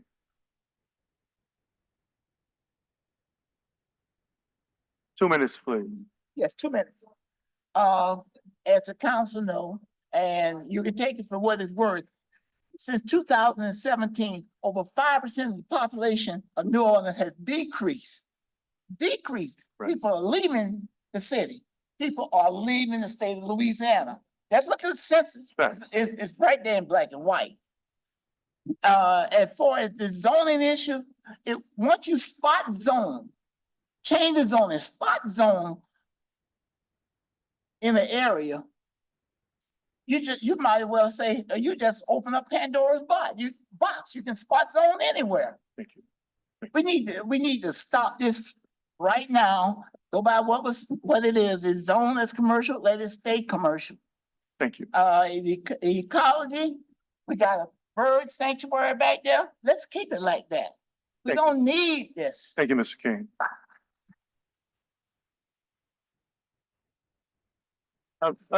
Unless there are any more comments, let's put this to rest. Yeah, let's put this to rest. Yes. Yeah. Yeah, you'd only filled out one card, there were two issues, but come on. Yeah, no, come on, jump back in the water. Thank you. Over the last few months, actually a few weeks, I've traveled the entire panhandle and got down to the Key West, Florida, stopping in every major city. The one thing I noticed was that in those major cities where you had millionaires, middle income, and low-class people, they all live together in close-knit communities. They found a way to live together. Ms. Burbank has done developments in Orleans Parish, Jefferson Parish, including English Term. Those were some of her names. Sir, you need to talk towards the mic because we can't hear you up here. Including English Term. Thank you. Okay, so those people in those areas found a way to live together at every economic level. Thank And I think one of the reasons why we're losing our young people, especially professionals, like my son and his cousins, is because we don't accept these people into our communities. Thank you, that's your 2 minutes, sir, thank you. I appreciate, first of all, I appreciate all of the comments around this issue. I appreciate the work that city planning has done. I appreciate the advocates for housing. I want to thank my colleagues who have dealt with this particular issue. Let me say this about, everyone knows, some people always kid me about, I'm always talking about the Ninth Ward, even though I lived and represented other places. That's where I come from. Born and raised in the lower Ninth Ward. Everything my family owns is in New Orleans East. As someone who lived in probably a room growing up as a kid as part of a triplex, right? And that room belonged to my parents. I understand the need for housing. As someone who lived in a shelter after Hurricane Betsy, because we didn't have a place to live until we moved in with my aunt who had 11 kids, right? I understand the need for housing. But let me say this to folk who want to make this housing, and think this is for a lot of the advocates, and as someone who chaired housing years ago, no one's a greater advocate for affordable housing. In the 1960s, this city had a population of 600,000 people. They lived in the center of the city. They lived in Central City. They lived in Gentilly. They lived in the Quarter. They lived in those surrounding communities, 600,000+ of them. New Orleans East was wasteland, swamp, not developed. But listen to this real close. For everyone who's a housing advocate or feel like if we're not for subsidized housing or affordable housing, those people who are family members who grew up in the inner city, they got pushed out, gentrified. Why can't they go back to that part of the community? You know why they can't go back to that part of the community? Because they can't afford to live there anymore. So anyone who believes that the solution is subsidized housing or pushing everybody that the city doesn't want to the east, that ain't the solution. So you can shine your halo if you want, but if there was really justice, our family members ought to be able to live in Central City like they used to. They ought to be able to live off Carondelet Street like they used to. They ought to be able to live in the lower parts of Lakeview like they used to. And don't have me mention what happened in the 30s when politicians took money from Gentilly and 7 Ward Black neighborhoods. And I'm not even going to use the language that they used publicly when they took that money to create the most expensive neighborhoods in this community. They said those such and such don't need no drainage and flood protection. That's on the record in the Amistad Research Center. So everyone who wanna shine their halo about who for what, if you ain't lived it, you can't tell us about it, right? And you can play your political games like some folk would do with this. This ain't about that for me. Because if there was justice in housing, there'd be affordable housing in Lakeview. If there was justice in affordable housing, it would be on St. Charles Avenue. If there was justice in affordable housing, it would be in Carrollton. If there was justice in affordable housing, it would be in Algiers and the Quarter. It wouldn't just be pushing it in our community that has the highest concentration of African-American homeowners who pay more in the ad valorem taxes than many of those other communities combined. But this also showed me something else. As much as people know that about me, and as much as I've said I would allow this to go through the process, Ms. Denvo, it shows how much people distrust our politicians. People were actually afraid that, and then politicians say one thing and do something else. Oh my goodness, right? And it showed just how far away in the trust level we are from people, even after you tell them how they feel. If we're gonna fix this community, that's gotta be repaired. If we're gonna heal this community, it's only gonna be done with trust. And right now, we don't have trust. And the last thing I'm gonna say, and I didn't wanna say this, the best developers are the ones who gain the community trust and the community support so that if they lose one time, they got a chance to win 10 other times. But when you walk into something and you create subterfuge, right? And you try to create an environment that's misrepresentative of what the realities are, or disparages the people just because they may not be against something, that doesn't endear you to the system. And it doesn't give you an opportunity to be what you want to be, which is successful in your business. Let's stop playing these games in this town, right? Let's be upfront and honest with each other.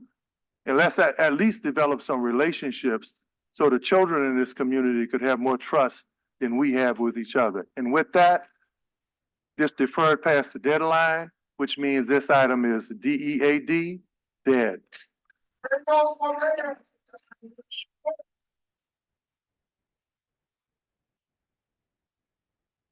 Madam Clerk, next item, we have some online comments? We have three that were. And the next item on the agenda. First one, yeah, they're all in opposition. Pardon me? All three support the outcome, so we don't need to read them. This item's dead. Next item on the agenda.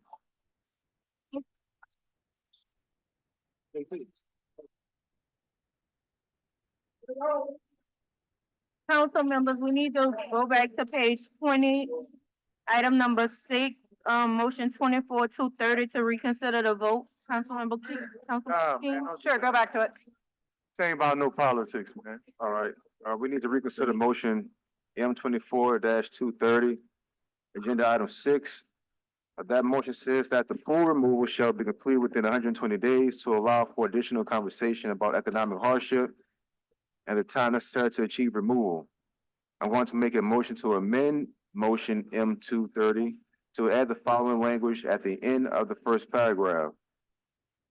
The 120-day deadline may be extended by the VUCRA Commission to the extent reasonably necessary to provide the property owner an opportunity to complete removal. So at this time, I want to vote on the amendment. We have to vote to reconsider first. Okay, all right, let's vote to reconsider. Second by Councilmember Green. One more, 5 yeas, no nays. All right, now we're going to vote To amend. to amend. Second by Councilmember Harris. All right, 5 yeas, no nays. And then as amended. Vote as amended.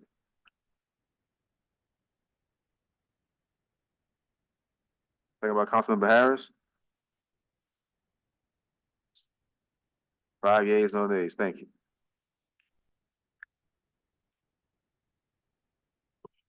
Council members, at the top of page 23, we have a legislative grouping Zoning docket number 2324, Engine 22 LLC, requesting a conditional use to permit a reception facility in an HUMU Historic Urban Neighborhood Mixed-Use District located on Square 44, Lot 4 in the 4 Municipal District bounded by Jackson Avenue, Phillips Street, Russo Street, and St. Thomas Street. Municipal address 514 Jackson Avenue. The recommendation of the City Planning Commission being for approval, subject to 2 provisos. Motion M24, 232 by Councilmember Harris. Motion approving the applicant's request for zoning docket number 2324. Thank you, Madam Clerk. Stephen? Thank can you, brief us on Councilmember. the This is a proposal to reuse an old firehouse on Jackson near the river as a reception facility. It is within a mixed-use zoning district that spans several blocks running towards the river. Given that mixed-use zoning and its orientation and indeed towards a mix of commercial and residential uses, and also the physical characteristics of this firehouse itself, the Planning Commission staff found this to be an appropriate use and recommended approval. The Planning Commission agreed with that rationale and recommends approval as well. I will note that there were several speakers in opposition at the Planning Commission's public hearing, noting objections based on noise as well as previous events that had occurred at the site. Thank you, Stephen. I have 2 comment cards. First is Michael Burnside. Second is the owner, John Orgon.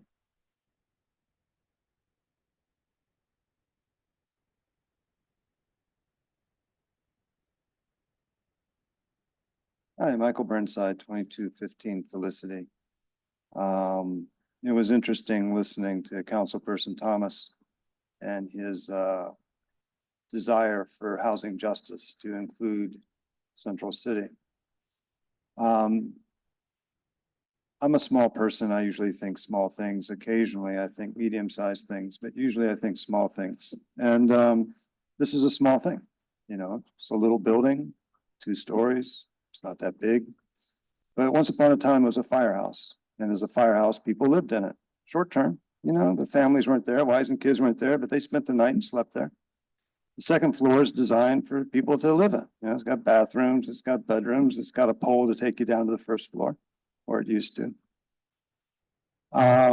We need, as a society, to start inserting little groups of people in little places and not trying to move 1,000 people in one whack.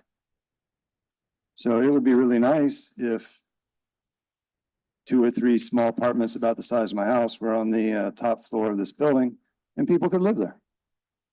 Because I agree with some of the people who spoke at this podium recently. It's where people are that businesses go to. Recently, we have set up a model where businesses are somewhere people come to. And this is mostly because of our interstate system. Our interstate system encourages us to live somewhere and go play somewhere else. Which is why, unlike Germany, we have high rates of death due to alcohol while driving a car. In Germany, you just take a stairway down 3 sets of stairs and you're at your bar. And then when you're drunk, you climb them to get back up. Here we drive a few miles and kill somebody. So we need to figure out ways to get people into Central City in small little bits. And one way is to encourage developers to put in housing as part of what they're offering the city. We worry about noise and many things, but we need to start thinking about housing. Thank you, Michael Burnside. I would encourage you to look at the firehouse on Jackson Avenue that is going to be turned into just that, John, Louisiana Avenue. Thank you. Hello, thank you, Council. My name is John Orgon, and I am the owner of the building and am looking to put this historic edifice into use. I appreciate the Planning Commission's time and effort to take in all of the positive and negatives regarding this development and coming to the conclusion that they support approval of this process. I have reached out to the neighborhood associations and offered a good neighbor agreement to them as well. And regarding his comment, I'm more than open. There are complicated life safety and like permitting issues with regarding a commercial and residential. So those are challenges in the development process that have to be navigated. But anyways, I think thank you for the time you've spent in this so far. We're looking forward to putting this into use. Thank you. So approval of this item would permit conditional use that would allow for a reception facility in an H2M1 zone district. I know that the owner has been working with the neighbors on a good neighbor agreement, and that's why this item is at motion stage. And we will finalize our decision at the ordinance stage, dependent on a good neighbor agreement between the owner and the neighbors. So with that, are there any online comments? No, okay, I'll go ahead and move to adopt the motion. Seconded by Council President Moreno. 5 yeas, the motion passes. Thank you. Thank you. At the top of page 24, legislative group and zoning docket number 3224, Coudain and Vian, Louisiana LLC. This matter is deferred to the meeting of 6/6. We have a motion line over 24-209 by Councilmember Harris. This item is being withdrawn. At the top of page 25, we have a legislative grouping, zoning docket number 3324, GNR Investment Group, requesting a conditional use to permit a wireless telecommunication tower exceeding 125 feet in height in the BIP Business Industrial Park District on Square D, Lot 3, New Orleans East Industrial Center subdivision in the 3rd Municipal District bounded by Mission Boulevard, Chef Mentor Highway, and Old Gentilly Road. Municipal address 4201 Mission Boulevard. The recommendation of the City Planning Commission being for approval, subject to 7 provisos. Motion M24-233 by Councilmember Thomas. Motion granting the applicant's request for zoning docket 3324, subject to 7 provisos as stated in the City Planning Commission report. Tower height raised 195 feet. Verizon will be the anchor tenant. No opposition, no significant visual impact. Move approval, move adoption. Moved by me, seconded by Councilmember Morel. All in favor? 5 yeas, no nays, and the motion is approved. Thank you.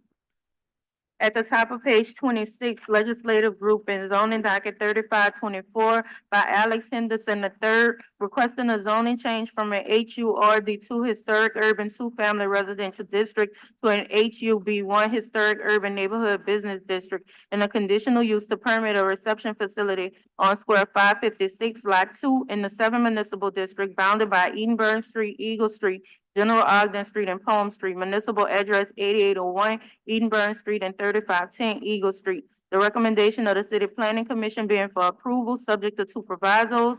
Motion M24-224 by Councilmember Jeruso. Motion approving and granting the applicant's request for zoning docket 3524, subject to 2 provisos contained in the City Planning Commission report. Thank you. Mr. Kroll. Thank you, council member. This application affects a historic corner commercial property at the corner of Edinburgh and Eagle Streets. The applicant has recently renovated the property and seeks to use it as a reception hall. That requires both a zoning change because the property has the residential zoning that includes the surrounding neighborhood despite its commercial history, and conditional use approval for the reception hall. The Planning Commission supports this on 2 counts. Number 1, it reconciles the commercial history with its zoning. And then secondly, there was a lot of support from the neighborhood expressed at the public hearing and expression that the reception hall would be good for the neighborhood. And so based on that, the Planning Commission does recommend approval. Thank you very much. I know Earl Williams was here in support. Is Kim Alexander still here? No.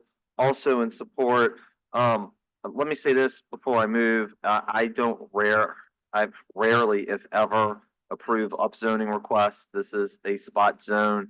Plus, there is a conditional use on top of this.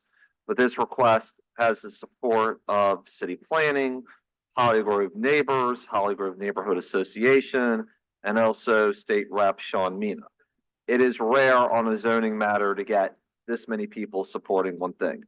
The Henderson Event Hall will be an alcohol-free event venue to serve not only Holly Grove, but also everyone in our city. And we are looking forward to baby showers, community meetings, receptions, and family reunions to take place here. With that, I move for approval, seconded by Councilmember Harris. I need one more. I think Councilmember Thomas, yay? Yeah. Yeah, 5 yeas. Thank you very much. At the top of page 27, zoning docket 3624, 12th House Company LLC. This matter is being deferred to the meeting of June 6th. At the top of page 28, legislative grouping, zoning docket 3724, German Renew, requesting a conditional use to permit a bed and breakfast accessory in an HURD2 historic urban two-family residential district on square 54, lot 15 in the second municipal district, bounded by Dumaine, North Prayer, St. Anne, and North Johnson Street. Municipal address 2028 Dumaine Street. The recommendation of city planning being for denial. Motion M24-236 by Councilmember Green is being withdrawn, and we do have a substitute motion. Substitute motion approving the applicant's request for zoning docket number 3724, subject to 1 waiver and 3 provisos recommended by the City Planning Commission staff on page 13 of its preliminary staff report dated April 23rd, 2024. Members of the council, Mr. Stephen Crow will give a brief presentation. I'm supporting a motion that would approve a conditional use permit for a bed and breakfast at 2028 Dumaine Street. Thank you, council member. This is a proposal to use a single family residence on Dumaine Street in Treme as a bed and breakfast. As you know, this council adopted last year new STR and bed and breakfast regulations that allow 1 STR or bed and breakfast per city square. This square is not currently occupied, and thus this is eligible for application to be the one on the square. The planning commission recommended denial of the application. They were generally concerned about the impact of a bed and breakfast on the residential character of the area and on nearby residents. They were also sensitive to 2 opposition letters that were sent in. Based on this, the planning commission recommended denial. We have a comment card from Ron LaSalle of Zach Smith Consulting. Yes, sir, Ron. Ron Lazo, Zach Smith, Consulting, 1000 Norman C. Francis. First of all, I do want to thank you, Councilmember Green, and your staff for really listening and understanding what the request was from this applicant. You know, one of the wonderful things about council members when they listen to, you know, both sides of it. What was missed in that CPC meeting was there were actually 5 comment cards. There were 5 support letters for the bed and breakfast. And the 2 that were opposed were from the same household. At which time, when the applicant realized it, communicated with the neighbors, and they were like, the only reason we were against it is we weren't notified. I can't help it if the letter didn't get to them as they were mailed. But we do thank you so much for your time on this, and we thank you for your support. You're welcome. I do want to make it known for the record that the report favored this because of a couple of letters of opposition, as Mr. LaSalle explained. The commission did not vote in favor, but the bottom line is that it comes with a favorable report.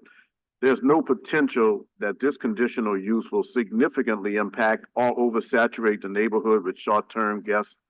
Only 1 accessory bed and breakfast or large residential short-term rental is permitted per city block without the special exception process. So there are no other STRs or bed and breakfast permits on this block. If there are no comments online or are there comments online, I'll move for approval of the motion as outlined. Is there a second? I'll take Councilman Thomas as the second. Members, if you would vote your machine on motion M24-236 regarding this Dumaine Street property. 5 yeas, no nays. Thank you, council members, for your support. Okay, council members, we have a matter that needs to be added and deferred to the agenda. So we would need to vote to add it, and then I would defer it until the next meeting. You want me to read it in? It's a little complex, but it's just gonna be introduced, and it has to be deferred. But go ahead. Read it in? You read it, yes. Okay, Andrew Shepherd, manager, Southern Recycling LLC, requesting a second extension of time for establishment of a conditional use zoning docket 9118, ordinance number 27893. MCS Yes. number calendar number 3244, suggesting hearing date 6/2024. This item may be received. Members, it's simply a technicality. It has to be introduced and made a part of this agenda so that we can get an extension, so that it can be considered at this later date. I move for approval. We have Well, to, first, I move to add to the agenda this item. Second it? Just for the record, seconded? Who seconded? I did. Okay, Councilmember Morel seconded. Members, 6 yeas, no nays, and now we move. We added it to the agenda, now we're moving to, I'm sorry. no, we No, just need no, to right. defer to, Right, we moved it to first. defer to 6/20. We just needed That's to, fine. needed Okay. to suspend, Anita. The first one was receiving the communication, correct? Yeah. Okay, so we have received and added that to the consent agenda, correct? Yep. Now the next is the motion to for the conditional use. Second. No, wait, no. Is that what we're doing next? Two Time separate out, things. time out. We are adding it to the agenda simply to get the additional time that is required so that we can have the hearing. So it's Right, gonna we be have to deferred. receive the was- communication and then we're also reading into the record the motion regarding the zoning docket to extend the conditional use. We need to add that to the, we need to add that also to the agenda, One more vote, that. So moved. which will be deferred. Seconded. Council Vice President Morel. Members, please vote your machines. 6 yeas, no nays. Thank you very much. We did this to solely commence with the advertisement process.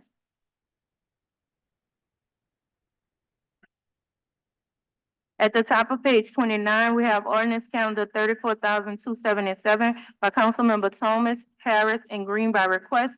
This matter is being deferred to the meeting of 6/6. At the top of page 30, legislative grouping calendar, ordinance calendar number 34,385 by Councilmembers Morel, Moreno, Harris, and Green. This matter is being deferred to the meeting of 6/6. Motion line over M23-426 by Council Members Morel, Moreno, Harris, and Green. This is being deferred to the meeting of 6/6. Motion line over M23-427 by Council Members Morel, Moreno, Harris, and Green. This is also being deferred to the meeting of 6/6. At the top of page 32, legislative grouping, ordinance calendar number 34,653 by Councilmember Harris by request. An ordinance to authorize the mayor of the city of New Orleans to enter into a cooperative endeavor agreement between the city of New Orleans, the River District Neighborhood Investors LLC, and the New Orleans Exhibition Hall Authority Economic Growth and Development District, the RDNI sub-district within the district, and the RDNI Municipal Economic Development District, collectively referred to as parties for the term greater than 1 year for the public purpose of creating large-scale, multifaceted, mixed-use economic development projects compressed of 450 units of affordable and workforce rental housing, including the infrastructure within the RDNI sub-district necessary to support said housing contained in the master development agreement, market rate housing, retail, sports and entertainment venues, office space and hotels, public open spaces, and significant projects reflecting the city's rich culture, heritage, and history to encourage inclusive economic growth and economic mobility by creating new jobs, revitalizing neighborhoods, investing in people, and prioritizing industries, and creating systems to thrive and generally promote the economic development of the city of New Orleans as more fully detailed in the CEA Exhibit 1 and otherwise to provide respect thereto.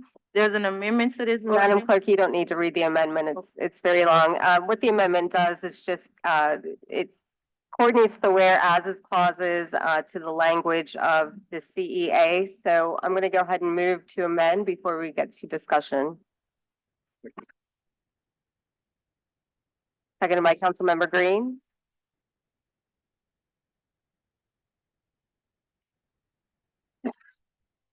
Six yeas. All right, so we have Jeff Schwartz here from the mayor's office, and can you introduce who else is with you? Absolutely. Thank you, Councilmember Harris. Good afternoon, council members. I am joined here today. My name is Jeff Schwartz. I run the Office of Economic Development for the administration. As Councilmember Harris mentioned, I'm joined here today by Michael Busada, who is representing the River District Neighborhood Investors. as well as Tara Carter Hernandez, who is a principal and development partner with the River District Neighborhood Investors as well. And I appreciate this. We've already gone through committee, so we know what this is. Can you just quickly summarize the changes that have been made to the CEA since it was first introduced in December? Absolutely, Councilmember, thank you. At bottom, this agreement and amendment does three things. One is it adds the city and the municipal RDNI EDD as parties to the cooperative endeavor agreement. It creates provisions for minimum affordable housing in the project. It ensures that 50% of all the revenues that are created in the district go to affordable housing and affordable housing infrastructure. And it also creates accountability structures, so ensures regular reporting requirements and a few other items. But that's really the upshot of the amendments that are before us today. And do any of my fellow council members have any questions before I get to public comment? Hearing none, let's go through public comment. The first person is Michael Burnside, and let me just remind you, your comments must be germane to this item. And you are limited to 2 minutes. I will keep that strict time limit. Okay, all revenues. This is actually not true. The current sales tax revenues are mentioned in the whereases and nowhere else. The pilots are mentioned only in regards to sales tax, not with regards to vertical improvements. As far as the affordable housing goes, the affordable housing commitment includes the infrastructure to support the affordable housing, which includes such things as sewers, water mains, streets, and sidewalks. So the 50% that is going to affordable housing is also going to the infrastructure, which will be used by everybody, housing included, but everybody else as well. So the newspaper had an interesting opinion piece a few weeks ago in which they used the number 300 instead of the number 450. It raised some concerns on my part, so I asked to see a copy of the request made by RDNI to Louisiana Housing Corporation for the low income tax credits. I put in a public records request with LHC that was not responded to. I put in a request with Todd James, it was not responded to, and I put in a request with Leslie Harris and it was not responded to. So I have not read whether the city has supported or not supported RDNI's request for federal, state, and local monies to help with the affordable housing. There are other issues, notably that the municipal is the taxing district, but it is the RDNI sub-district that gets to change the boundaries. And so it can be changed to zero. And of course, all the taxes could just disappear if somebody buys and sells the properties. Thank you. Michael Sawaya, is he still here? He's in support. Corey Ashby. Going once, going twice. Talia Brombe. Talia? On. Julia Sagati? Julia? Not here. Kristen Hamilton.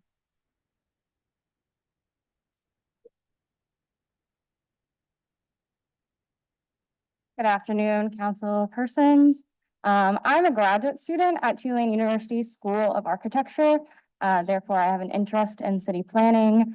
I'm speaking in opposition of the community endeavor agreement between the city of New Orleans and the River District Neighborhood Investors. This project was originally advertised to be addressing the current housing crisis in New Orleans, which you all are aware of, yet in reality will not do so.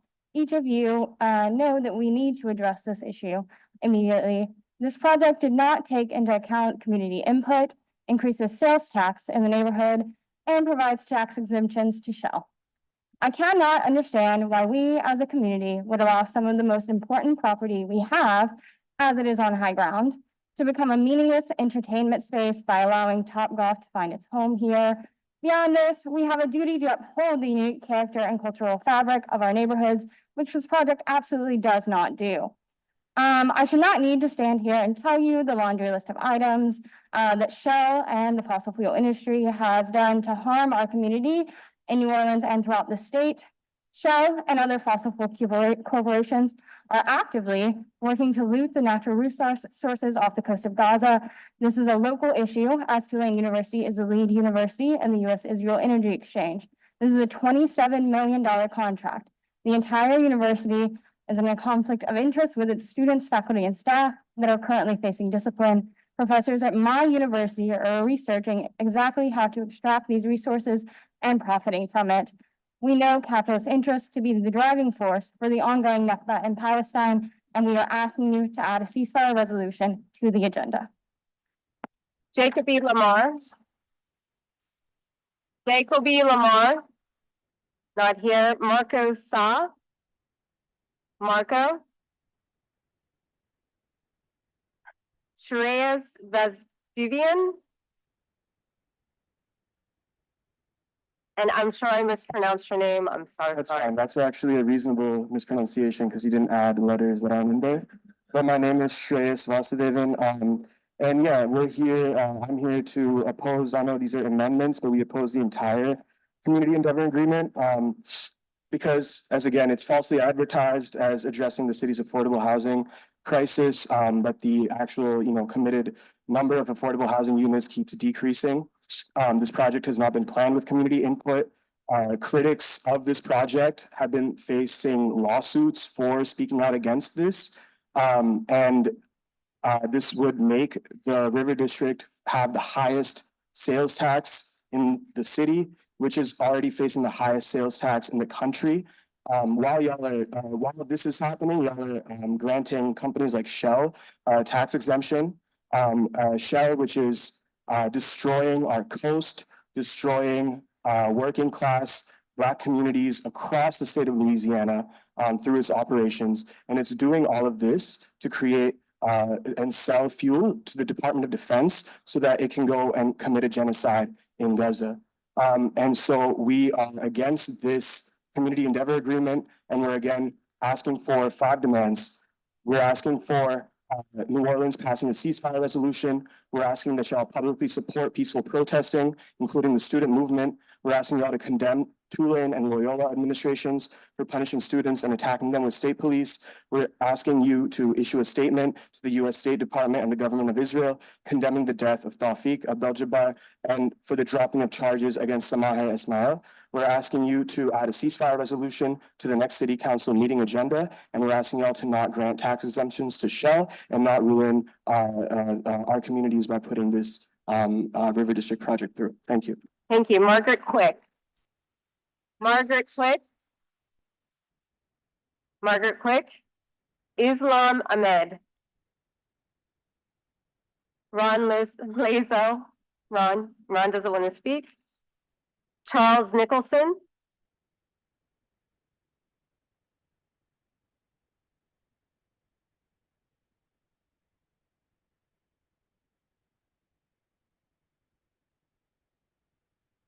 Good afternoon, Charles Nicholson with Housing NOLA and the Greater New Orleans Housing Alliance. The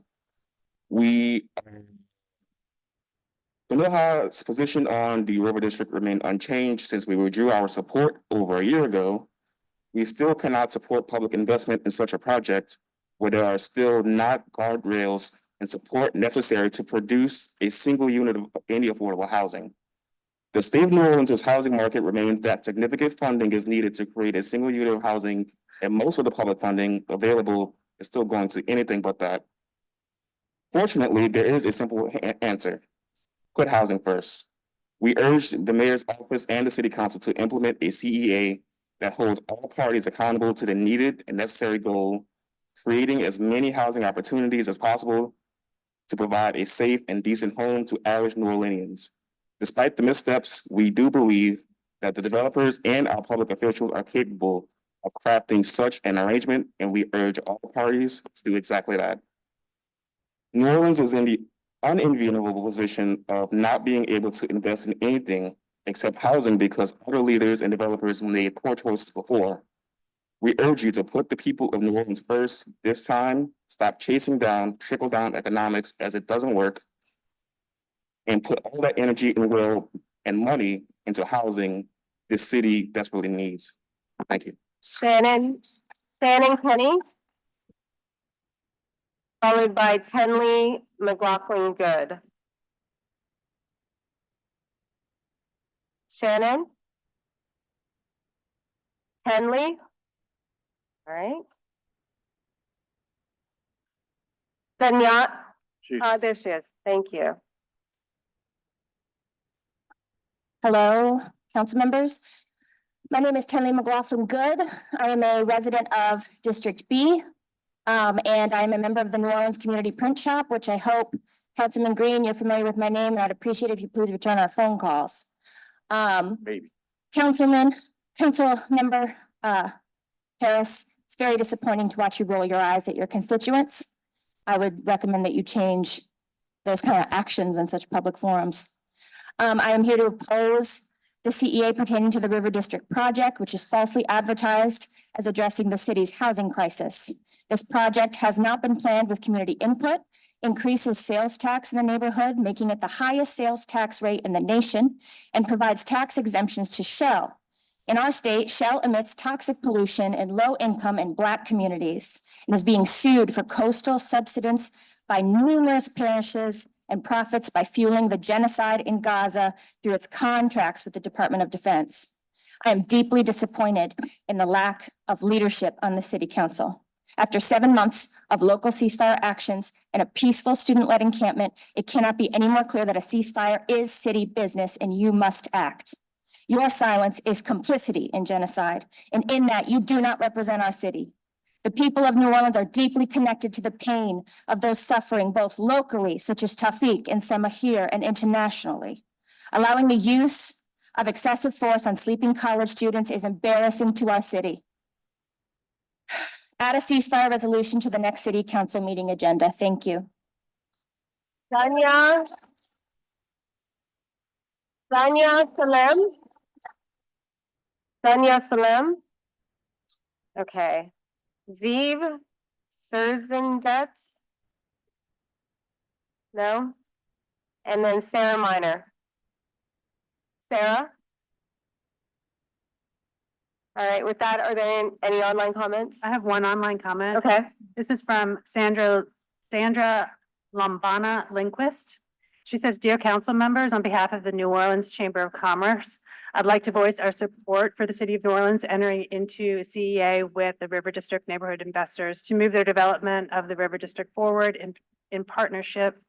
RDNI's plans for vast stretch of vacant land next to the convention center set the stage for a dynamic new hub for business, amplifying economic activity and job creation. This $1.5 billion project will revitalize over 39 acres of land, currently generating zero taxes on the Mississippi River, and produce $500 million in new sales tax revenues over the next 30 years. Beyond economic benefits, the inclusion of retail and entertainment promises increased tourism, support for local small businesses, and a lively atmosphere that embodies the spirit of New Orleans. Last but certainly not least, the public benefits proposed by the developers, namely the addition of much needed affordable housing for our citizens, will deliver a project that is a positive net gain for locals and visitors alike. Our extensive network at the Chamber, comprising over 1,300 member businesses and community leaders, is united in fostering a dynamic business climate that encourages entrepreneurship and success throughout New Orleans. We are encouraged by the collective vision and efforts we see before us with the CEA to fortify the future of this project. That's it for our online comments. All right, and ma'am, did you fill out a card? I did. My name is Zoo Jernstad. I did, yeah, go ahead. I'm here today to oppose the CEA pertaining to the River District project. The lack of broad community input, increase of sales tax in the neighborhood, and tax exemptions to Shell in our state is a failing to our community. Shell has been emitting toxic pollution and eroding the health of low-income communities. They're already being sued for coastal damage in Louisiana and profiting from fueling the genocide in Gaza through its contacts with the DOD. They're complicit in an active genocide. That makes what's happening in Palestine a New Orleans issue. Why is there a tax exemption for people profiting off the killing of over 440,000 people? Our city needs real affordable housing, no more entertainment for tourists until New Orleans companies are held accountable for the damage they are inflicting on our community, and we have housing. We need to stand in solidarity against the genocide with our tax dollars. Please add a ceasefire resolution to the next city council meeting. Okay, thank you. All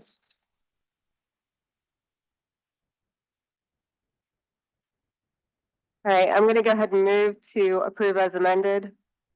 Seconded by Councilmember Green.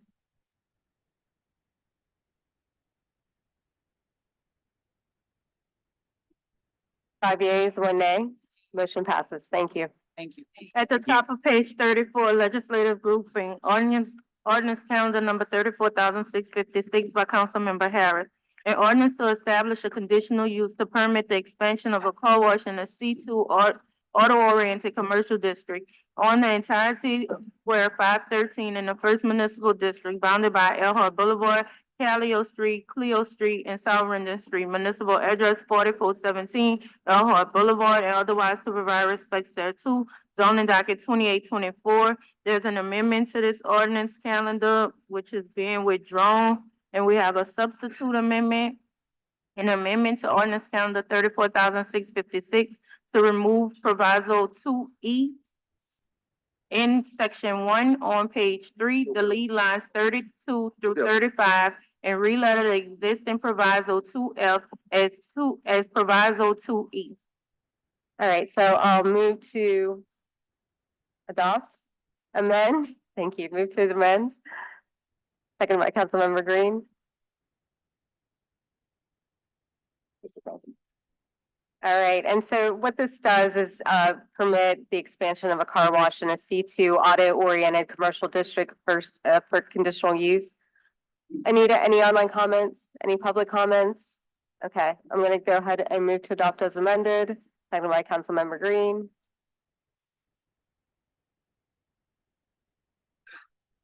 Six shares. Thank y'all.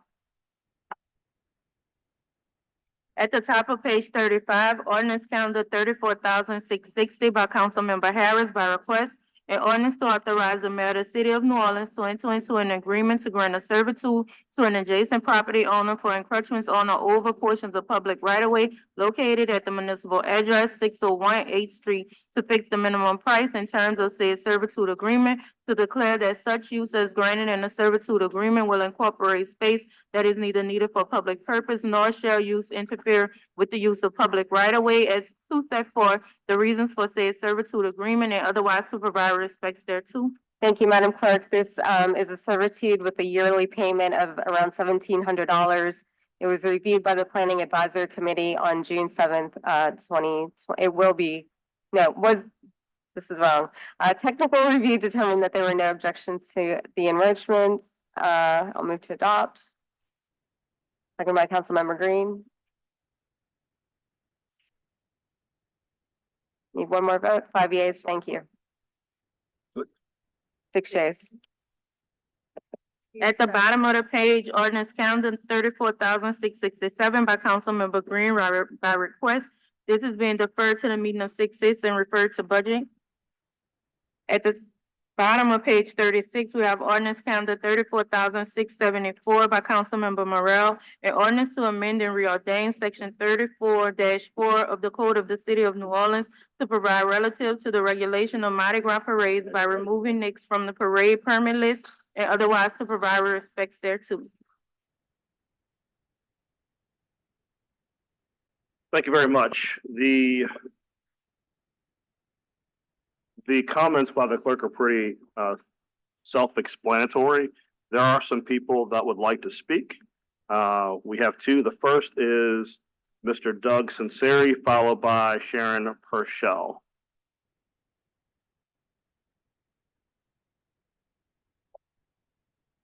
Good afternoon. I was going to spend most time on this. You have 2 minutes. You have 2 minutes. Yes, I know. Most of the time on the ordinance, I will say, I think it's vague. I think the issue regarding social media posts, when the ordinance went into effect, it wasn't social media, and I don't think that was contemplated. Second, on the bans, we sent the council contracts that they had 7 bans. 2 didn't show up. The statute says about penalties being willful. I don't think that's willful. The third issue are the throws.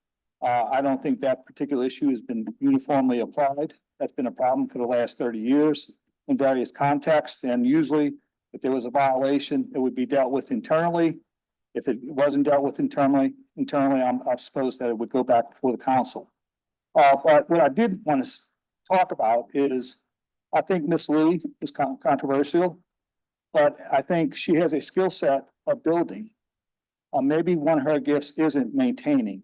A lot of, CEOs who started businesses end up going out in a golden parachute because it's a different skill set to maintain a business as opposed to build one.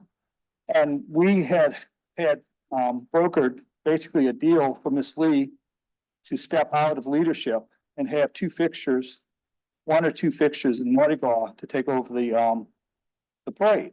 And we were actually going to consummate this deal this week. And this came up today.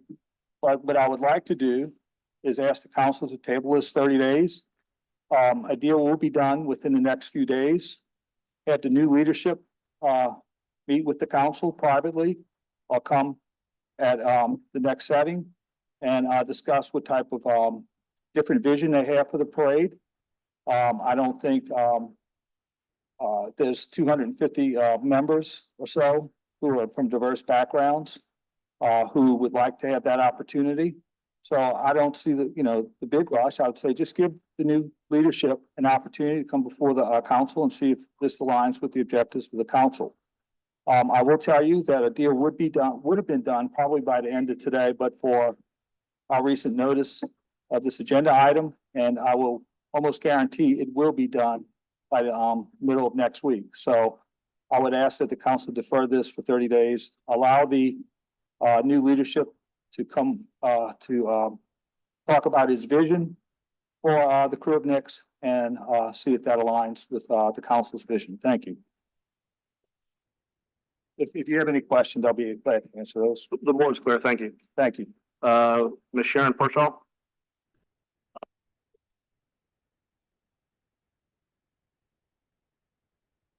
I'm sorry, and make sure you say your name and address for the record. This is required. Sharon Pershaw. Okay. Okay. And your address? My home address? Yes. Or address of business and address. We need an address.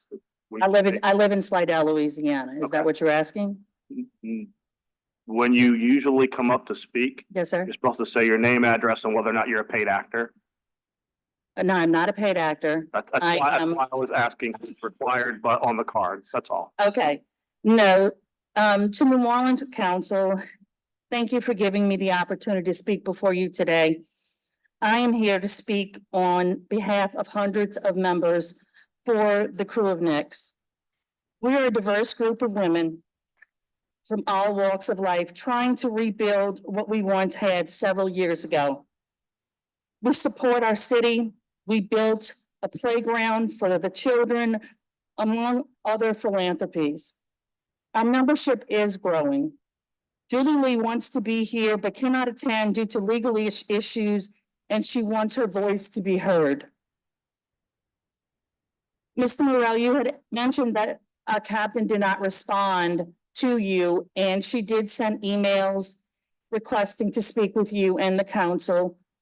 And, we're just asking to please reconsider dropping this permit.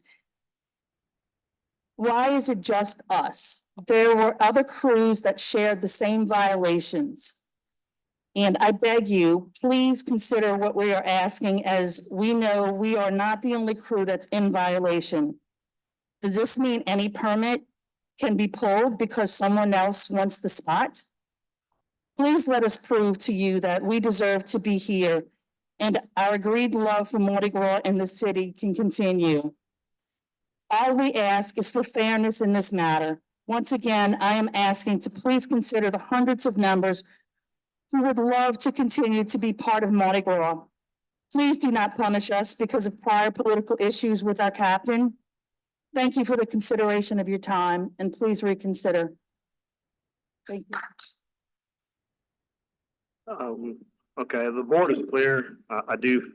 Councilor, I have some online comments. How many online comments? 4. 4? We can do all 4. That's fine. Make sure that each comment is limited to 2 minutes, please. First comment is from Roy Bruckbacher. I greatly urge City Council to vote yes on this ordinance amendment. No other organization would be allowed to roll in this abysmal state that Knicks has the past few years. It's no longer a full and functional organization, and their ride slot should be given to an organization that can put on a full parade. Next comment is from Trevor McQueen. For too long, the crew of Knicks, led by Julie Lee, has disrespected the spirit of Mardi Gras and therefore disrespected the citizens of New Orleans. By not removing Knicks from Mardi Gras, the city council is setting a precedent that you can slap Chris Rock and not get blamed from the Oscars for the next 10 years. If my neighbor left her dog's crap on my lawn, she can expect it returned in her mailbox, just saying. Miss Lee's harmful actions deserve appropriate punishment. Time to 86 Knicks. Next comment is from Kathy Calicote. For the last 2 years, the Knicks Parade has been a pathetic representation of New Orleans Mardi Gras organizations. Even exclusive of the controversial statements made by its captain, Knicks has failed to meet the parameters set forth by the city for ridership and walking units. I saw 2 floats this year with no visible riders on the upper tier, and I only watched for about 15 minutes. Their riders hardly threw anything, and the crowd was almost non-existent. I heard reports of the crew recruiting visitors to ride on the day of the parade just to fill the floats. This crew is taking up a coveted spot that could go to any one of several more deserving organizations. I'm a member of the crew of Themis, which would love to have its own parade and has about 3 times the membership of Knicks. Our crew was founded on a platform of promoting social justice and women's empowerment. We have donated clothing to women's shelters and prom dress drives, held school supply drives, and are an active supporter of Son of Saint. Do I want that Prime Wednesday night parade? No, but the first weekend cruise of Cleopatra and King Arthur far outshine Knicks and are deserving of that prime time Wednesday parade if they want it. Since that fateful Facebook post in the summer of 2020, the crew of Knicks has collapsed to the point that it can no longer uphold the standard of a Mardi Gras parading organization as defined by the New Orleans City Ordinance. I therefore ask the City Council to revoke its parade permit and grant it to a more deserving crew. The last comment is from Hattie Parsley. She says, I wholeheartedly support the Knicks Parade should be removed from Mardi Gras due to their leader being a racist. On a similar vein, it pains me that council members elected by the people continue to ignore the racist and inhumane actions of the Israeli governments in Palestine that people continue to bring up. I ask that you listen to the people you represent and add a ceasefire resolution to the next city council meeting agenda. Additionally, please get rid of Knicks. No one even goes anymore, and it's an embarrassment to our city. That's it for the comments. Thank you. I also have a late card from Mr. Riley. Thank you, Councilman, members of the committee. Bruce Riley from Vote. I just think it's rather telling, and someone just has to mention it, that there's more people here supporting Palestine and Palestinians than there are members of the Knicks crew. And the Knicks crew is actually sort of like in the dock, as they say, in the criminal justice system. And so didn't even show up to defend themselves. And so I feel like that should be your answer. I don't think you need to go any further than that. If they're not willing to come here and tell you what they're all about in numbers, because as we know, you need to have numbers, then this says everything you need to know. And we all know that crews should stand for something, or they're going to fall for everything. And it's really sad that this has come to this, but really, we should be looking at all our crews and what it is that they espouse as their values. And I appreciate you bringing this, Councilman Morrell. Thank you.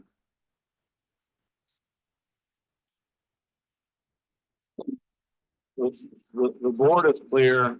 I want to begin by saying, just for a bit of clarification, regarding the letter and correspondence. A letter was sent to all people, all crews that had violations and that we had received complaints regarding on March 28th.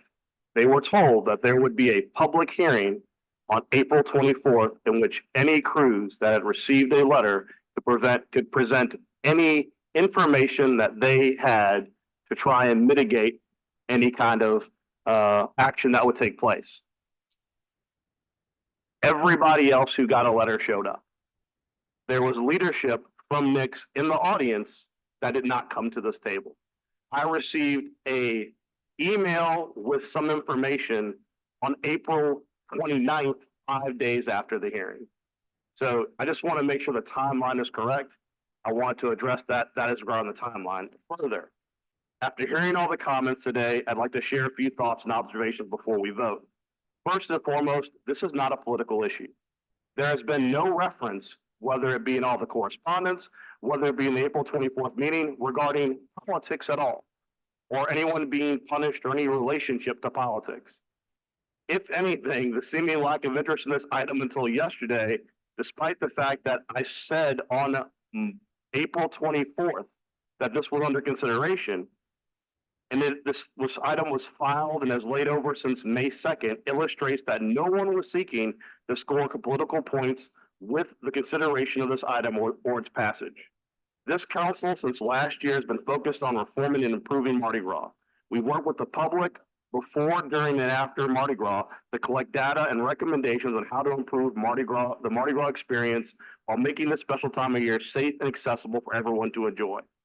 We have additionally worked with all crews that roll during the entirety of Mardi Gras season to streamline a variety of different processes, as well as set expectations as to how responsive these crews need to be to the city as we seek to preserve this tradition that everyone enjoys.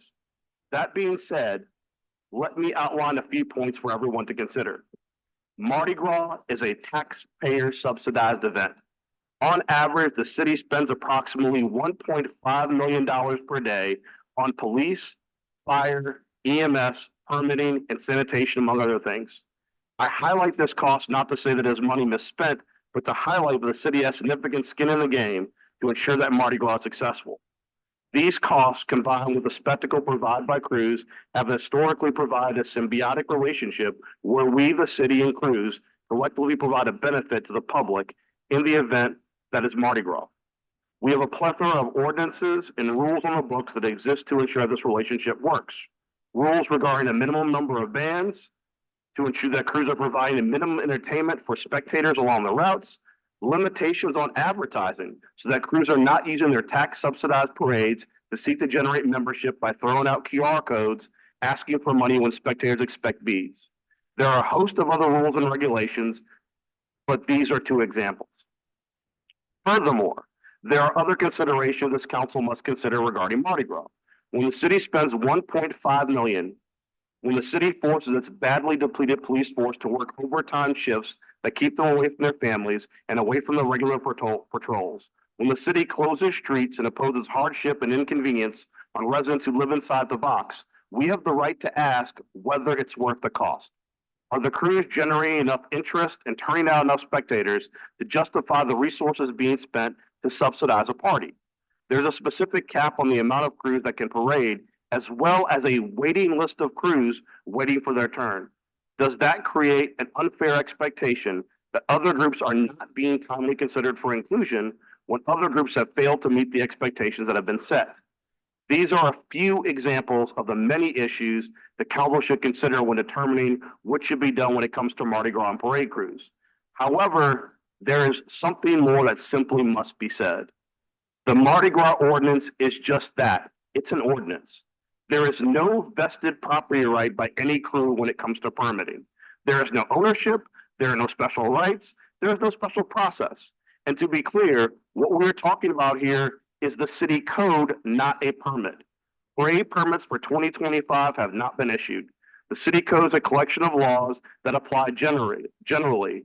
No carnival organization, not Knicks, not Rex, not Zulu, have a constitutionally protected property interest in our city code.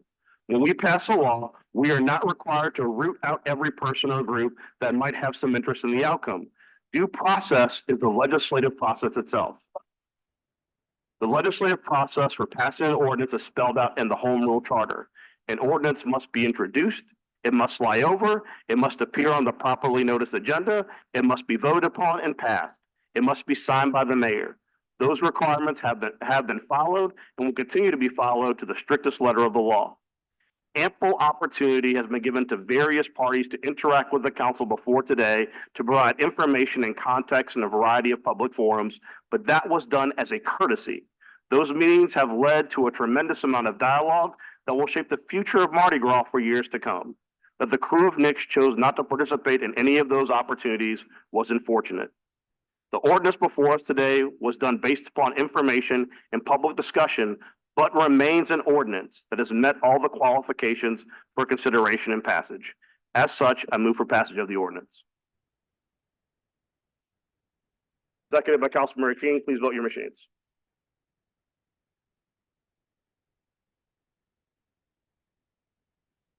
7 yeas, no nays. The ordinance is passed. At the top of page 37, ordinance calendar number 34,675 by Councilmember Harris by request.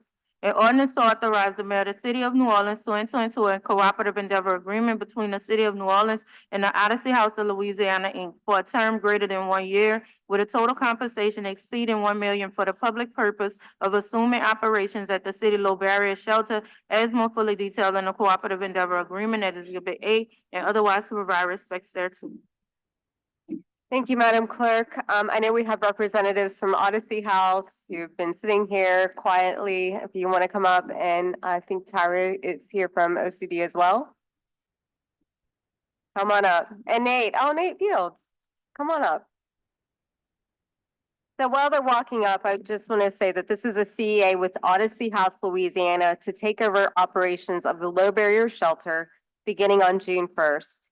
The Office of Community Development released a NOFA seeking an operator for the city's low barrier shelter, and Odyssey House was the only respondent. Odyssey House Louisiana was awarded $6.5 million to operate the shelter for 1 year with the option to renew up to 3 years based on performance and available financial resources. This CEA means that Odyssey House Louisiana will manage the 296-bed shelter every single day, 24 hours a day, providing 3 meals a day, connecting individuals to supportive services, housing, addiction treatment, etc. The low barrier shelter should provide a safe community environment within which homeless individuals can be engaged, connected to essential services, sheltered and supported while they move to appropriate housing. And Odyssey House Louisiana has taken up the charge on helping to turn around the current operations of our low barrier shelter to make this so.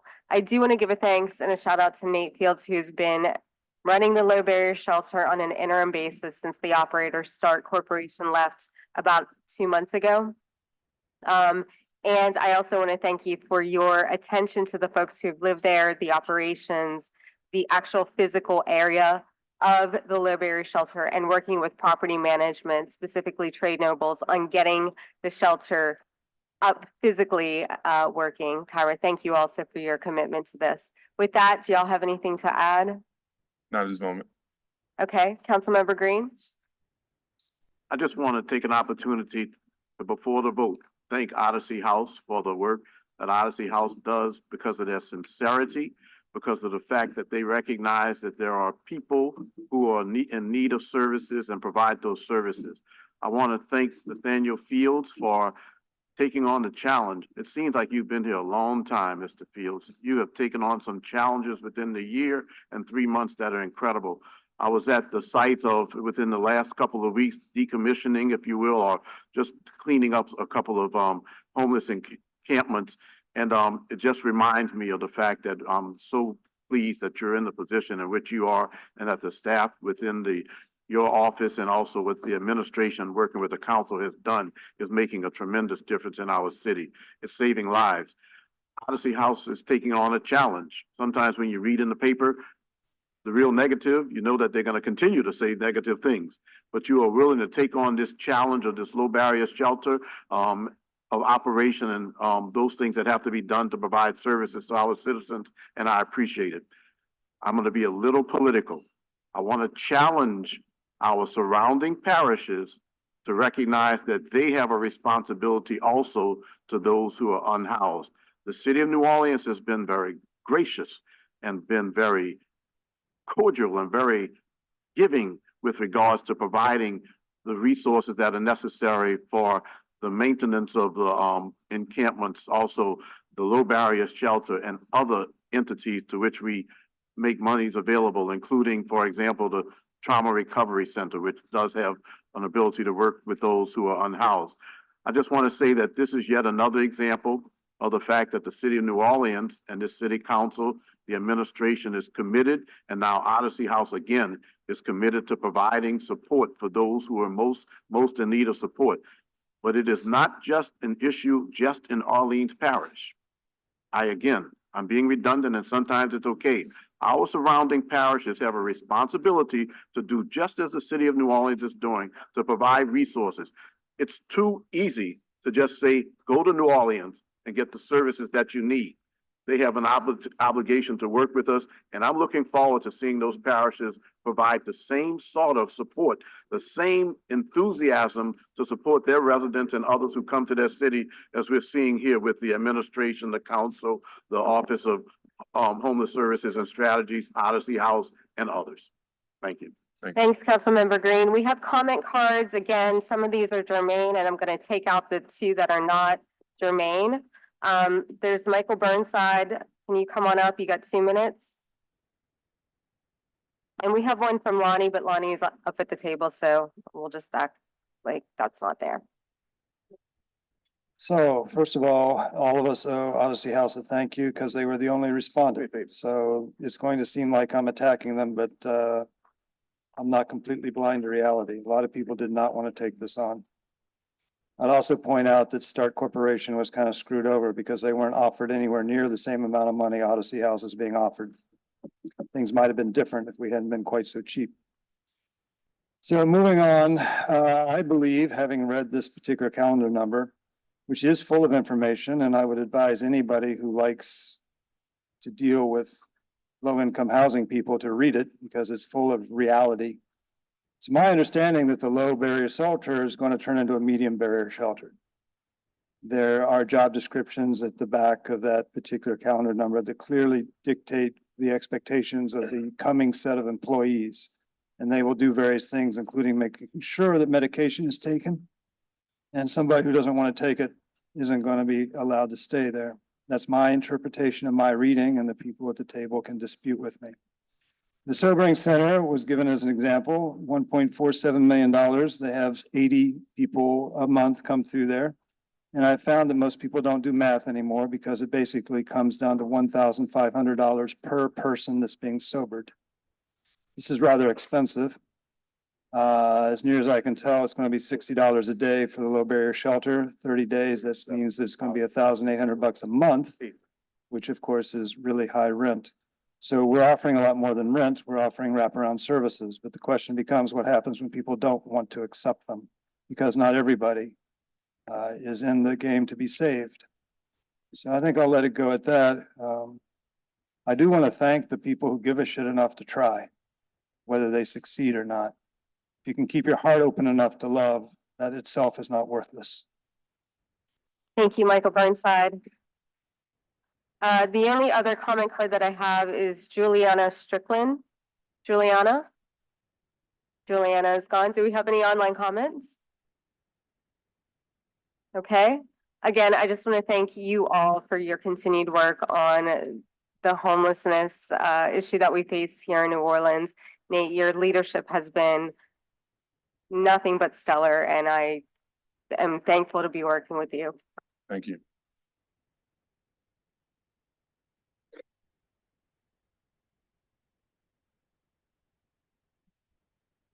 Five yeas. Thank you.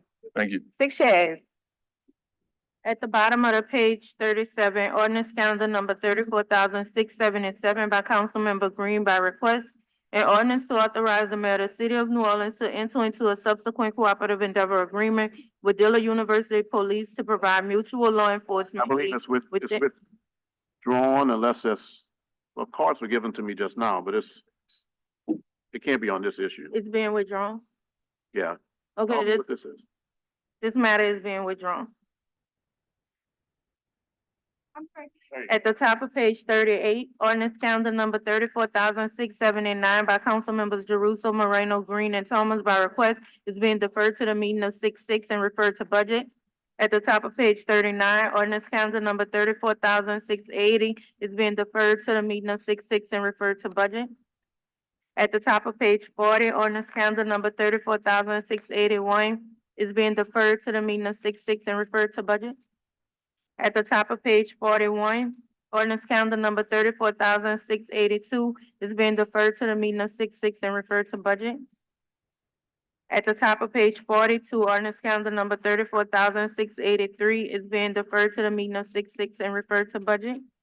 At the top of page 43, ordinance calendar number 34,684 is being deferred to the meeting of 6/6 and referred to budget. At the bottom of page 43, motion line over M22-516 by Councilmember Morel is being deferred to meeting of 7/11. At the top of page 44, resolution line over 2495 by Councilmember Thomas is being deferred to the meeting of 6/6. Motion number 24-215 by Councilmember Thomas by request is being deferred to the meeting of 6/6 and referred to the Criminal Justice Committee. At the bottom of page 44, motion M24-216 by Councilmember Moreno, selecting the Times-Picayune, the New Orleans Advocate as the official journal for the city of New Orleans for the period beginning June 1st, 2024 and ending May 31st, 2025. I'll make a motion to adopt. I can get a second. Seconded by Councilmember Jeruso.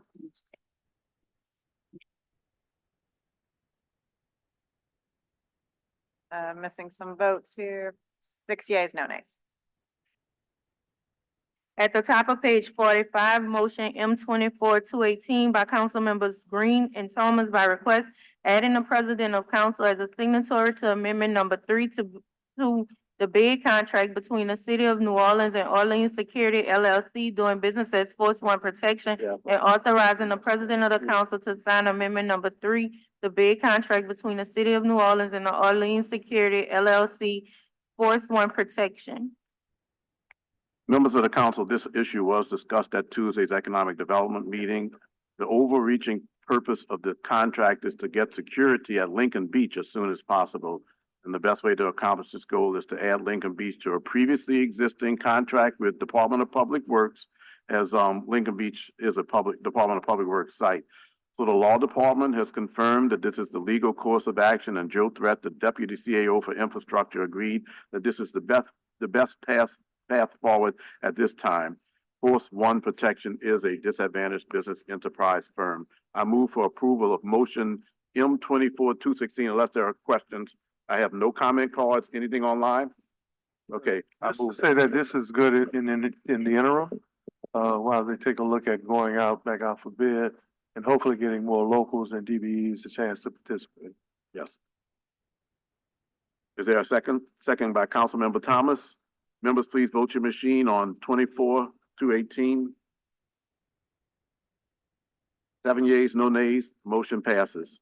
Motion M24-219 by Councilmember Green by request, adding the President of Council as a signatory to a contract agreement between the City of New Orleans and the New Orleans Redevelopment Authority, authorizing the President of the Council to sign a contract between the City of New Orleans and the New Orleans Redevelopment Authority.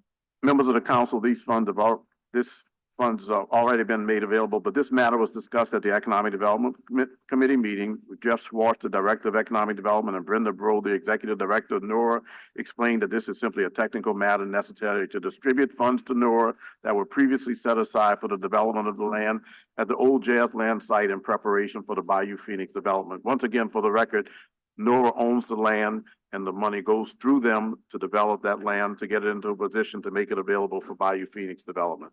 I move, may I have a second? Second by Councilmember Morel. Members, please vote your machine. 5 yeas, no nays. At the top of 6 yeas, page. no nays. Thank you very much, members. At the top of page 46, we have resolution 24-223 by council members Moreno, Morel, Jeruso, Harris, King, Green, and Thomas by request, confirming the appointments and award of scholarships selected by Mayor LaToya Cantrell to receive 4-year scholarships to Tulane University are deemed to be well qualified and worthy of such selection under the criteria established in City Code Section 233C1, accordingly pursuant to the City Code Section 233C9 as follows. Lola Salas Cameron, Council District A; Kayla Vaughn Kirby, Council District A; Timothy Jarrell Jr., Council District B; Maxwell Glover Mormon, Council District B; Lauren Olivia Vance, Council District C; Adam Quagbenchu, Council District D. Ty Sadiq Rose, Council District D. Katie Nguyen, Council District E. Rodrigo Garcia, Council District D. Sejon Banks, Council District E. Thank you, Madam Clerk. I do have a lot of comment cards. Reminder to keep the comments germane to the Tulane scholarships that are being awarded by the mayor. The first one is Maya Sanchez. Gonna come up? No, Maya. Okay. This looks like Tony Jones. There's a hyphenated name. Okay.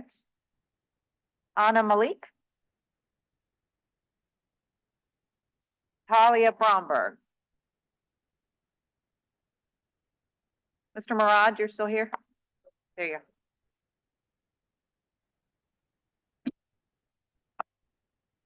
Good afternoon again. Good afternoon.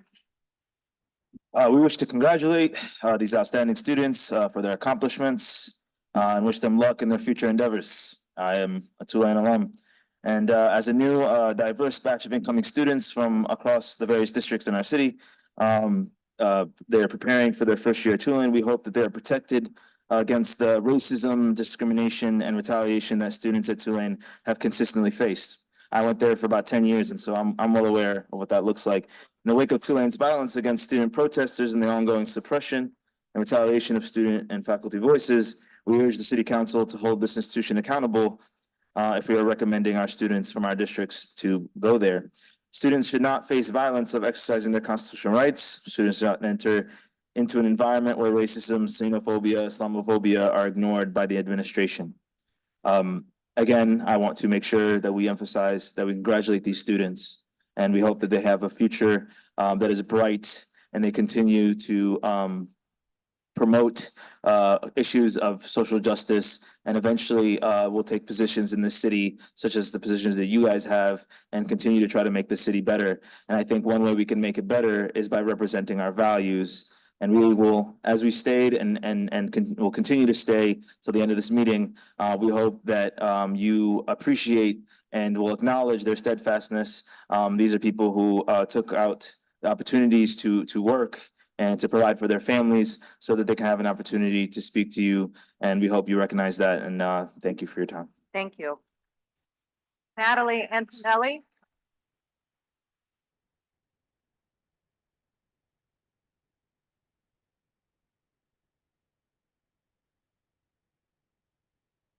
Good afternoon. Good afternoon. I want to reiterate that we wish to congratulate these outstanding students on their accomplishments and wish them luck in their future endeavors. We hope they are protected against the racism, discrimination, and retaliation that students at Tulane have consistently faced. In the wake of Tulane's violence against student protesters and ongoing suppression and retaliation of city and faculty voices, we urge the City Council to hold this institution accountable. Students should not face violence for exercising constitutional rights. Students should not enter into an environment where racism, xenophobia, and Islamophobia are ignored by the administration. And students should not enter into an environment where student protesters are faced with police violence. And speaking on police violence, I would like to also mention, because I did not have the opportunity to, that I oppose the ordinance. You need to stay germane on this topic. Okay.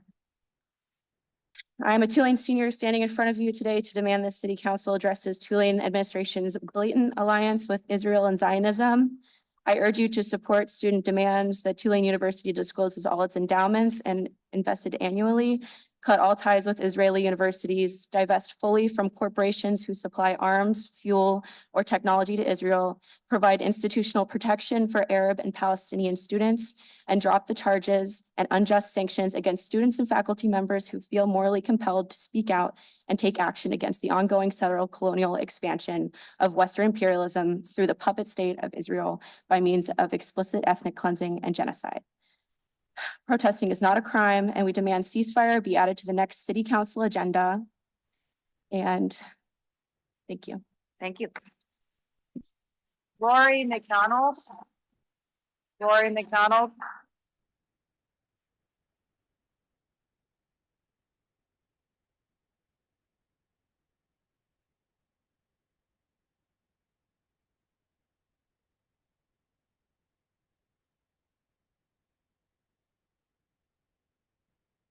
My name is Rory McDonald, and I'm a member of Tulane Students for Democratic Society. And as a Tulane student, I'm happy to support this measure because our university desperately needs to better represent New Orleans, its residents, and its values. Tulane University has repeatedly lied about our movement and our actions, labeling us as outside agitators. However, we, the students, and those who support us in the community understand that it is Tulane University that is the outside agitator in New Orleans. It's Tulane University, which was founded by a supporter of the Confederacy, a wealthy merchant from New Jersey, that was run and administered by slave owners and Confederates and segregationists throughout most of its history, that resisted desegregation for a decade after Brown v. Board of Education, that is the outside agitator in New Orleans, just like it is the genocidal settler state of Israel that is the outside agitator in Gaza and all of occupied Palestine. As representatives of the city of New Orleans, it falls to you, to this council, to combat Tulane University's lies like the lies in the IPM report that was discussed today, lies like we heard in the congressional hearings by the House Education Committee, lies like the lies that are coming from the White House about the student protests, and lies like the lies that are coming from Israel every day about their genocidal operations in Palestine. Here in your city, you have the power to correct the record.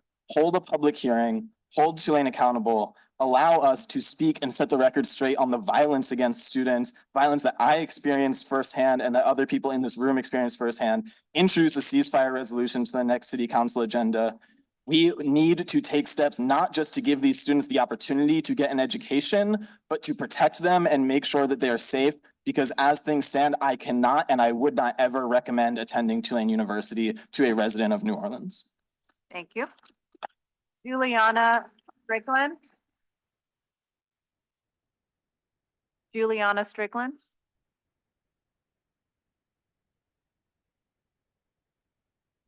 Okay. Joshua Tannenbaum.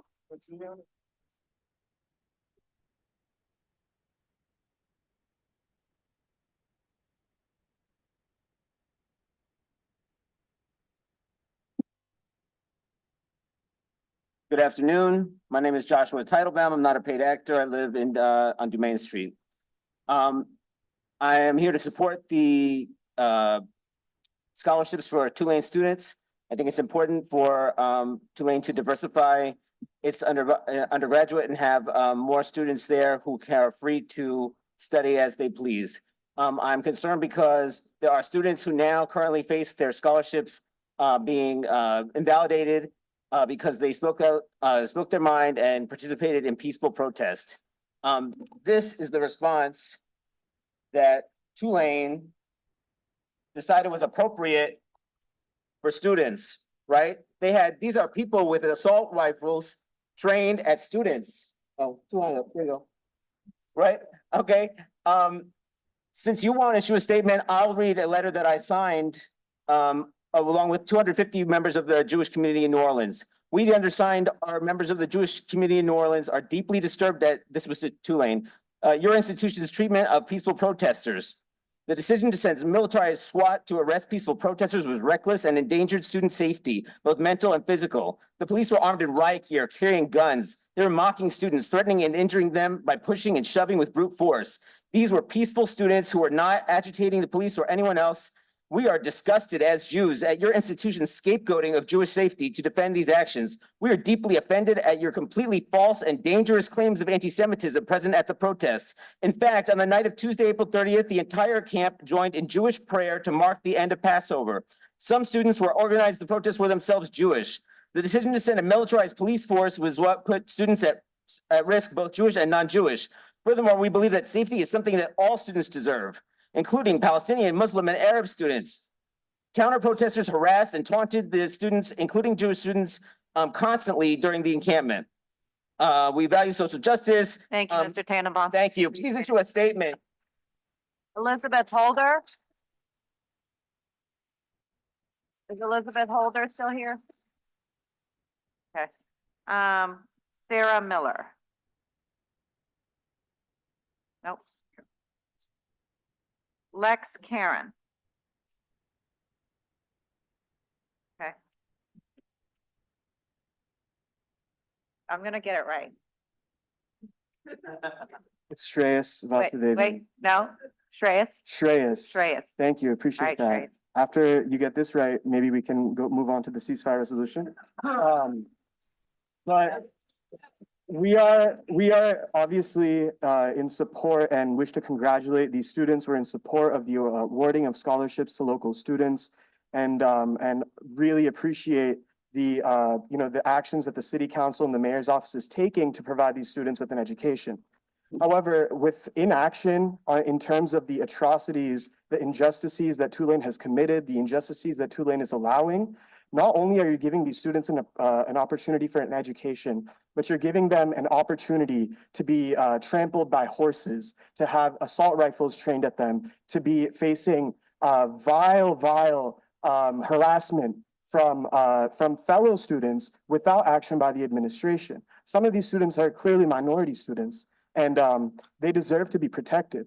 So in the wake of what happened 2 weeks ago, by paying for more local students to be going at Tulane without taking a stance on what happened at Tulane, how brutal the student encampment was, you are allowing these future students to be put at the same risk.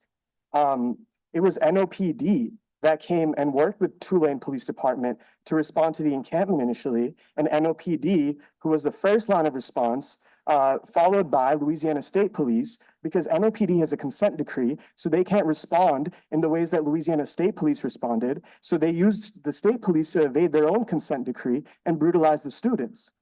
If we don't take a stand on this, then we're just putting the next generation of students at risk of this level of retaliation. Don't let this happen again. Make a statement condemning the actions of Tulane, make a statement to, and don't let the DA's office pursue charges in the municipal court against people who were arrested at the encampment, and put a ceasefire resolution on the agenda. That's all we're asking. Thank you. Thank you. Last card is Bruce Riley.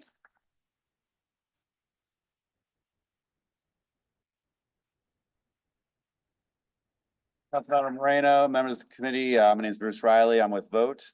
And as I think many of you know, I'm a proud graduate of Tulane Law School, where I took the First Amendment class, the 14th Amendment class, and a lot of other things. We talked a lot about civil rights and whatnot. And I've been to the legislature about 30 times over the last month or two, and they're up there talking about the outside agitators, right? They're talking about the riots and things. They're characterizing things in a whole different light than what we know to be true.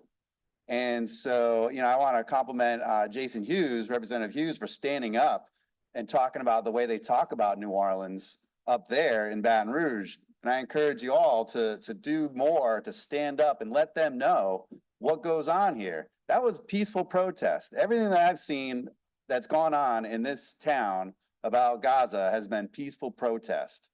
And we need to stand up and put our arms around people and say, look, even if you disagree with what somebody's saying, you should agree with their right to say it, right? And if someone pulls out a gun and says, no, get over here, get over there, whoa, we don't need all that.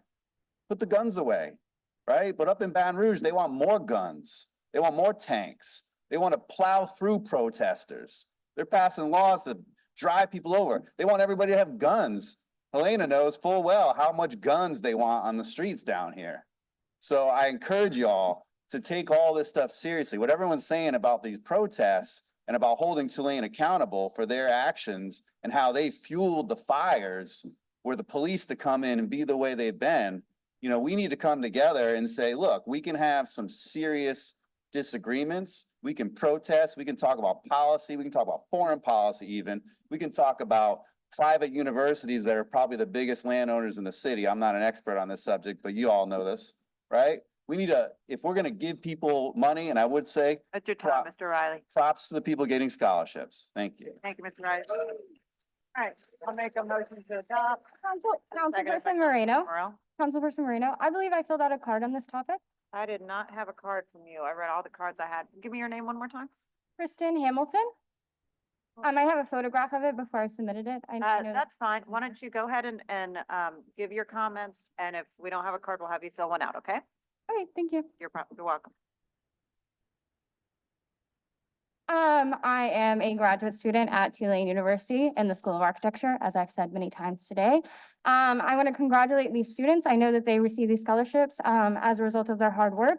As did I. I am on scholarship at Tulane University, but I'm currently unjustly facing an interim suspension for trying to exercise my right to free speech. To give you a timeline, I, as early as October 20th, asked to hold a community meeting within the School of Architecture to have a discussion regarding this issue.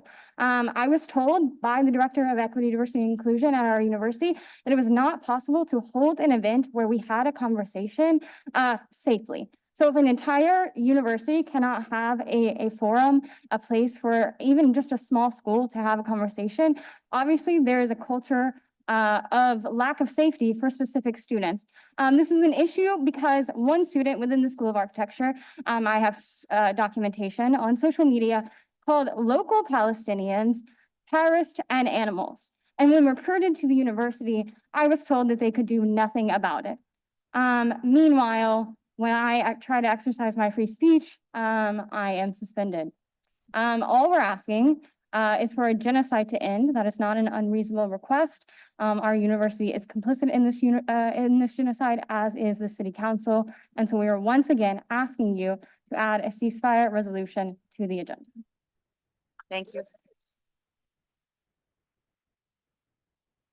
All right, with that, I'll make a motion to adopt if I can get a second. You have to do it again because you cleared it because we weren't done with public comment.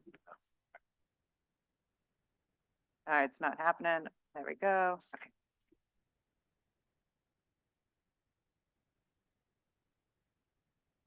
At the top of page 47, we have motion 24-225 by council members Moreno, Morel, Jeruso, Harris, King, Green, and Thomas. This is being deferred to the meeting of 6/6. At the bottom of page 48, we have motion M24-235 by council members Morel, Harris, King, Green, and Thomas, appointing Justin Hawkins to serve as the chief of staff for the city council capacity at a base salary grade of 105, step 50.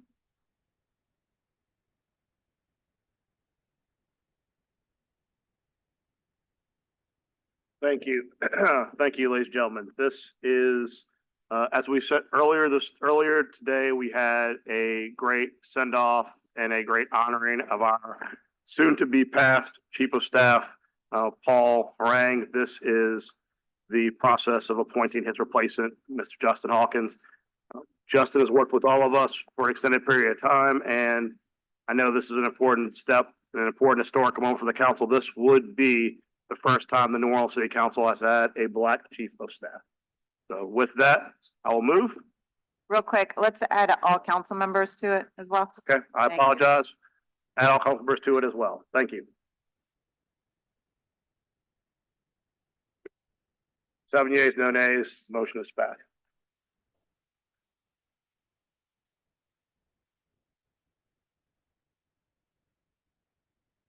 Okay, Oh, Councilman. Eugene, you ready to suspend the rules? No, not yet. Not yet. We have to clear up a matter from earlier Oh, with okay. Councilmember Green. So Oh, we, way to go, Eugene. No. we accepted, the situation as a communication and we voted on the communication, so we need to clear it up for advertisement purposes and they suspend the rules to bring in motion 24-37. I thought we had taken that second vote, but members, I'll ask for your support. I move for approval of motion 24-237. Wait, let me read it For into, adding it to Okay. the agenda. yeah, let me read it into record. Motion M24-237 by Councilmember Green, granting a one-year extension of the conditional use authorized in ordinance number 27893 MCS zoning docket number 9118 for the property located at 4201 Franks Road until June 6, 2025, in accordance with Article 4.3.8.H.2 of the Comprehensive Zoning Ordinance. We need to suspend the rules to receive this motion. So moved. Seconded by Councilmember Harris. Members, please vote your machines to suspend the rules for the addition of this ordinance. Aye. I'm sorry, yay, Aw. Morel. Okay, We need to suspend the rules to add it to add it. all right. So moved. Second? I've moved. Councilmember King has seconded. Members, please vote your machines. And this matter is being deferred to the meeting of 6:20. Yes. Okay, Okay, council members, now drum roll. now I can. All right. You can make a motion to, Move to go to ordinances on first reading. yes. It's been moved by Councilmember Green. I'll second. All in favor? Aye. All right. Unanimous. Do you want to get back there?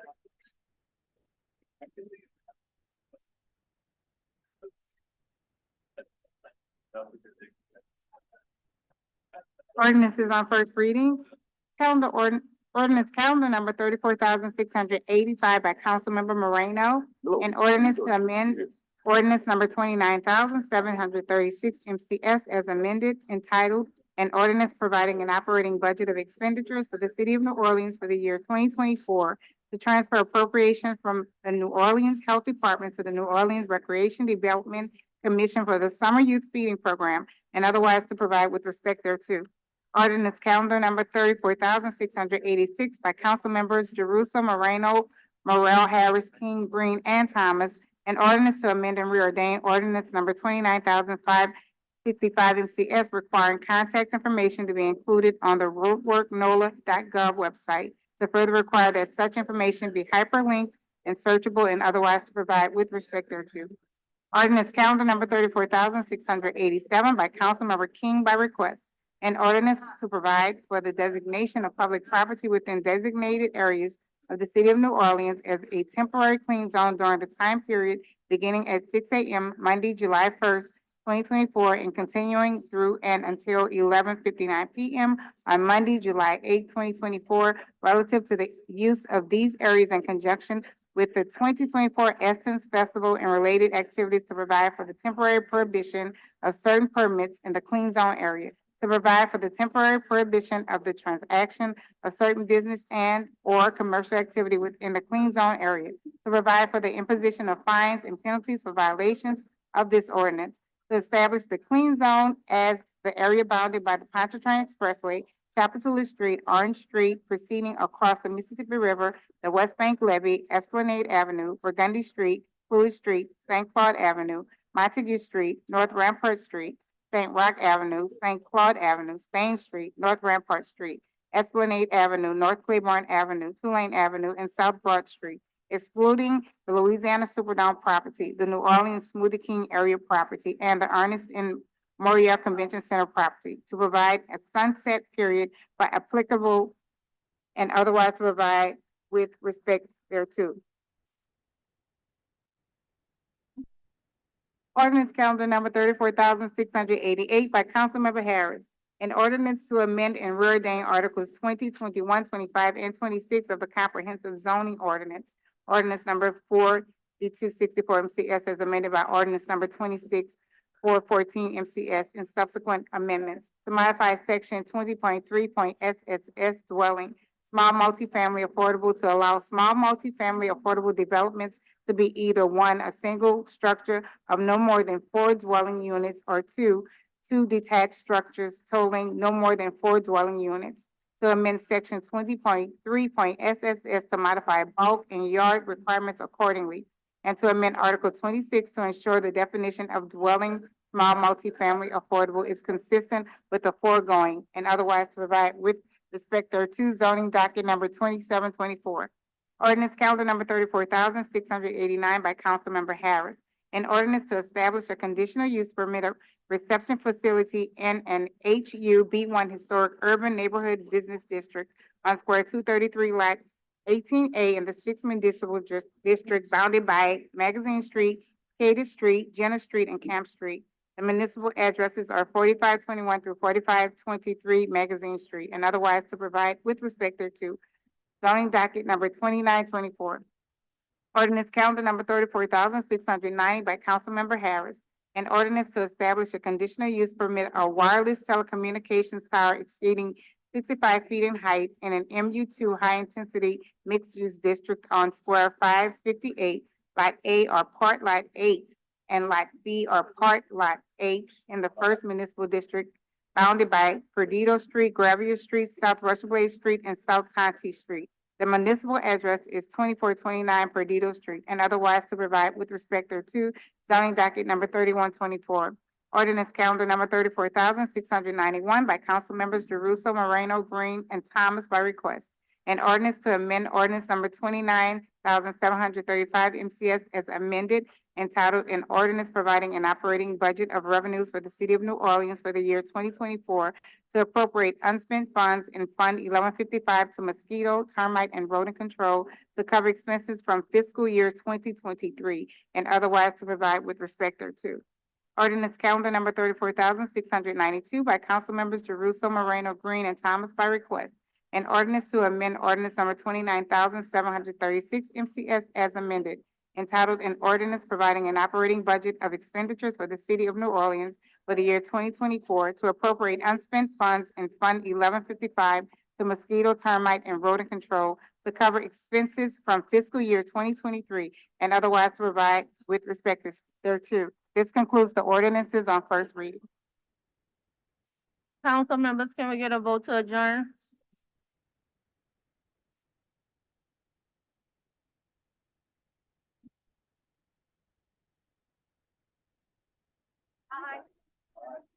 One, two, three, four, five, six. And then 1, 2, 3, 4, 5. We got Thomas, a yay. That's fine. Yep. We got 5 yays to adjourn. Thank you, ma'am. Councilmember Vice President. Nope. No comments.